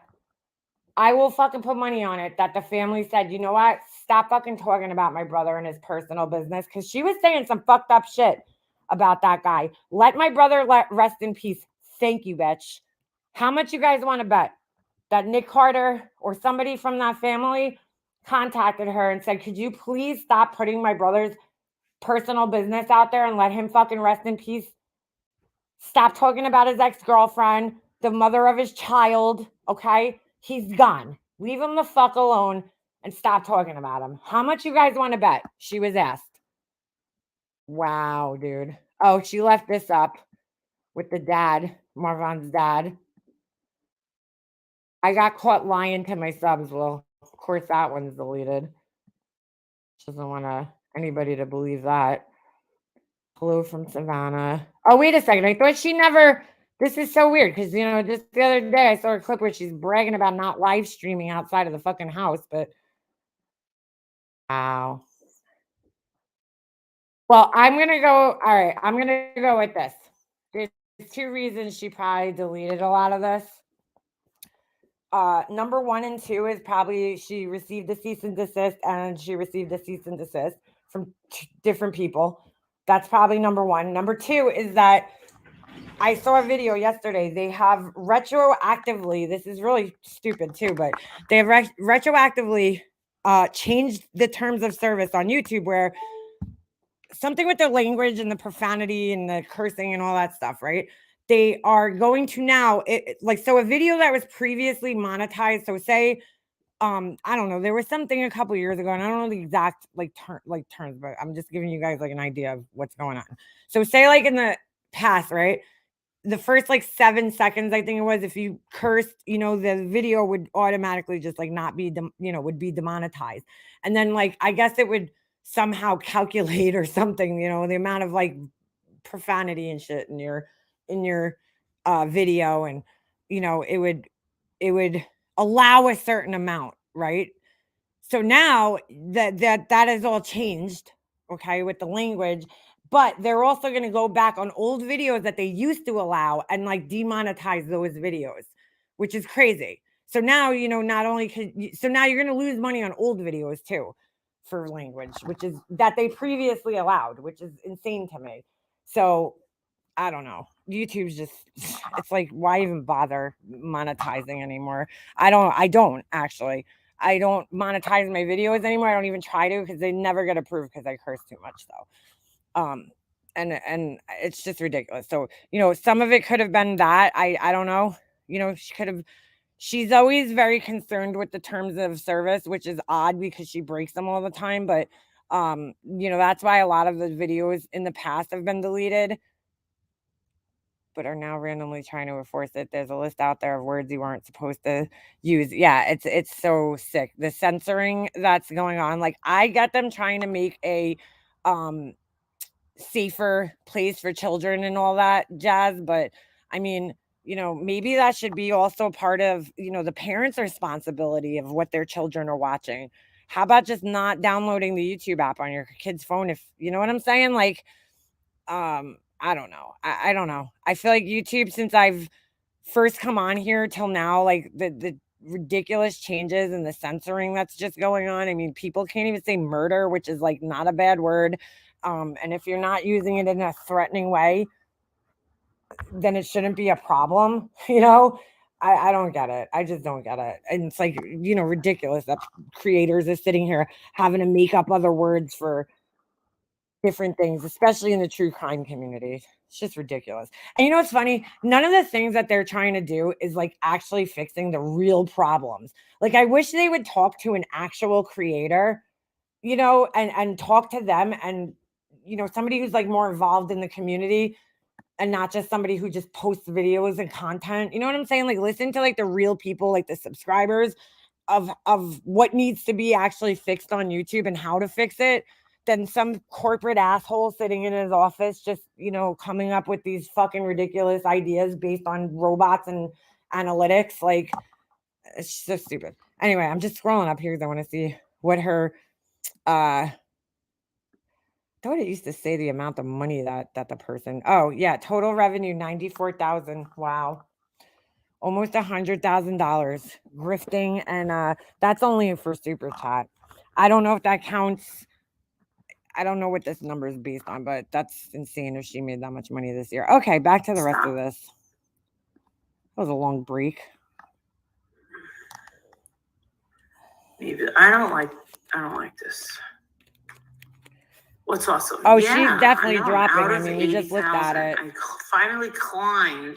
Only took about 5 years for me. She's got a D- on Social Blade nonsense. So like her channel is just not doing well at all. Like, and this happened to her, you know, after the Watts case. She got a big jump in subscribers during the Watts case. And then all of a sudden she went plummeting down to the point where there was like 80 people in her chat.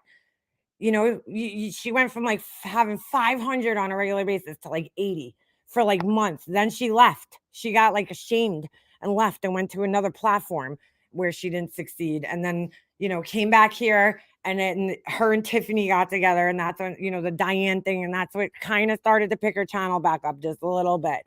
And then she just started exploiting. I don't even know if some of the new people here know this, and some of you OGs in here, let me know if you remember this, okay? When the Chris Watts thing finally died down, so to speak, right?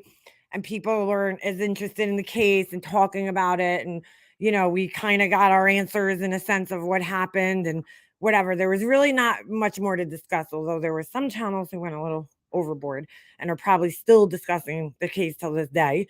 When that happened, she would constantly blame the Chris Watts case for like ruining her life. Like literally would say that. She'd be like, "Oh my God, I'm never covering another true crime story." I mean, she like would say this every fucking time she would go live for like almost a year about how horrible her life got because of the Chris Watts case. You know, it had nothing to do with her or her behavior. It was all because she covered the Chris Watts case, which is just ridiculous because again, there's people who are still covering the Chris Watts case to this day, and like their lives are fine. You know what I'm saying? But like, and I'm not saying like, listen, the Chris Watts case definitely traumatized me in multiple different ways. Like, I will never join another Facebook group under my real name ever. But I really don't go into Facebook groups about crime cases anymore because they're just horrible places with horrible fucking people. But like, you know, I mean, besides the case itself and what happened, traumatizing me in the sense of like how scary it is that, you know, you could be married to somebody for 10 years and like think they're the fucking greatest man in the world, and then all of a sudden they do that to you. That's terrifying for any woman, you know. But anyway, you know, just the whole like part, like it just gave me such a bad taste in my mouth because people were so emotional about that case and such assholes to one another about it that it was just like, ugh, you know. So, you know, and I don't mean to be dramatic and really traumatize me, but you know what I'm saying? Like, it just gave me a bad taste in my mouth. And I definitely made some changes as far as my behavior following cases from the, you know, after that, it definitely had an impact on me and my behavior. But like, you know, she is full of shit. Oh, it ruined my life. She takes no responsibility for any of her behavior during that whole thing. You know what I'm saying? No fucking no fucking responsibility for any of it. Like, I take the responsibility for me. You know, I do not share my opinions about victims anymore. Like, I won't do it. You couldn't fucking pay me to do it, you know? I won't. I learned my lesson, you know? But you know what I'm saying. I'm not going to criticize a victim. Like, it's not right to do. I shouldn't have done it, back then. And I'm sorry that I did it, but I learned my lesson. She's like really just full of shit because she used to go around and, oh my God, it ruined my life. I'll never do true crime again. I mean, she spent a good year talking about how she'll never do true crime again. She hates true crime. She's, it's not for her. And then all of a sudden, when she got together with Tiffany, she jumped right back into the true crime thing, and it was like, and it was really because her channel was fucking dying without it, without having a case to exploit. Nobody gave a fuck about her. Like, literally nobody gave a fuck about her. To live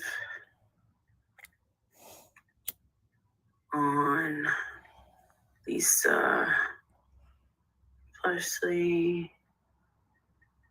Here we are in the fucking catatonic MGL.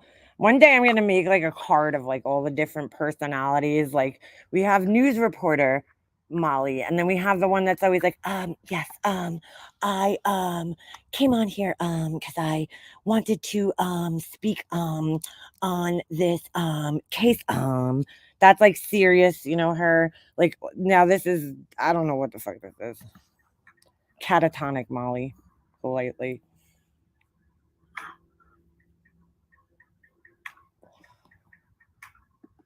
And you see right there, hold on a second. Right there. Hold on. Where'd Heather Marie's comment go? Turned around and got Don fired from his job. And right there is why it really worries me that these idiots are in contact with Kaylee's family, because like, just look how they treat other people. They have no evidence to show that these people did anything to their child, I mean, does it seem that way because there's no other explanation for what happened to that little girl? Absolutely. But like, at the end of the day, like, it's not your job to take justice out on these people, whether you think they did it or not. It's not your job to go to their fucking jobs and get them fired. Like, this family, I just wish would separate themselves from these people because they do more harm than good. I can't believe she's gone either. She didn't fall. She didn't feel well. Really? They're saying she didn't feel well at the Golden Globes? The struggle is real. That chair was just like, ugh. She just moved her chair and that chair was like, help me. What? That is really weird. Let me ask you a question. Has anybody had a cardiac arrest? What's the difference between a... That's the funniest fucking question. I hope not, because you would be fucking dead. So if anybody answers yes to that, that's a problem. Cardiac arrest and, say, a stroke and a heart attack. Oh my God, bro. Wait a second. This was a woman who was having TIAs allegedly, and she doesn't know the difference between a stroke, a heart attack, and a TIA. I mean, and a cardiac arrest. Oh my God, bro. Cardiac heart arrest, when it just stops, dude. Your heart just stops. That's cardiac arrest. Well, I guess you wouldn't necessarily die, but you would have to be revived like that. You can come back from cardiac arrest. So I'll take that back. Somebody would have to revive you. But if you're alone and nobody's there to help you, well, then you probably die. But she doesn't know. First of all, stroke has fucking nothing to do with your heart. So it doesn't happen in your heart. Oh, but she was having TIAs. We're all supposed to believe that, right? Wasn't part of the grift. I guess the cardiac arrest would be a heart. And the difference between a cardiac arrest and, say, a stroke and a heart attack. I guess the cardiac arrest would be a heart, and a stroke is up here. Heart attack here.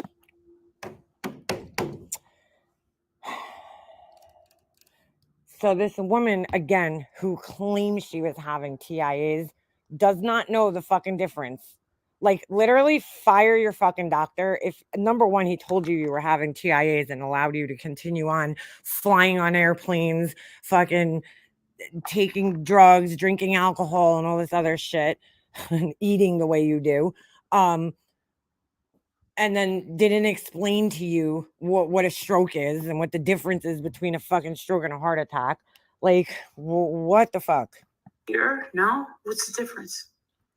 Like, her, like, she doesn't realize, like, some people really deal with TIAs, dude, and it's a scary fucking thing, you know, that they have to deal with that. That's like a mini stroke is what they call it, right? It's like a precursor to having an actual stroke. So it's like, if you have that, that's fucking serious, dude. Get your ass to a doctor, and they're gonna put you on some serious fucking medication to prevent the stroke from happening. Like, to go around just calling this fucking thing that you were having, whatever it was, which probably wasn't real to begin with, like TIAs, like, come on, man. That's insulting to people that actually have had them and have been fucking scared, literally shitless for their lives. Hey, Von Size. Hey, Von's Hey, you eyes. could tell she looked really ill. And guess what? There was somebody in the chat going, I think she looked real good. That's it. If you think that looked good, hey, bro. If you think that looked good, then I have to wonder what places you've stuck your dick into, dude. Listen, girl, somebody stuck their dick into you. Okay? So everybody, there's somebody out there for everybody. There's somebody out there for everybody. There was somebody out there desperate enough for you. My ex was put on blood pressure medications after having a TIA. Exactly. They're going to put you on some type of medications. She was not having TIAs. This fucking liar. Remember, women suffer from cardiac symptoms very different from men. She felt pretty good screaming at, oh, please. That whole thing with Michelle last night, she has nobody to blame but herself. Okay. I have seen like so many clips in the last like maybe like 2 weeks of her talking about Michelle. And again, I'm going to say the same thing to her that she says, you know, about people that I said to Laura earlier in this live, you know, where Laura's like, has these rules, right? She has these thoughts and this theory, whatever the fuck you want to call it, that like, if you're watching her and criticizing her, if you don't like her, then you're a stalker and you're creepy and yada, yada. Molly Golightly says the same thing about people. If you're sitting there obsessing over other women, you know, you're insecure and you're this and you're that. And if you're talking about this person and if you're talking about me, you're insecure and you're jealous and you're creepy and you're a stalker and you don't have a life and you totally want to go down on me. But like, same logic applies to you, girl. I've seen numerous clips of you talking about Michelle. Non-fucking stop, dude. Like, non-stop. So what's your story then? Are you obsessed? Are you insecure? Are you jealous? Why are you so fucking obsessed with this fucking nobody? This person you deem as a nobody, unimportant, insignificant, low-life trash. You know? Why are you so obsessed with her? I don't think it necessarily had anything to do with any one group or mass reporting or blah, blah, blah. She has no one to blame but herself. Nobody was gloating. And for them to use the fancy word of Marissa was boasting. Boasting? That's a fancy word. Fancy word, boasting. I think I learned boasting in like 3rd grade, dude. Really? That's fancy to you? Say, do you know what boasting means? Boasting would be like, dude, that's literally like a 3rd grade vocabulary word, boasting. Like if I asked my son right now what that meant, he would probably be able to give me the definition, and he's 10. How fancy is that word? bragging. Bragging. I never bragged about anything of her losing her channel. I never reported. Okay, I don't think that's true because I think I saw her trying to take responsibility for Michelle losing her channel, didn't she, or no? Ordered her shit once. The tongue. The tongue. Guess what? As far as Michelle goes, not for nothing, but there's nothing for me to do to make her life any worse than it already is, to be quite honest with you. She has nothing that I want. She'll never be where I am in life. She'll never be where I am on YouTube. She's nothing. Where is she in life? Just curious. Like, where exactly is it that she is? That's so above Michelle. Just because she got some guy, just because she suckered some guy into marrying her, and he fucking, for whatever reason, stuck it out for however long they've been married, does that really make her like above somebody else in life? She's a running joke. Nobody takes her seriously. She thinks she's something special on YouTube. She's nothing. She's absolutely. I mean, I'm not saying that Michelle isn't like these things because she clearly is, but like, does she not see the kind of projection that's going on here? Just a little? Nothing. People only watch her because she's a wreck. Yeah, if I closed my eyes and like put like a voice changer on this, I would swear to God she's talking about herself right here. Like sounds like something I've said about her. Like it's just insane. And it's gonna get worse. I mean, think about it. The people in her town are watching her. She's like really obsessed with people's towns. She used to say this about me too. She'd be like, "Oh my God, everybody in her neighborhood hates her in her town." And I'm like, first of all, how did you come to my town and survey everybody who lived here and ask them if they even fucking, first of all, know me? Because like you realize I live in like the most fucking highly populated place on in America, okay? Like, but second of all, like, so for everybody in my town to know me, that would be, unless I was like the mayor or something, that would be crazy because nobody here probably knows me because it's this huge town with fucking probably like 20,000 or more people, you know, like just in my town. So probably more than that. You know what I'm saying? Like, so fucking like, how would you know if everybody in my town did not like me? But she used to say it all the time. The mothers at her school hate her. They can't stand her. And I'm like, dude, like, I don't fucking, I have my own life. I don't hang out at my son's school for a social life. But again, how the fuck do you even know that? How would you know if the people in my son's school liked me or didn't like me? I mean, she would just say whatever the fuck she could, like, because again, these are like the things that are important in her brain, I guess. Like, that means something somehow that normal people don't care about, you know? But like, that's all she could say, because what else are you going to say about me? You just have to make some weird shit up to like make me seem like a bad person. The cops know who she is. They think she's gross. That's kind of funny. That's kind of funny you should say that, because I actually did hear this about you from somebody who spoke to the police in your town. Just saying. She's got no family that wants anything to do with her. It's the same thing she says about everybody. Same thing she says about me. Oh my God, her whole family hates her. They want nothing to do with her. They all want to go down on me. What kind of life is that? What kind of life is that? She thinks people are jealous of her. Nobody's jealous or envious of her. Do you even need to say this? Like, doesn't this kind of like, when it comes to Michelle, doesn't that kind of go without saying? Like, we could all see this poor, I don't even want to say poor, this woman's suffering in like every way humanly imaginable, and she's fucking acting out because of it, and like she's using substances and alcohol because of it. Like, that just, like, why are you even like fucking comparing yourself to her? Like, you know, not comparing yourself, but like, why are you even saying this? Like, it kind of just goes without saying for anybody that has fucking eyes. You know, like, you don't need to say all this. The only reason I could see you saying this is because you're maybe in some ways threatened by her or something. It's very strange.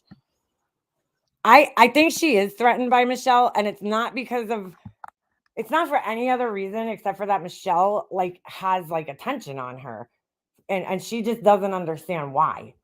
You know, she doesn't understand why. She doesn't understand that Michelle has the same attention, the same kind of attention that she has. It's the same thing. It's like people are only watching Michelle because she's such a fucking mess and a train wreck. And she does not understand that that's the same reason why most people, I'm not saying everybody, because there's some people out there that actually think she's a genuinely good person, but we could say the same for Michelle. You know, I'm sure there's people that feel bad and, you know, want to help Michelle. And I've heard from many people that were friends with her at one time. They felt the same way.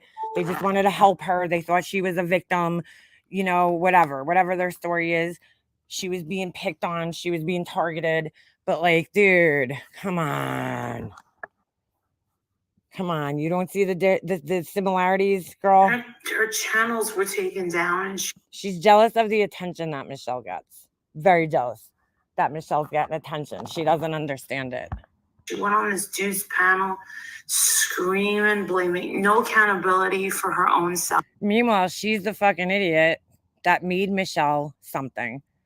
She's the one who made Michelle. And now she's like, what did I do? I created a monster. Like, I fucking made her so popular that like she's taking my attention now. Because she is. Her channel's going down, and Michelle is actually getting more attention than she was before her channels came down, right? Michelle is being talked about everywhere. Michelle is being, you know, discussed by every channel. Nobody's fucking paying attention to her. Michelle's being clipped. You know, these are the things that she thrives on. And now it's like, oh shit, what did I do? So now she's got to downgrade her to everybody. Or her actions, no accountability. And then said, bro, seriously, like she's talking about herself here, right? She is. I mean, this isn't real. Some stuff about me, saying that she hopes that my brain tumor turns into cancer, and that she's glad that my mother has cancer, and she hopes that my mother dies. Okay, if Michelle said that, Michelle's a piece of shit because that's just gross, you know? Like Michelle obviously says things like that's why I like when people get so bothered by they're like, oh my god, Michelle's horrible. She is horrible. She's fucking horrible human being. Like, and when she says shit like that, why are you surprised, dude? At this point, I totally expect she's doing it for shock value. She's doing it to fucking get everybody to get mad at her because just like this fucking asshole, she loves attention, good or bad. So stop giving it to her. Well, as I sit here and give this asshole attention, but you know what I'm saying. Because it's karma. Just know that she's doing it for fucking shock value, okay? Don't be surprised. Yeah. She's just a disgusting person. And then she wonders why her life is like that. Look at the way she talks to people. Look at the way she treats people. Look at the way she looks at her subscribers as if they're of no use to her.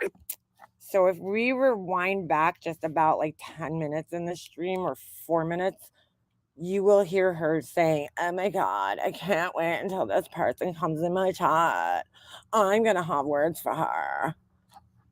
But she don't see the difference here. Not the difference, the similarities. Why do I keep saying difference? You know what I'm saying. Except to give her money. But she has to lie for it and then make an excuse. You be like saying that you're broke because you're spending all your money taking care of your mom. And like lie for the money like that, or like what do you mean? As to why she needs money, and then when they give it to her, she uses it for drugs and booze.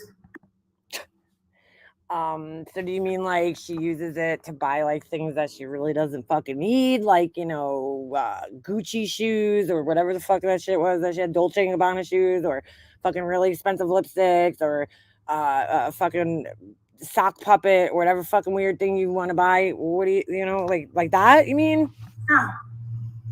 No, absolutely not.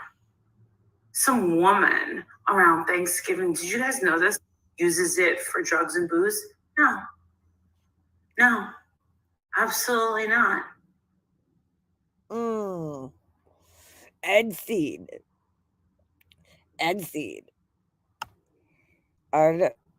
Unbelievable. Oh, look, here she is talking about next Patreon. Oh, that was weird. That was weird. I clicked on the other video and it went for some reason. Back to this. What happened? Oh, whoa. What is this?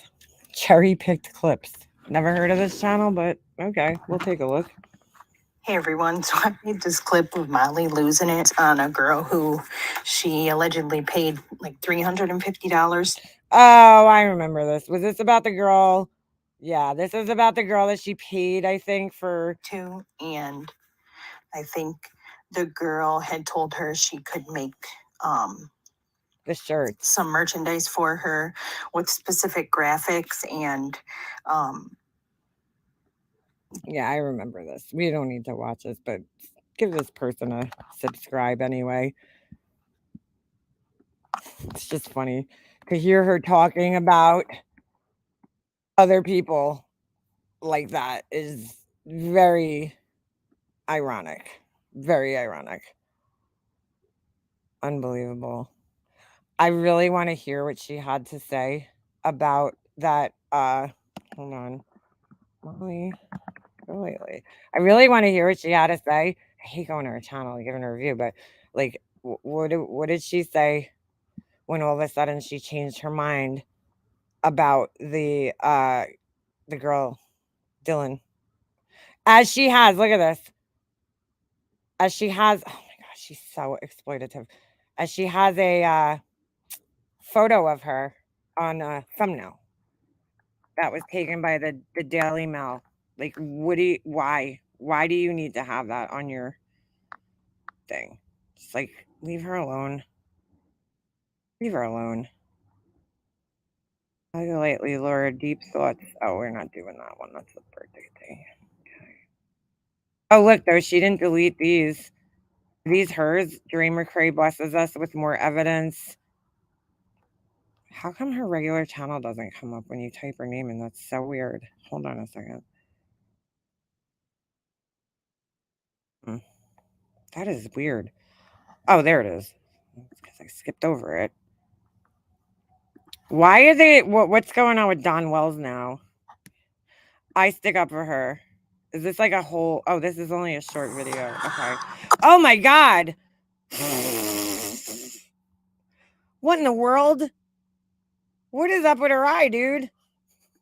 What is going on? What is up with her eye? Yo, what in the? What is going on there? Girl, you know, my brother had an eye that was like turned, like, not always. It wasn't always turned in, but it was sometimes. Like, if he looked a certain way, his eye, it's called, there's a name for it, and I don't remember. My uncle actually has it too. I guess it's hereditary in certain families. So, like, his eye used to turn in when he would try to focus on certain things.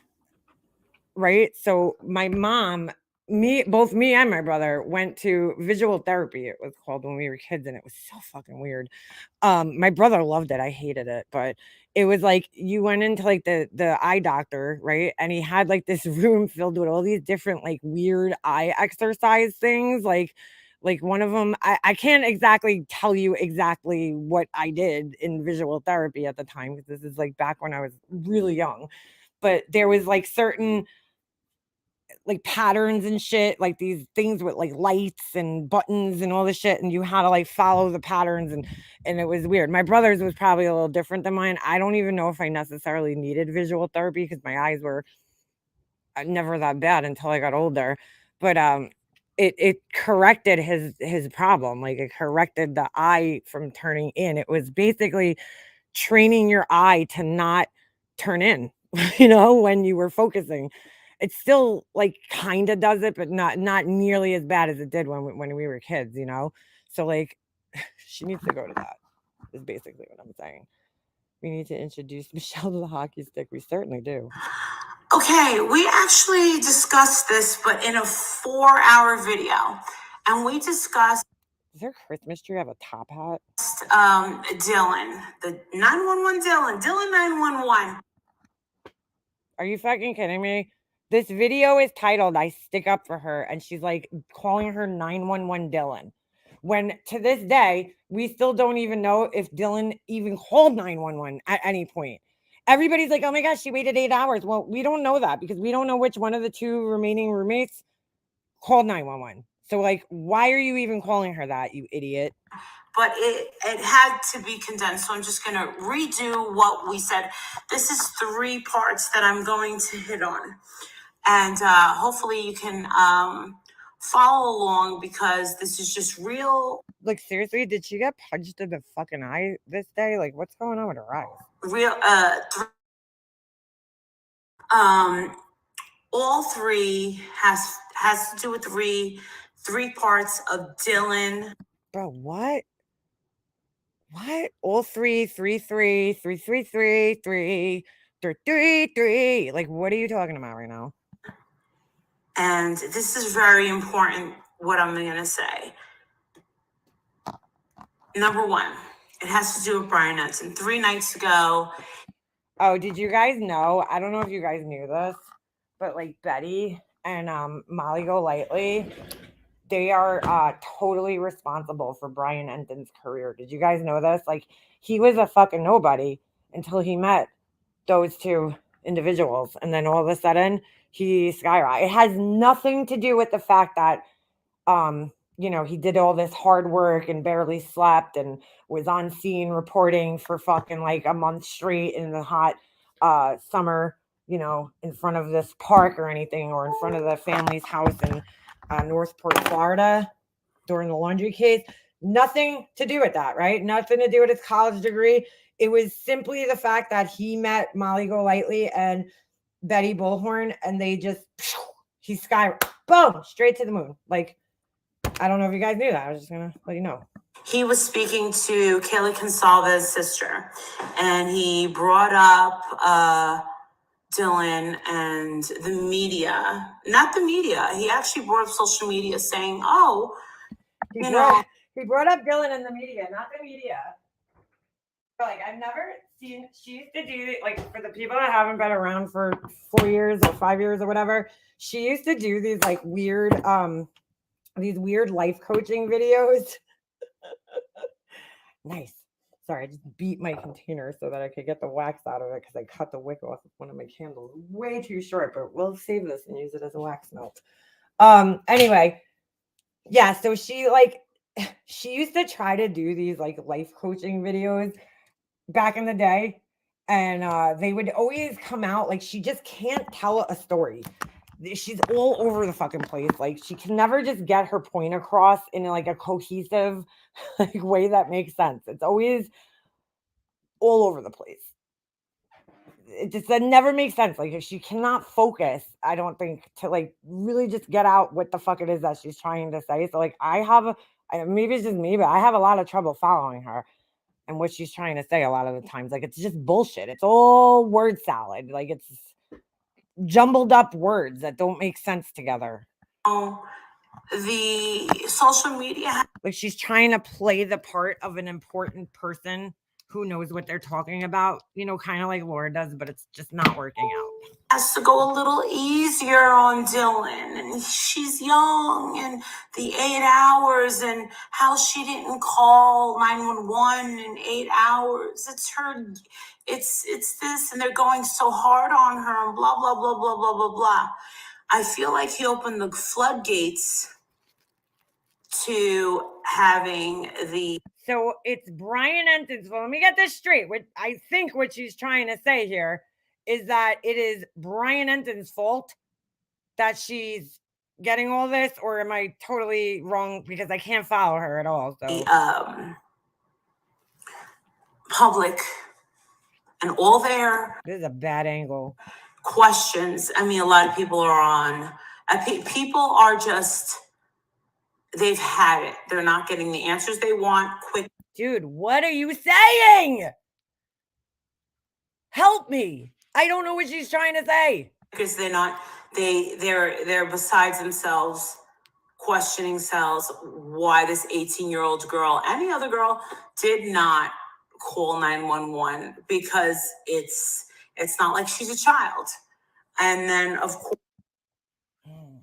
God, she is a child. Honestly, she is. Is she technically an adult at 18? If she's even 18, I don't even know if that's the case. I don't know exactly how old she is, but like, dude, I'm sorry. When you're 18, you think you're an adult, but when you turn 40 something and you look back at being 18, you're like, yeah, I was just a fucking kid back then. Like, I didn't know shit about life or the world. Like, you're fresh out of high school. You're a kid still at 18. I don't put that much responsibility, especially, in today's world on 18-year-olds. I don't put that much hope into 18-year-olds. I'm not saying that there's not good ones out there. I'm just saying that they're fucking still children. Your brain is still honestly growing and developing until you're 25 years old. Like, so in my opinion, you're still a child at 18. You're a baby. Of course, we have to take in the fact that Brian Ensign said, oh, she must have been, she must have been, she's too young. She's a lot. What? See, like, that's what I'm talking about. Like, what? When did Brian Ensign say, yeah, she must have been, she must have been.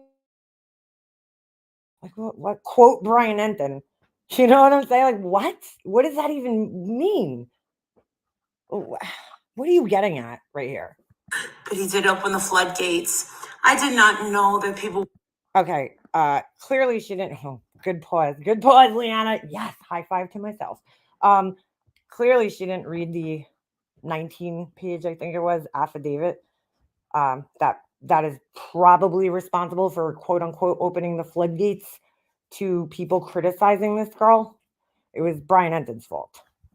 Were harassing her, not including you, just because lots of tweets and TikTokers saying, "Oh, you didn't call in time. You didn't call in time." No, it's Laura was one of those people. Your buddy Laura that you let come into your chat and plug your fucking scandals.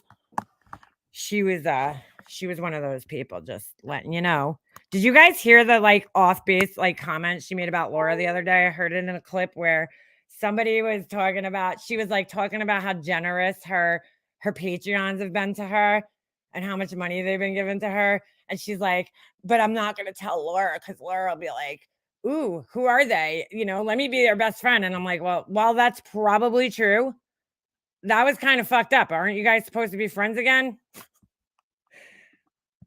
They were saying that she was a boy. She was saying that she was male, blah, blah. I had no idea that was going. That's uncalled for. Come on, guys. You can't attack her physical appearance just because you're angry and because you're going through. You mean the way you attack people's physical appearances just because you're angry? You mean like that? These emotions, that is just so wrong. We're going to get Brian Ensign out of the way.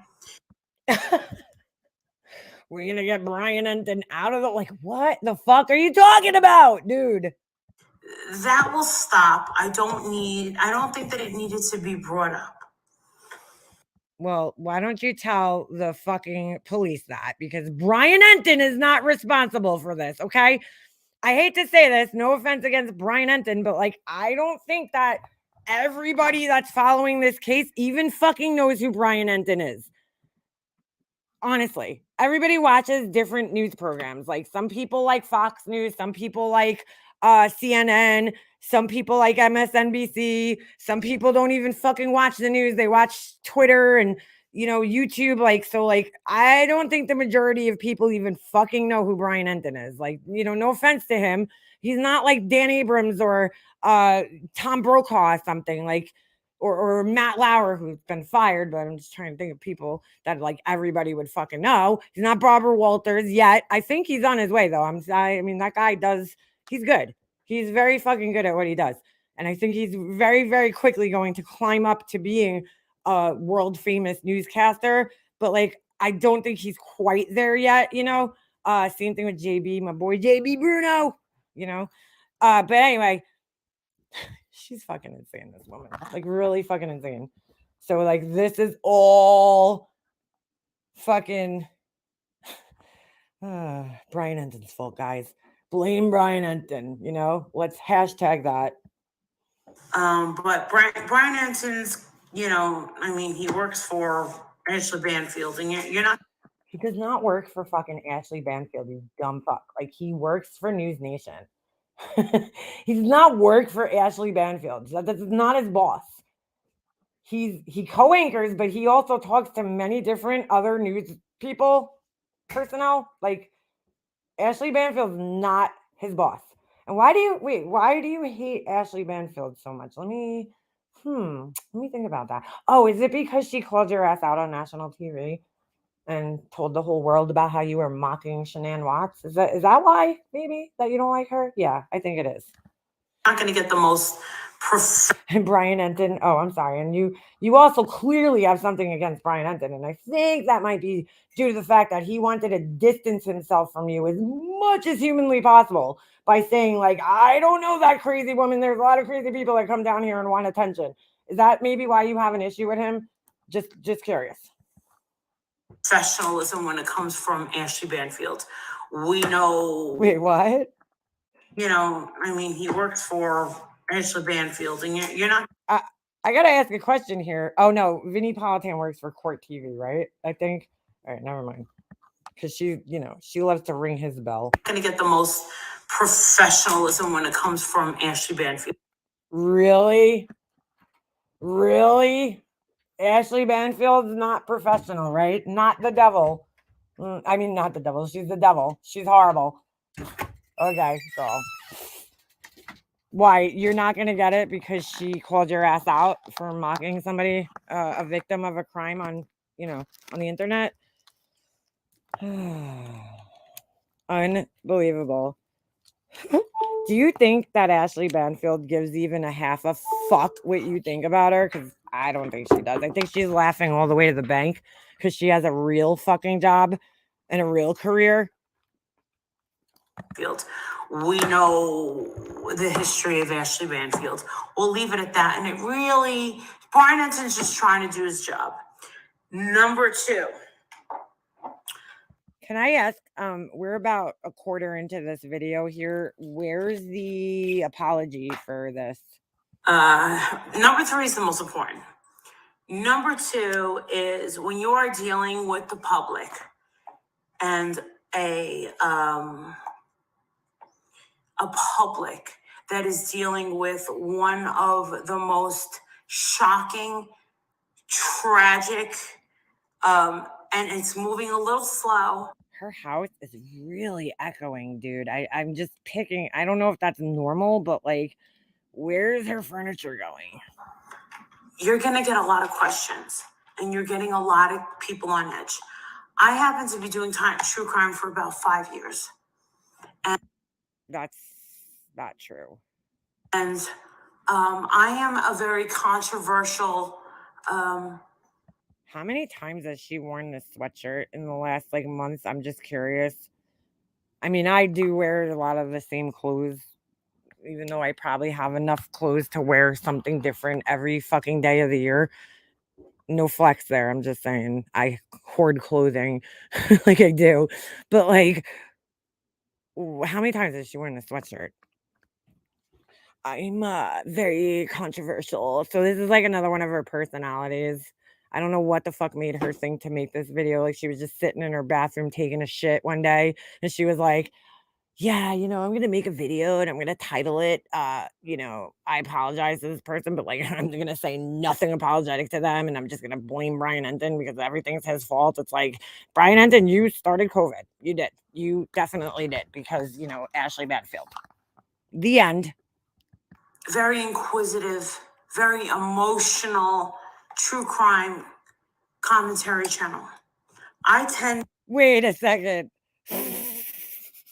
Hold on a second. Did I just see what I thought I heard? Hold on, we gotta go back. I am a very controversial, very inquisitive, very emotional, true crime commentary channel. Wow, bro. What the fuck are you doing?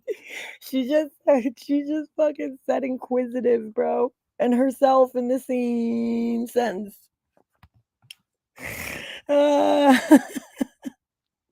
Oh my god, this is so funny. I tend to break down into tears a lot of times when I am Acting histrionic and dramatic. Dude, like, I don't even know what to say. This is so fucking absurd. talking about these cases because Remember I just told you guys that she has this personality where she's like, yes, I am the news reporter version of myself, and I'm going to try to use big words like inquisitive, and if I say a lot, it makes me sound more educated. I'm very emotional and controversial, and everybody wants to go down on me. I don't know if I told you that. honestly, I really do care, and there are times when I. You know what's funny? If you really do care, you typically don't have to tell people that. Like, you just show them through like fucking caring.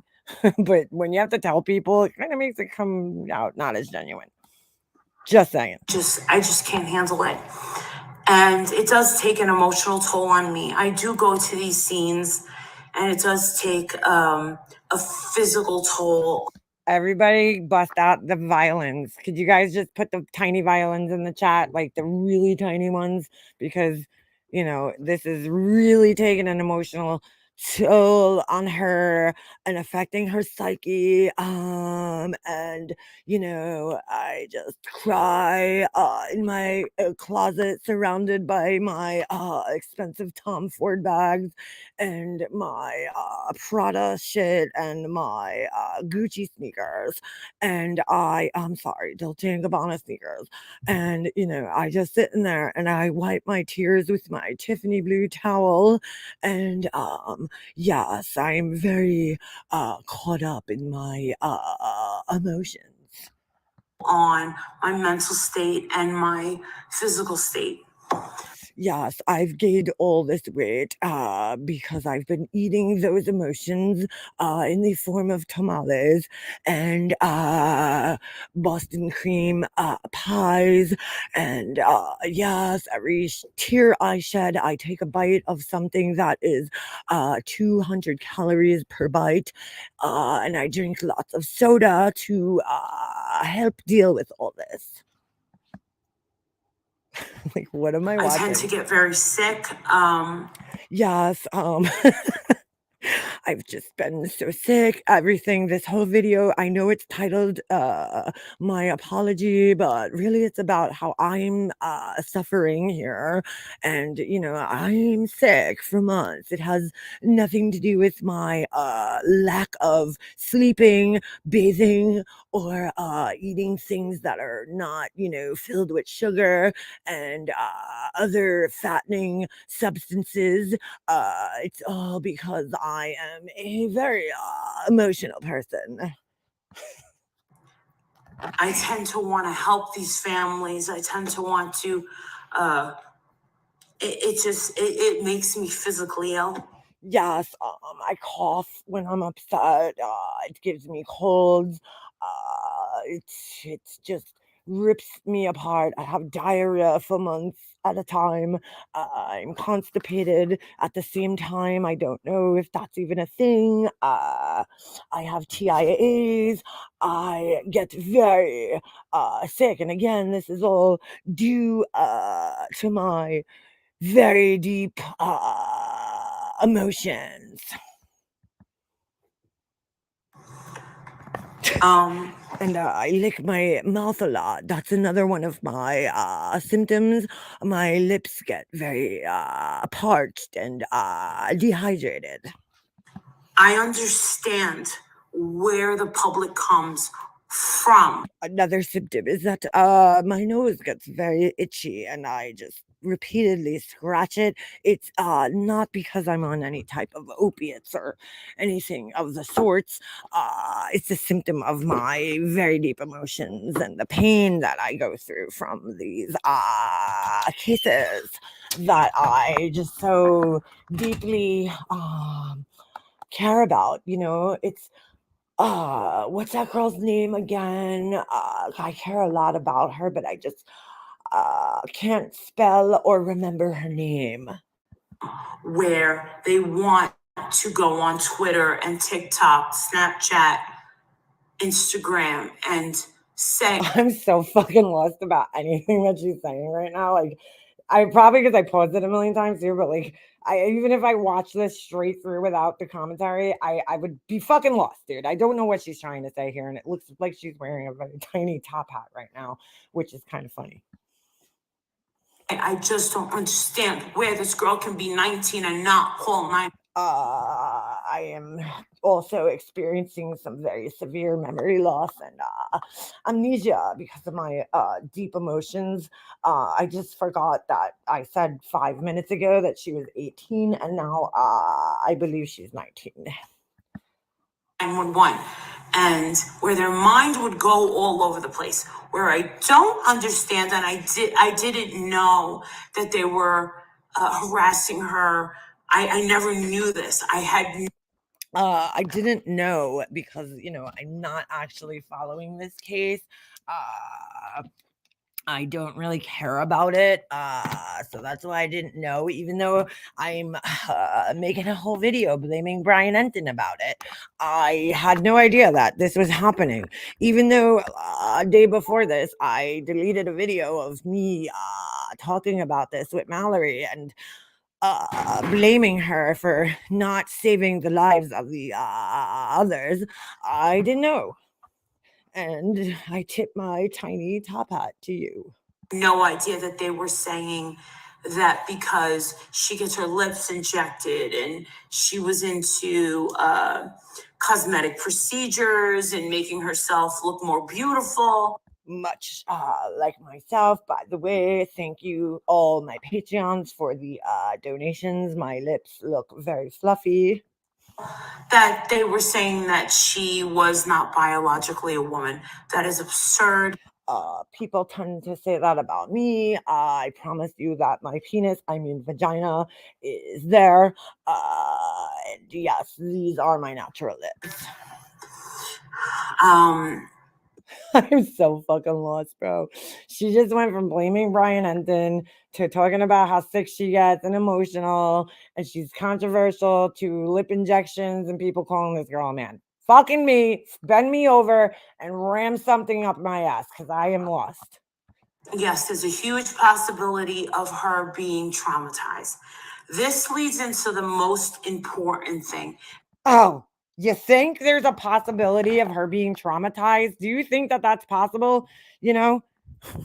Holy shit. You just realized that there's a possibility that this girl could possibly be traumatized by finding not one, not two, not three, but 4 of her roommates murdered. You don't think you just realized that? You just realized that that was a possibility. Okay.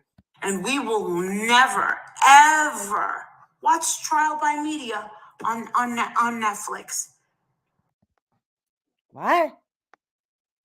Huh? We will never watch Trial by Media on Netflix. What is that? What does that mean? Anybody? Is that a show? Is that a thing? Is that a documentary? Is it a movie? What the fuck is she talking about? What does it have to do with this right now? Sometimes the media is responsible, and I'm going to give you an explanation. If you haven't seen it yet, Google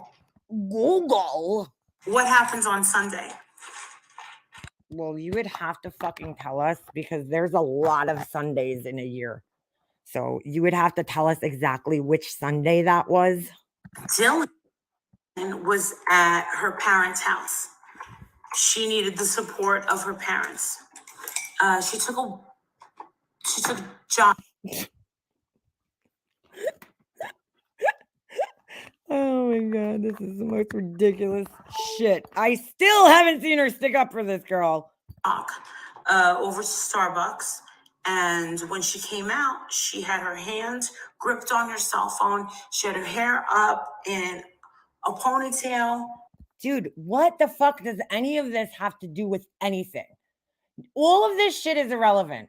I don't care about the girl's lip injections. I don't care about her fucking sexuality. I don't care about her Starbucks. I don't care about her hair being in a ponytail. This is all completely irrelevant bullshit. And she took a jog back to her house. And what do you know? And now she's putting her hair in a ponytail. The Daily Mail was staked out, taking lots of pictures of her.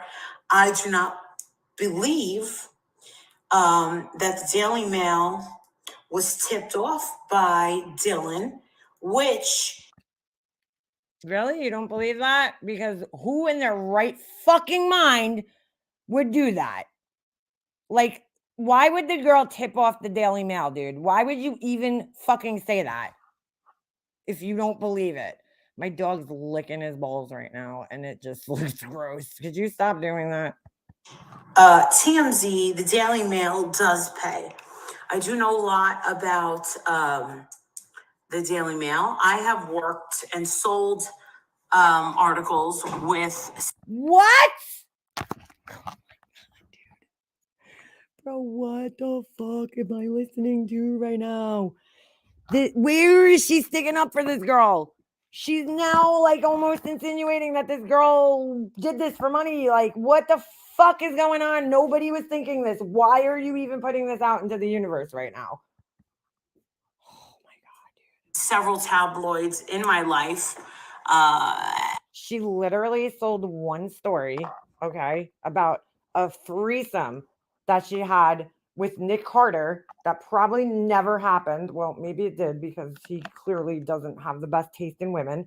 But like that's not worked with several tabloids. That's you being a money-hungry whore when you were in your 20s and selling a fake ass story to the tabloids about this guy. Oh my God, dude. This is insanity here. Articles that I have not even written myself. I just took the check. That's really funny because there was a live that somebody played recently that she was like saying how the person said she was such a good writer and that she should write for tabloids. Now she's like, I did not. This is part of my amnesia. I did not write them myself. I know who pays. I know how they work. I definitely don't believe that she at all. No way. So you're trying to now tell us that you're not an attention whore because only an attention whore would sell stories to the tabloids for money.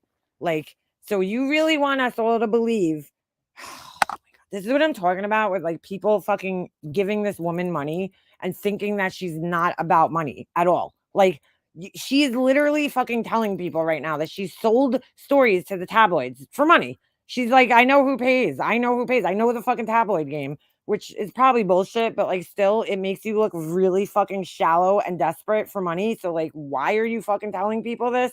Holy shit, bro. Tip them off. Like only somebody who's that desperate for attention would actually admit to selling stories to the tabloids. It's like everybody I know that does cocaine, okay? First of all, they always deny that they do it. And when they say that if they do admit to doing it, they're like, oh, well, I only do it on New Year's Eve, which is bullshit. You know what I'm saying? Like they always deny it because it's like that thing that like you don't want to be associated with, you know? So like you deny everything in its existence, everything about it. The tabloids selling stories to the tabloids is like the same way. Like it's like a shameful thing to do. So you really don't fucking admit to doing it, you know? So really you have to be hard up and desperate to like brag about selling stories to fucking tabloids because most people that actually do sell stories to tabloids will completely fucking deny it because they don't want to be known as that fucking desperate person who sold the story to the tabloids. But she is sitting here openly bragging about selling stories to tabloids. What I do believe is that she went there Bro, like sit still. Like this is the most unprofessional video where you're like putting your hair up in a ponytail, fucking putting a chapstick on. Like holy shit. For the support of her parents to get By the way, like, I'm sorry. I just have to comment on this. Totally unrelated to the video. And you guys are probably just lost. And so am I right now. So I figured I might as well comment on whatever the fuck. Her fucking decor is just tacky and horrible as fuck, dude. Like, this lamp is just. What is this? It's so blah and ugly. Like a black lampshade. What is that a pug statue? Blech, barf. Barf. I love my dog too, but well, I do have a Doberman candle downstairs, so I should probably shut the fuck up, but I don't know. Like, just what is going on? Like, so boring. So boring. Doesn't even go. Like, this lamp does not go. These fucking mirrors from like 1982. You know, the clearance section of Ross, like they gotta go, dude. They're fucking nobody is hanging mirrors like that in their house right now. Like, go that thing belongs in a thrift store right now. It's very outdated. And the color of her walls is that contractor fucking cream beige, whatever the fuck you want to call it, that is in like every apartment complex on Long Island. It's like so fucking yellowy and buttery looking. I hate it. But she's you know, we should all be jealous and envious of her. to get her head together. And I think that maybe either her friends, family, or parents let her know maybe the next day when it was published. Oh my God, Dylan, I just want you to know that there are pictures. Oh, and also don't bullshit me and tell me that you don't put foundation on in these videos, because your face is clearly fucking mismatched with the rest of your body. Like, I know she likes to pretend that she doesn't wear foundation, and she's just naturally, her skin is so balanced and gorgeous looking, but girl, you need to fucking find a foundation that actually matches your neck and doesn't oxidize that badly. All over of the Daily Mail. They were staked out, following you, running, and you didn't even know. How the fuck do you know that she did not know? Maybe she was running because the fucking Daily Mail was taking pictures of her. Did you ever think of that? I think that maybe her parents probably lost their ever-loving minds, started looking out there. What does this have to fucking do with anything, though? Like, what the fuck does this have to do with anything? I'm so confused why she's even talking about this. How is any of this sticking up for this girl? Their windows and probably charged out their doors looking to see who was in the cars, where they were, looking for someone with cameras. I think they're hellaciously upset. What? What the fuck is she talking about, dude? I don't even understand any of this. I'm like so lost. Hellacious? Is that even a fucking word? Hellaciously. Oh my God. Very great, bad, or overwhelming. Hellaciously upset. Okay. I guess that makes sense. I think it was totally wrong to be up there. Is it illegal? No. Wow, she finally made a fucking point. We're only 3/4 almost of the way through the video, and she finally made a fucking point. That she's upset and shared an actual opinion or something, that she's upset that you know they followed her, that it's wrong. Okay. Congratulations.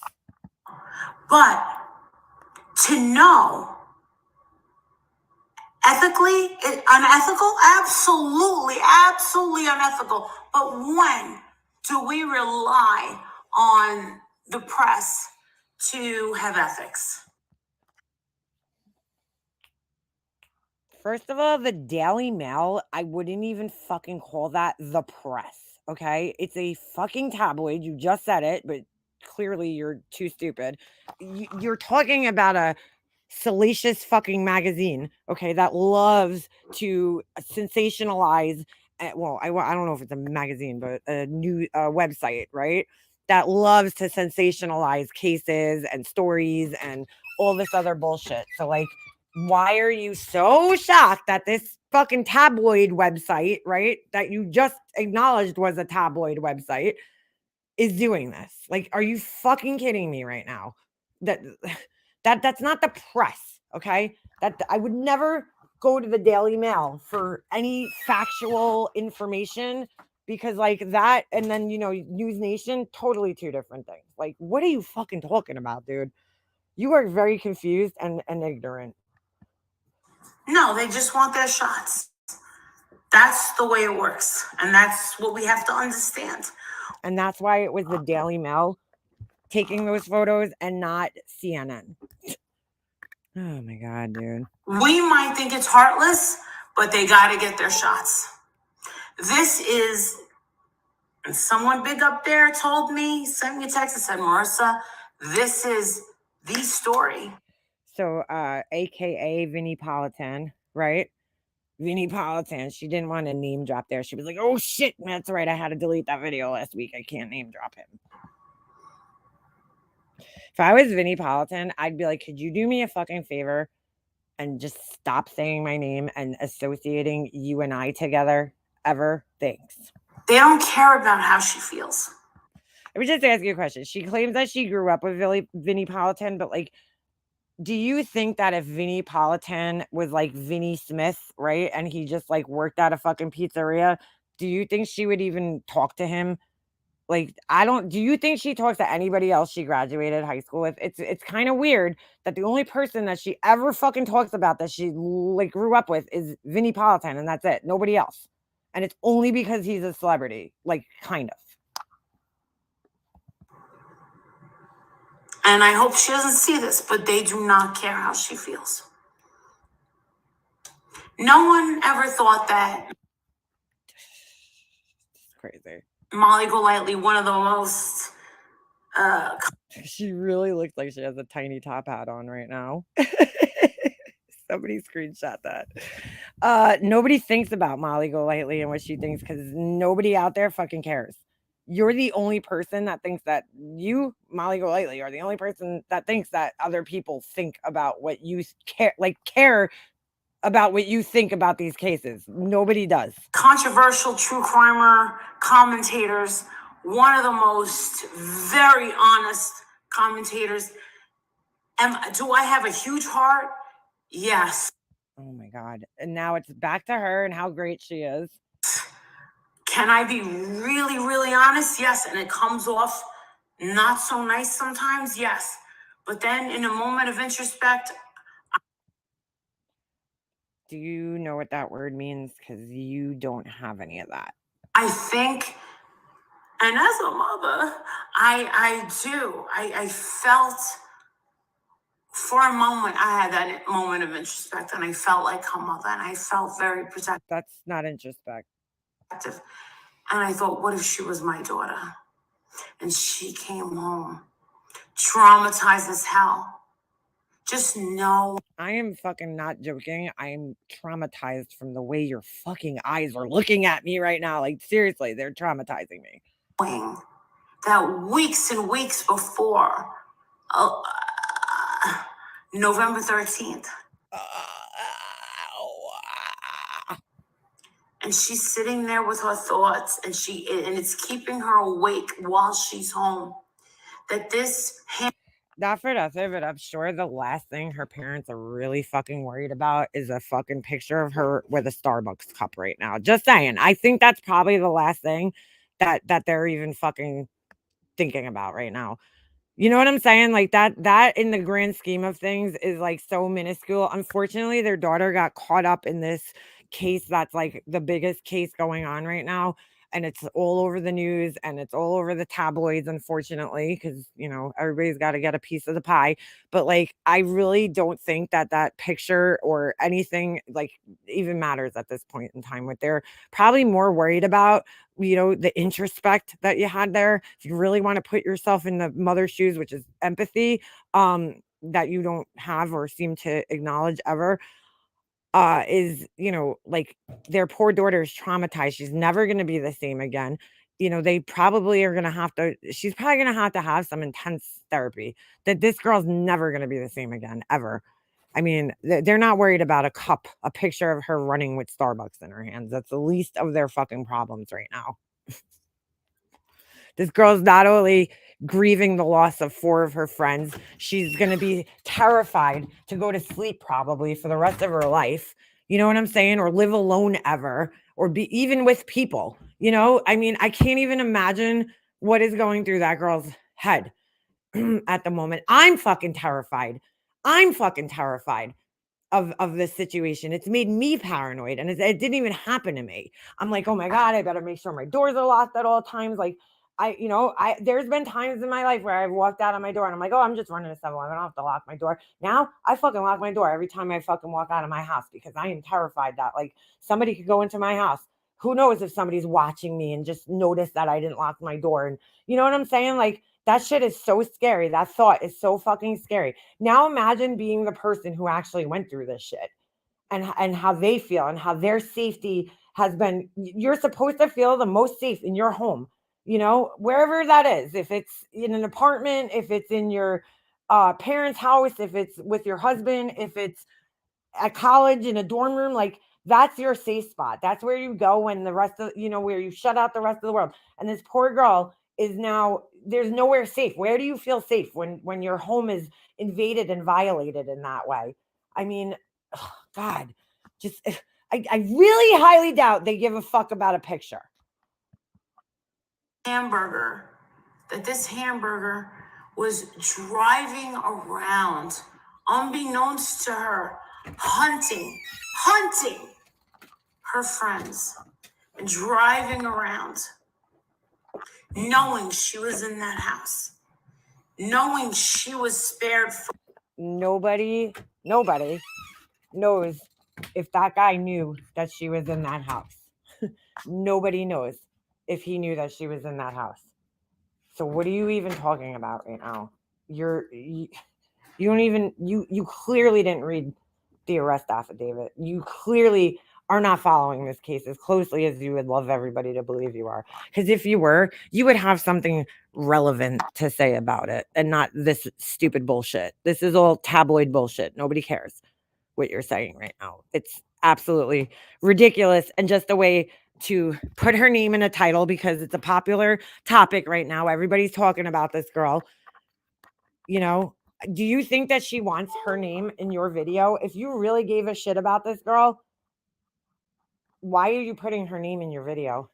If you're so worried, if you're putting, here's the lie right here, okay?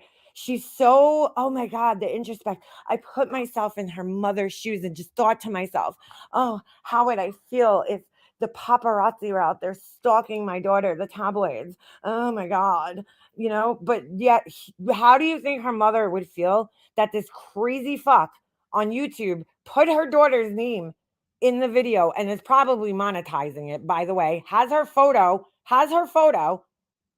on. I've seen other channels use that same photo that she has, because this right here, oh sorry, you guys can't see my mouse. This right here, let me click on this for a second. This right here, okay, that was cut out from a picture of her with all the other people that lived in the house. We all know this photo. It was her, and it's a picture where Kaylee and Maddie, or you know, they have one of them's on the other's back. I can't remember which one. And then you got Ethan, and you got the girlfriend, and then the other girl that lived in the house. I have seen other crime creators use that picture, and guess what they do? Even the news, even the fucking news blurs her face out. Okay, so if you really gave a shit, you wouldn't put her name in your title and then her face next to your face. Do you think her mother wants this? Do you think her mother wants this? And then, whoa, in big cartoon letters, like it's a joke. Give me a fucking break, dude. For whatever reason.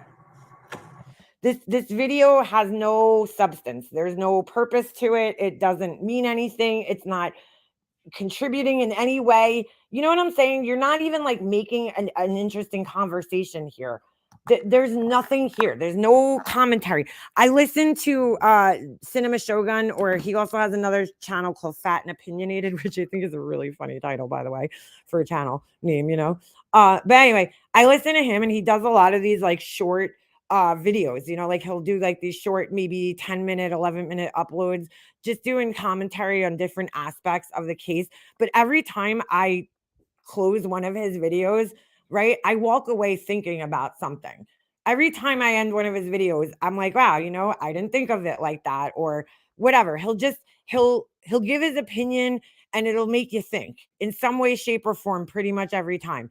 This is just word salad to put her name in a title. There's no point to this. It's not helping, it's not entertaining, it's not informative. You know what I'm saying? It's not even an opinion. It's not thoughtful. It's just a bunch of fucking word salad put together just so that you could make a video and put her name in the title. Like, really, that's all this is.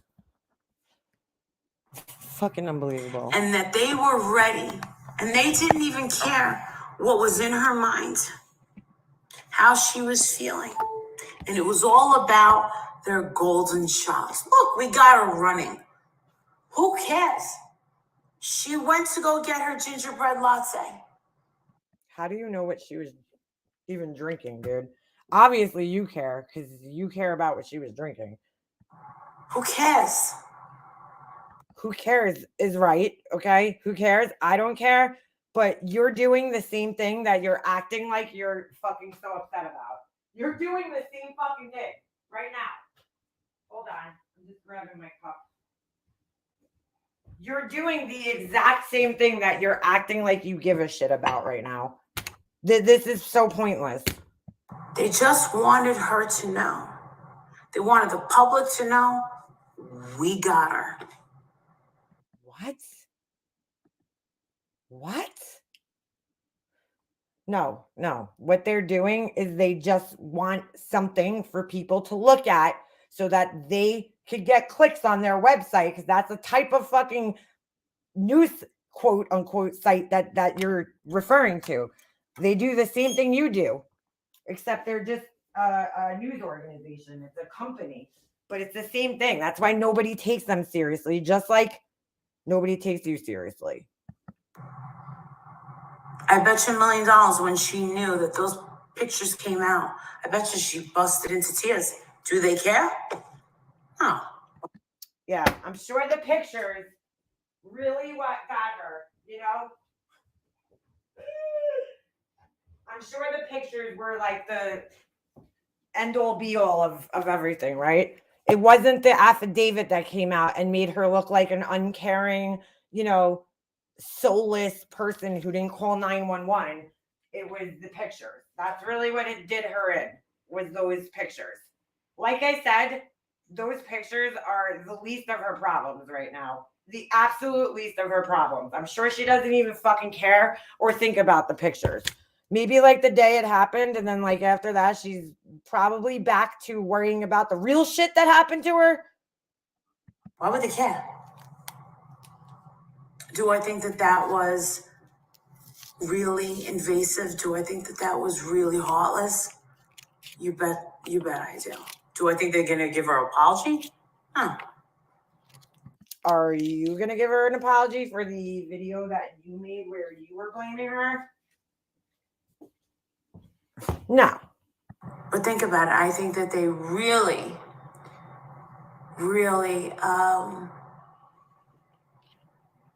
re-victimized this poor girl. Doesn't matter what. You think that taking photos, which I don't agree with, because I don't think that anybody should be following this girl, like no news organizations, leave her alone.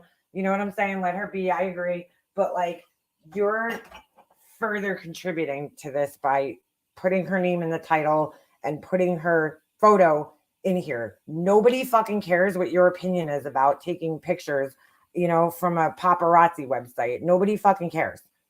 Nobody cares what your opinion is, honestly. So why the fuck are you even doing this? There is no point of this video. What questions I have. And I was listening to Mallory yesterday, House of Williams. And the whole time I was listening, I was like, oh my God. Was she hysterical? Yes. I was like, oh my God. But when she really got serious, I started listening to what she had to say. I really thought about what she was saying. I said, oh my goodness. Oh my goodness. It is true. And I have to think about that. What if there was a reason for 8 hours these two girls did not want to call 911? Oh my God. Can this woman please learn how to edit her videos? Like, this is not, you're not one of those people. Now, I will say, I'm going back to Cinema Shogun, aka Fat and Opinionated. He does completely unedited videos somehow. And like, I don't know how he does it, where he just talks so fluidly and doesn't have to cut out any bullshit, because like I can't do that, you know. I know like my lives obviously aren't edited, but it's a different format. If I'm gonna upload a video, I would have to edit it, because like I'm all over the place, you know. It's hard when you're just kind of sitting in front of a camera trying to share your thoughts, but he's actually really good at it, you know, and he never has to edit. I've never watched one of his videos and thought to myself, like, why didn't you edit this, dude? He's just good. Some people just have that ability to fluidly speak without, you know what I'm saying? Like pauses or or ahs or weird facial movements. Like he just talks and is very good at it. She is not. She is not. She needs to be edited if she's gonna make a video like this. But yeah, she did say 811. She certainly did. That's what I'm saying. She needs to edit the video. Ouch. Ouch. Raises questions. What? Not want to call 911. Ouch. Ouch. Raises questions. And I think that is the reason why they're going after her. And it's just You think? You think? I mean, is she serious with this right now? Wow. Thank God she made this video, because nobody else knew why people were going after her. I mean, like, for her to even be saying this, it's like, dude, Captain Obvious just fucking called. Holy shit. Of course, that's the reason people are going after her. What do you mean you think? It's not just your opinion. That's exactly what it is. And unless you're fucking living under a rock somewhere, you don't even need to think that, because that's what it is. Like, oh my God, dude. matter of If you've actually been following this case, you know what I'm saying? You wouldn't think that. You would know that. time until they go after the other one. They, aka me. That's what I wanted to say. And The other girl's name was not mentioned in the affidavit. So, like, why would anybody go after her? She was on the first floor. She was not mentioned in the affidavit. There's nothing about her anywhere in the case. So, like, why would people go after her? They don't know what her story is. The only reason, like, does she know that the affidavit came out? Like, and that's why people are saying all this shit? Like, like I said, this video just isn't meant to be informative or anything. It's nothing. It's just drivel. You know what I'm saying? It's pure word salad. If anybody ever fucking wonders what people mean when they say word salad, this just direct them to this video, because this is exactly what word salad is. It's just like a bunch of shit that doesn't ever really have any real point to it. I mean, she finally kind of made a point here at the end of the video, you know, but it's kind of pointless, because we all know, we all who are following and interested in this case and these people and the justice that's hopefully going to happen in this case, we all know why people are going after this girl. Like, we're not stupid, you know.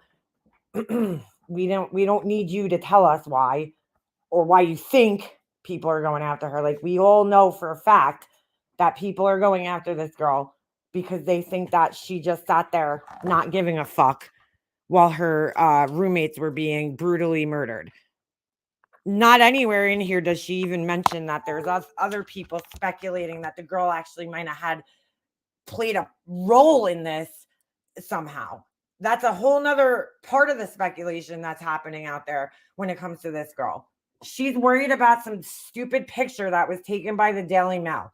That's not even important in the grand scheme of things. Nobody fucking cares about that. Is it wrong? Yes, but it's not really that important in all of this. They also took pictures of his family, which is also extremely invasive. Why don't you feel bad for them? These people had their fucking house destroyed, their lives destroyed. The SWAT team kicked through their fucking windows. And guess what? Homeowners insurance don't cover that shit. At least I don't think they do. So the dad was out there cleaning it up because there's no, it's not like a hurricane came through or a windstorm and knocked their windows out. The SWAT team comes, they fuck your house up, and guess who has to take care of the damage that they do? That would be you. That would be you. You don't get, nobody helps you. Nobody comes and cleans it up. It's not the movies. You know what I'm saying? And that sucks for his family that had to happen, that their house is destroyed. Hence the reason that they probably still have tape up on the door from the last photo I saw of the house. That's really, yeah, of course she's gone after the parents because in her small, minuscule mind, the parents must have known that their child was a murderer. I've heard some of her commentary about the parents and, if that was my son, well, you don't know, with Jakey Poo, what you would do because your son, we could already tell what kind of mother you are, that your son can do absolutely no wrong, in this world, that he's perfect child. So God forbid something like this, or he was ever accused of something like this. We all know how you would act. So you could sit here up on your fucking high horse and act like you would disown him, but we all know that wouldn't happen. Okay. Fuck out of here. And you know what? If God forbid that ever did happen, I hope there's somebody out there just like you that sits there judging you and fucking saying what a fucking lunatic you are and how you raised a murderer and all this other bullshit. Because you never fucking know. You know what? Your son could do what many teenagers and college age kids do one night, and that's go out to a party, have a couple of beers, maybe not even be drunk, okay? Feeling drunk, get in a car, drive home and accidentally fucking kill somebody. And you know what? Would you like people pointing the fingers at you for a bad decision that your son made one night? Just think about it. You know what I'm saying? Like, kids do that and it's a bad choice and it's a bad mistake. But it's a horrible fucking choice and it ruins people's lives. Absolutely ruins people's lives. But I don't think that people go out with the intention of doing that. You know what I'm saying? They make a bad choice and it ends horribly and it murders a whole family's life, changes everybody's life. But it's horrible. It's a horrible thing. But would you want, you know what I'm saying? Would you want to be judged on your child's actions when they become adults and they make bad decisions? Like, anything could happen. Your son could hit anybody. This is absolutely horrible. This just happened. There was a kid that plays hockey, not in my son's organization, in a different organization, this is just so horrible. Kid was skateboarding, okay, to his car because he was coming out, I forget where he was coming out of, and he had his headphones in his ears, okay, his AirPods, and I guess he didn't hear that there was a car behind him. He got hit by a car and he passed away, okay? It was an accident, drinking and driving is not really an accident. It's a bad choice, so I don't want to compare the two because that's a bad choice that somebody's making that could potentially have life-altering effects. My whole point is, I was talking to somebody who knew this kid personally, and they were like, I feel bad for the kid that was driving the car because it was you know what I'm saying? Like, I feel bad for that person too because I don't think he had that intent. It was an accident, that happened, a horrible accident. Obviously, when you go into somebody's house and you stalk them for 12 days or whatever, that's totally different. But you don't judge the parents. My whole point here is that, like, something terrible, your son could unknowingly even be capable of doing something terrible, right? Just one night making a horrible mistake. Would you want people judging you as a parent because those people, you know what I'm saying? Because that happened, because it could happen to any of us, dude. We don't have control of our children when they leave our houses at 18, 19 years old. We don't know. We could give them all the tools and all the best things in the world and hope that they, take everything that we taught them and they turn out being good, productive humans. But those parents did not ask for this. Just like the Laundries didn't ask for it. Just like the Watts parents didn't ask for this. You know, so she'll sit here and be like, you raised a murderer. And that's not the case, dude. That's not the case. You didn't raise a murderer. You know, you have to feel bad for these people no matter what it is with their kids. What happened to my membership? I don't know, Monkey. What happened? I can't see. Oh, I can see who's members in here. I don't know, girl. That's a good question. I see the other memberships here.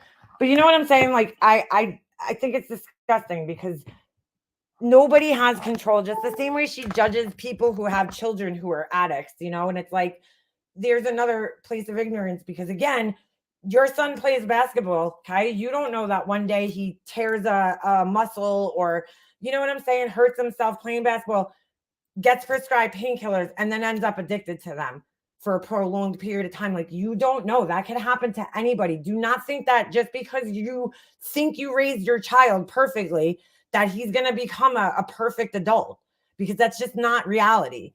Anybody could have something horrible happen in their family at any time, whether it's planned, unplanned. You know what I'm saying? Like, it is what it is. Stop fucking judging people based on other people's actions. I can't stand that. I just can't stand it.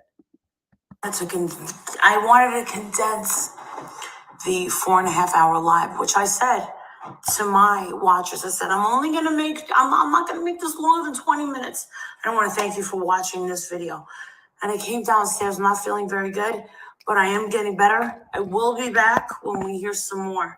Thank you. I love you. And honestly, God bless you, Ethan Chapin's mom, and the rest of the families and friends that are hurting. This story has. Why did she only say his mom? Like, what do you like? This video wasn't even about him, so why is she saying God bless you, Ethan Chapin's mom? Did she realize that this isn't the person that she was making the video about? I don't even think she probably doesn't even know that that Dylan's a girl at this point in time, because her name's Dylan and it could be a boy's name. Like, this is such horribleness. It's absolutely touched my soul. God bless you all. Wow, dude. I knew that would be a good watch for us tonight. Wow. That is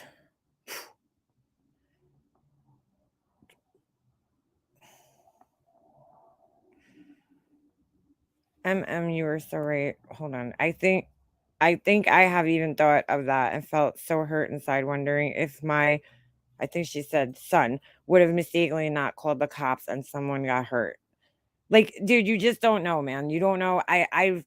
She had too many vaccines. I don't know if it's been vaccines or something else. There you are, Monkey Mar. I see you, girl. Thank you for joining. I don't know what happened, but thank you. I can't kick anybody out of memberships, just saying. I don't know if, it could have been something. I don't know. Don't worry about it, though, girl. If you can't join, that's fine. Like, don't worry about it. No pressure. Anything could happen to any one of us. Like, it's just so ridiculous. I hate the way she goes after these people, because you just, you don't know. Is it, I'm sorry, but like, just as a human, I have to have empathy for the murderer's parents too. During the Jodi Arias trial, people attacked her parents, that they were like these horrible people. And to be honest, I think her parents were just normal people, normal folks, that just, their daughter did this terrible thing. She lied to them. I mean, if you ever watched their interrogation of the parents, like, you would kind of understand that they were just totally like confused, and I just can't even imagine. They didn't, while they acknowledged that their daughter had some issues growing up, they never thought she would be capable of doing what she did, so it's like, and if you can't feel empathy for those people in that situation, then you're just fucking evil. I'm sorry, but like, it's like, I understand everybody wants to point the finger and they want to put blame on people, and it's terrible, but like, you have to kind of feel bad for those people too, because they didn't ask to be put in this position that they're in. This affects everybody's life. So, and people are mad because the parents are insisting that he's innocent. And you know what? Just like Dylan, here you go. If you can understand that Dylan was in shock, okay, right? And maybe didn't call the police for 8 hours because she was in shock of what was going on in her home, then you could also believe that the parents are in shock hearing that their child, who they've never known to be violent or do anything like this his whole life, and don't think that he's capable of this, and might not be at the stage where they're even close to ready to accepting that their kid could have possibly killed 4 people, you know, on purpose, and have like been planning it out. Like, could you imagine having to come to terms with that in your head? Because I can't. You know, I would look back at this little boy that I had, and who, you know, played hockey all these years and made me so happy and brought me so much joy in my life, and think, holy shit, you know, because that does happen. Not every single person that murders other people shows signs. And as scary as that is, we want to believe that that's the case. Oh, okay, he must have always been a little psychopath. That's not always the case, guys. It's not, you know, unfortunately. Like, so there's times in where people lead normal lives. Chris Watts, a great example of that. You know, the guy led a fucking totally normal, mundane life up until that happened to him. And then, I mean, could you imagine what his parents were feeling? You know, maybe there was signs, but not, maybe they were just so subtle. And most parents are probably like, okay, you know, maybe they could acknowledge that, okay, there's something a little odd about my son or off about him, but like, not to that point. No parents are going to be like, yeah, my son's a murderer. You know what I'm saying? You're going to talk yourself out of that. So it would be shocking. I know it would be for me. I mean, you know, my son could be a pain in the ass sometimes, but would I ever in a million years think he would be violent? No, never. You know, he's only 10 now, but I just don't see that ever happening. But you just never do know. I wonder in the end what we do learn about the family. You know, clearly, okay, let's just face it, everybody who does something like this, there's something wrong with them. Like, you know, somewhere along the lines. And again, the signs are missed all the time. There's somebody in my family who is problematic, okay? He did something terrible. I've talked about this before. But like, looking back, right? Looking back through his life, there was signs that there was like some type of issue there, but never did anybody think that that issue would turn into what it actually did. You know, like I look back and I'm like, holy shit, dude, the red flags were all there. They were all there, but not for that exact thing that happened. You know, like I look back and I'm like, okay, I know I didn't acknowledge even from when he was like, I'm talking back to when we were kids, that there was like something there, you know, that there was some type of problem that was like excessive, but not the way that it ended up playing out in the end. I would have never thought that.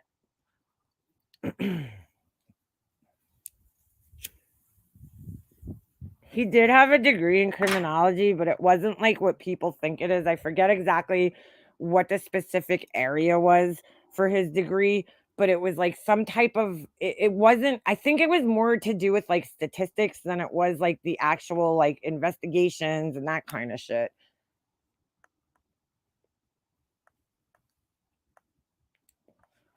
Not too bad shit. All of her descriptions, etc., were reported in hindsight.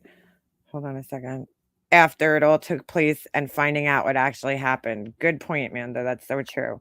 I strongly recommend the documentary, The Family I Had. Great documentary on this subject. Thank you, Bubby. I'm going to pin that so that if I come back to look for it, it's on my screen so I can find it. I definitely like that type of thing. But yeah, just look at her. If we go to her page here and we just look, it's just like, dude, that video is so fucking pointless, man. Seriously. So pointless. She's just grifting, trying to get, you know, this is what bothered me about this in the first place. And I know most of you guys know this, but like when she covered the Chris Watts case, she just like anything she could do to put their names in the title just to get people to click on the video. That's what she was doing. And it was a lot of videos like this where it was just total word salad. Nothing fucking like came out of it. You know what I'm saying? And I'm not saying that every video that's made on this topic is, you know, informative, or, you know, sometimes people are just discussing their thoughts and feelings about things, but like that was a whole entire video of like 99% word salad and 1% her opinion. And it was just really to get clicks on the videos. All of these are. every single one of these videos here on the topic is just, I'm sorry for being mean to his mom. No, you're not. Like, are you really? But I have reasons. She's All right. I'm just gonna do a quick video because gotta I speed know her up. that I'm gonna catch hell from Justin later on. Because he was bitching about the video that I made earlier about the killer's mom. Marissa, it's only been a week. I was like, Why does she have like creepy music playing? you don't know how I feel. And he doesn't. And this is the thing. I didn't go step by step and watch this whole thing. Because I knew that I couldn't. So why are you talking about it if you didn't watch the whole thing? This is like in the Chris Watts case again, that where she the discovery came out, and it was so funny. She went up on Laura's panel to like, and Laura's like questioning. I wonder if that video is actually still up on Laura's page, because I think it should be on her channel that she's using right now. She was like questioning her, asking her opinions about the discovery document, and it was very apparent that she didn't read it. And instead of just saying like, listen, I didn't read the whole thing, it was like 2,000 pages or whatever the fuck it was, she like sat there and tried to like wiggle her way out of it by answering things in a very generic way that made it obvious to most people that she probably didn't read the document at all, but she felt stupid saying that she didn't, since she was covering the case.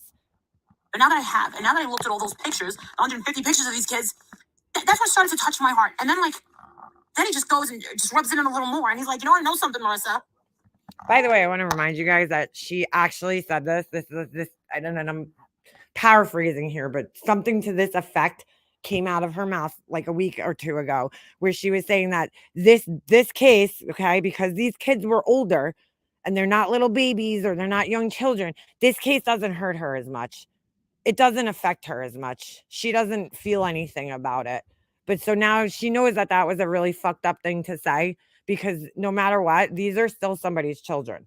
These are somebody's children. And could you imagine how much, I'm not saying it's not hurtful to lose a young child. I'm just saying, think about it in these terms, okay? You raise a child from babyhood to toddlerhood to preschool years, through the elementary years, and then you get them through middle school, the rough years in middle school. That's, I think, hard for everybody, middle school, when you're going through puberty, and then you get them through high school, and you finally send your child like to go embark on the rest of his life. So to utilize all the shit you taught them all those years, those 18 years of their life, that's a long time. And then all of a sudden something like this happens to them. Could you imagine how much more fucking heartbreaking that is?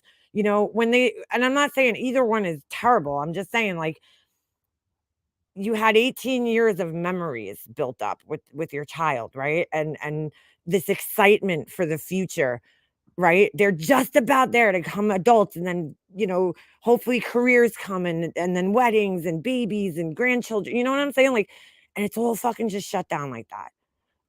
Like, that to me is so fucking, just, that would destroy me.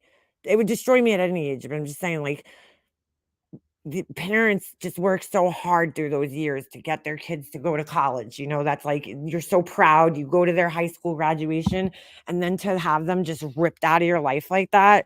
Like, how do you even compare that to, or say that one, you know what I'm saying? Like, say that it's not as upsetting. Like, what do they don't matter anymore? No, they're fucking, they matter more. Yeah, every year that you have a child, they matter more and more and more to you. You know what I'm saying? Like,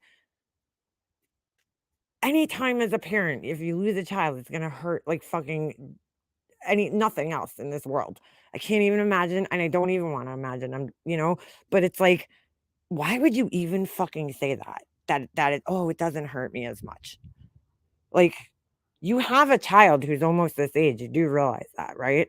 So you're telling me that if something happened to your son, it wouldn't hurt you as much because he's older? Think about, for a mother to say something like that, how fucked up that is. I'm like, what, Justin? And he's like, his parents really, raised, he was, on his way to being a real serial, and I'm like, I don't think his parents raised him. Their parents raised him to he was going to school for a PhD. I'm sure his parents were very proud of him and his accomplishments. I know. So It's not every day you raise a child that even gets accepted to a PhD, program. I mean, that, and then does something like this, throws his whole fucking life away to do this for whatever reason. Like, you know what I'm saying? Like, this kid threw his whole fucking life away. For what? For what? This kid had so much going for him. Why did he throw his life away like this? listen, he's already arrested. And I get that, but that's just like, that's not enough for me. It's not enough for me because Okay, well, what more would you like to happen? He's going to go through a trial. What more would you like to happen? I don't think anything is ever enough for this woman. What more would you like to happen to this guy right now? He has the same rights we all have. So he could have had a speedy trial, but he chose not to. So what more would you like to happen at this conjuncture? Like, really, what would you like to happen? Because it's not fulfilling your thirst for gossip.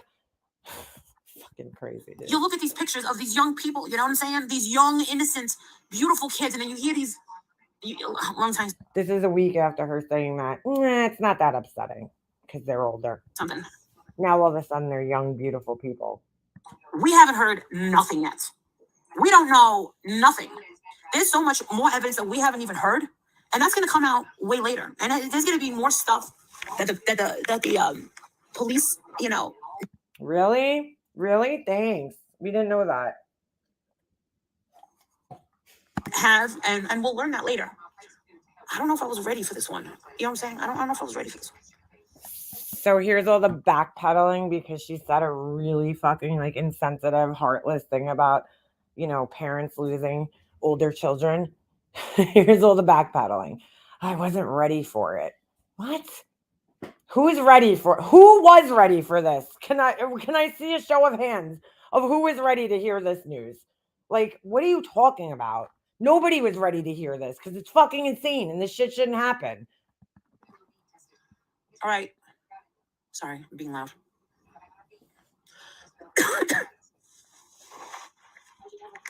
I feel so bad for them, and I'm so glad that You didn't feel too bad last week. those police were working so diligently. Because let me tell you something, there's a lot of people that were saying that those cops in Idaho were, dumbasses. Probably people like your friend Betty Bullhorn. You mean those people?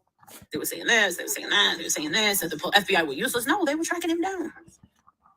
You and your fucking friends are the worst of doing that to the police in every case that you allegedly cover. Okay, you do the same thing. Quentin Simon, they're not doing enough. The police aren't doing enough.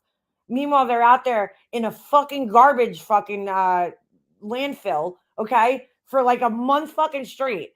But they're not doing enough. Sifting through every little fucking droplet of garbage, but they're not doing enough because this girl's in the house. They're not doing enough. They're not trying to find the body so that they have probable cause to arrest this girl because they don't have enough right now. They're not working hard enough, fast enough for us. But now you're going to act like, oh, the police are just wonderful in these cases. Fuck out of here. If they didn't catch this guy, she'd be saying the same fucking thing. They were monitoring him. They were on his tail. And I have to say that I like hearing, for a change, good police work. Yeah. Wow, dude. So she just admitted it right there. She's constantly criticizing the police as if she could do better. That's, that whole thing that was going on in Savannah and stuff like that. That stuff broke my heart. It was the same thing, dude. The police were doing the same thing. If we didn't know, okay, that the police were monitoring, if we would have found out, okay, on November 25th that the police were monitoring this guy, you guys would have been saying the same thing. Why aren't they arresting him? Why aren't they arresting him? Why aren't they arresting him? Because you can't just go jump in a case like this, jump and arrest somebody without having a decent amount of evidence. to, make sure that this person stays in jail forever or gets a death penalty or whatever it is that they're charging the person with. Like, but you don't comprehend that. You just don't fucking comprehend that because you really don't have an interest, like a real interest in how the justice system works and how they, you know what I'm saying? Like how they prosecute people, how trials work or any of that shit. You just want immediate justice. You think that immediate justice, like our justice system is so fucking flawed and you don't even have any comprehension of that or why it's so flawed. That innocent people do get put away to jail. Even with all the steps we put in place to stop that from happening, it still happens. It still happens that innocent people are in jail and wrongly convicted. Okay. And it happens that people who do horrible things get away. So even with all the things that we have in place to stop that from happening, it still does happen. So, that's why the police have to be so ultra careful and take their time in these cases to do these things so that they're not putting the wrong person in jail. And they're not, and to ensure that they're keeping the right person in jail for whatever time they need to be there. But she's too ignorant to, understand any of this. We thought that they gave up on that baby, and they didn't. That was a shock. Sometimes we think of Summer Wells. They were freaking useless for them. Oh my God, dude, they're not useless, man. The TBI, everybody is working their ass off. You know what? Sometimes there's just not evidence of anything there's no evidence of a crime. They have to, like, again, no understanding of the Constitution or how the justice system works or why we arrest people or how we arrest people or how we prosecute people. You just know that something bad happened. It's like caveman, you're like a fucking caveman. Like me mad. You do something bad, you get arrested. It don't work like that, dude. This is not a fucking television show. There's absolutely a girl is missing and there is no other evidence of a crime occurring. So you can't just go and arrest people simply because there's a girl missing. They need to have evidence that a crime even occurred. And who is responsible for the crime? That's the most important part. They can't just arrest somebody based on a suspicion that, oh, we think it's the mom because it kind of looks like it was the mom. That's not how it fucking works. It sucks sometimes, but that's just reality. And we're all, again, afforded the same rights. So, like, I don't understand what these people don't get. That doesn't mean that the police aren't doing their job. Is it frustrating? Fuck yeah. I follow the fucking Long Island serial killer case. It's 12 years later, dude. They still haven't caught this person. It's like insane. No fucking idea who this person is, obviously, because they haven't arrested anybody. They have evidence, but they don't know who to connect it to. So, I mean, they know a crime occurred in that case, but they just don't know who committed the crime.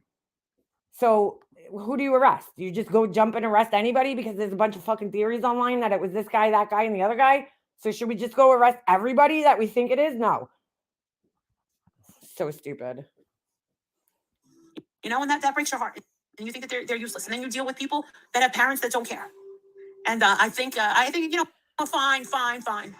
I'm watching The Walking Dead and I am. How does she know that any of these parents don't care? Just because they're not all up on the fucking news, okay, talking.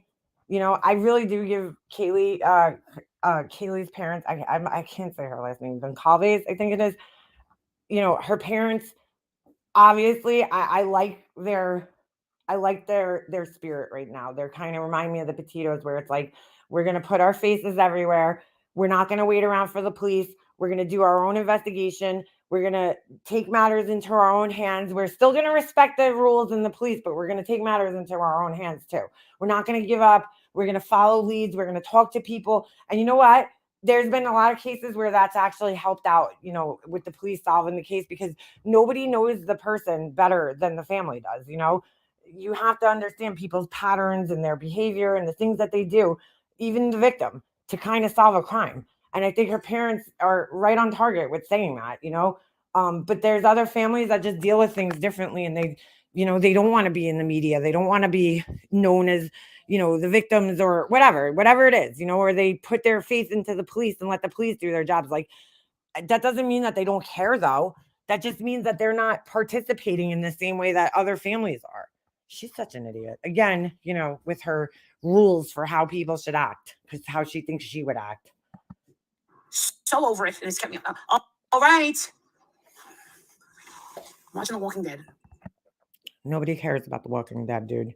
You're literally talking about a murder case, and then you're like, I'm watching The Walking Dead. Like, is that appropriate? No, not at all. It's the last season. It's on Netflix, and it's been on for a decade, and I've been watching it for a decade, and I just wanted to end. I just wanted to end. So, stop watching it. Nobody's forcing you to watch it. Why do you keep saying this? And I know it's gonna suck when it ends. That's it. And I'm not going to sleep until it ends. I've been watching it all night, and it sucks. I'm tired of you, Maggie. I'm not tired of Negan because Negan loves good. All right. Again, another word salad video where like there's no need to have this guy's pictures or these people on your thumbnail and have their names probably hashtagged and fucking tagged all over. Fuck, sorry. I don't know why that's adjusting the volume. I'm gonna scroll. If she put tags, yeah. Look at her tags, video tags. Brian Laundrie. Okay. Brian Koberger. Marianne Koberger, Idaho 4, Molly Golightly. Jesus, dude.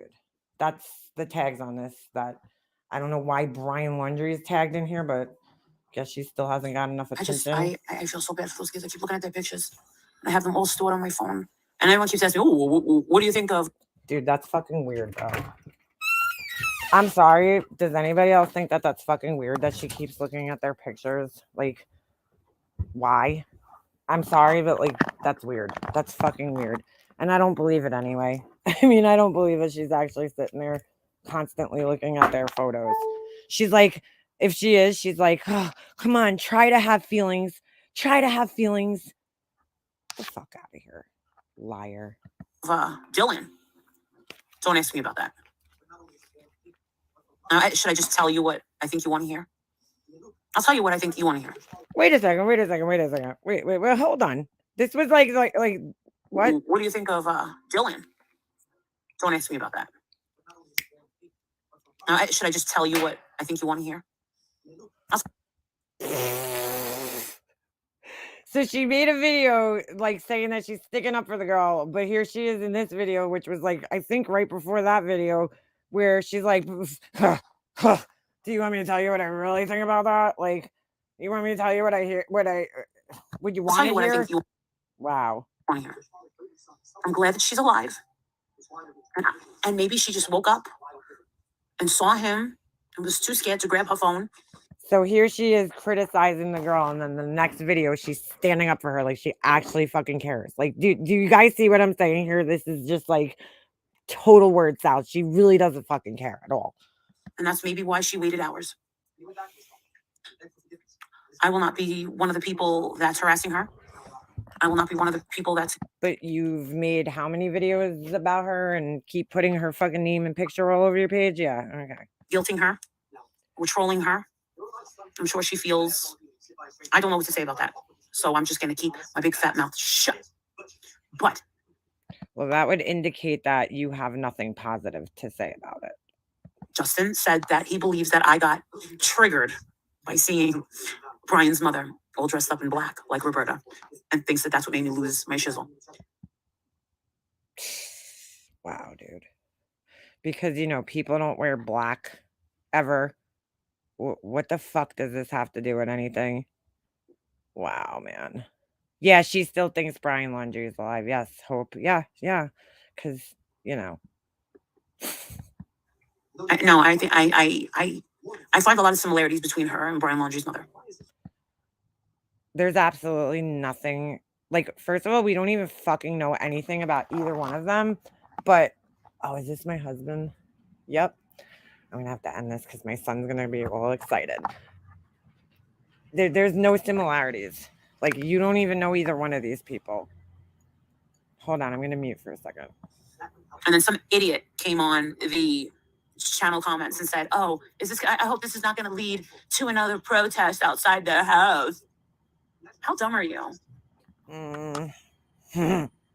Hold on. I'm just going to mute for a second because they're going to come flying in here. So let me just mute because I know he's going to be all excited.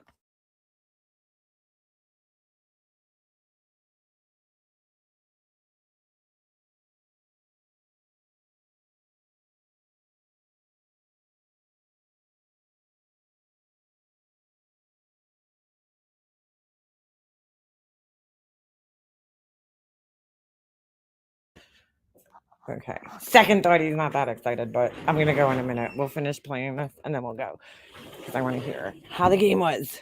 All right, hold on. Unbelievable. Why would that?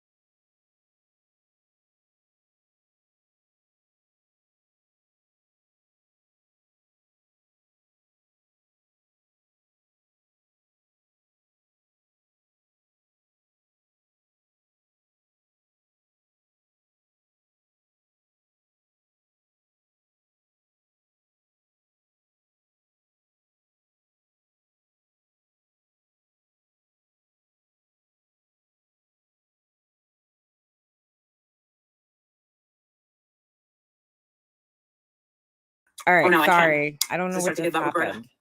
Internet.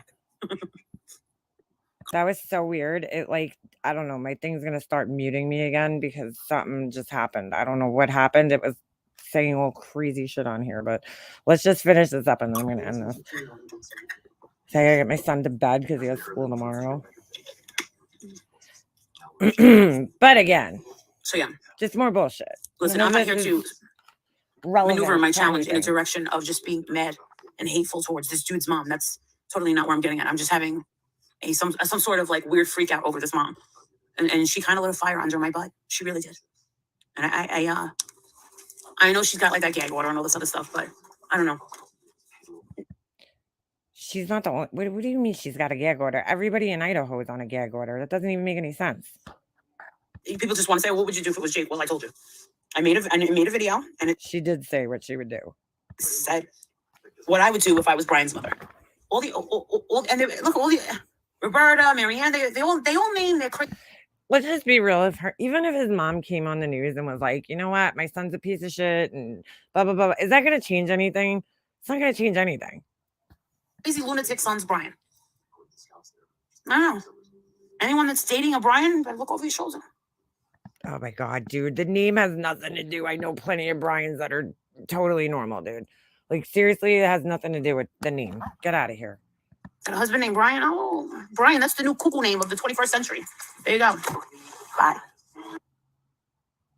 Wow, dude.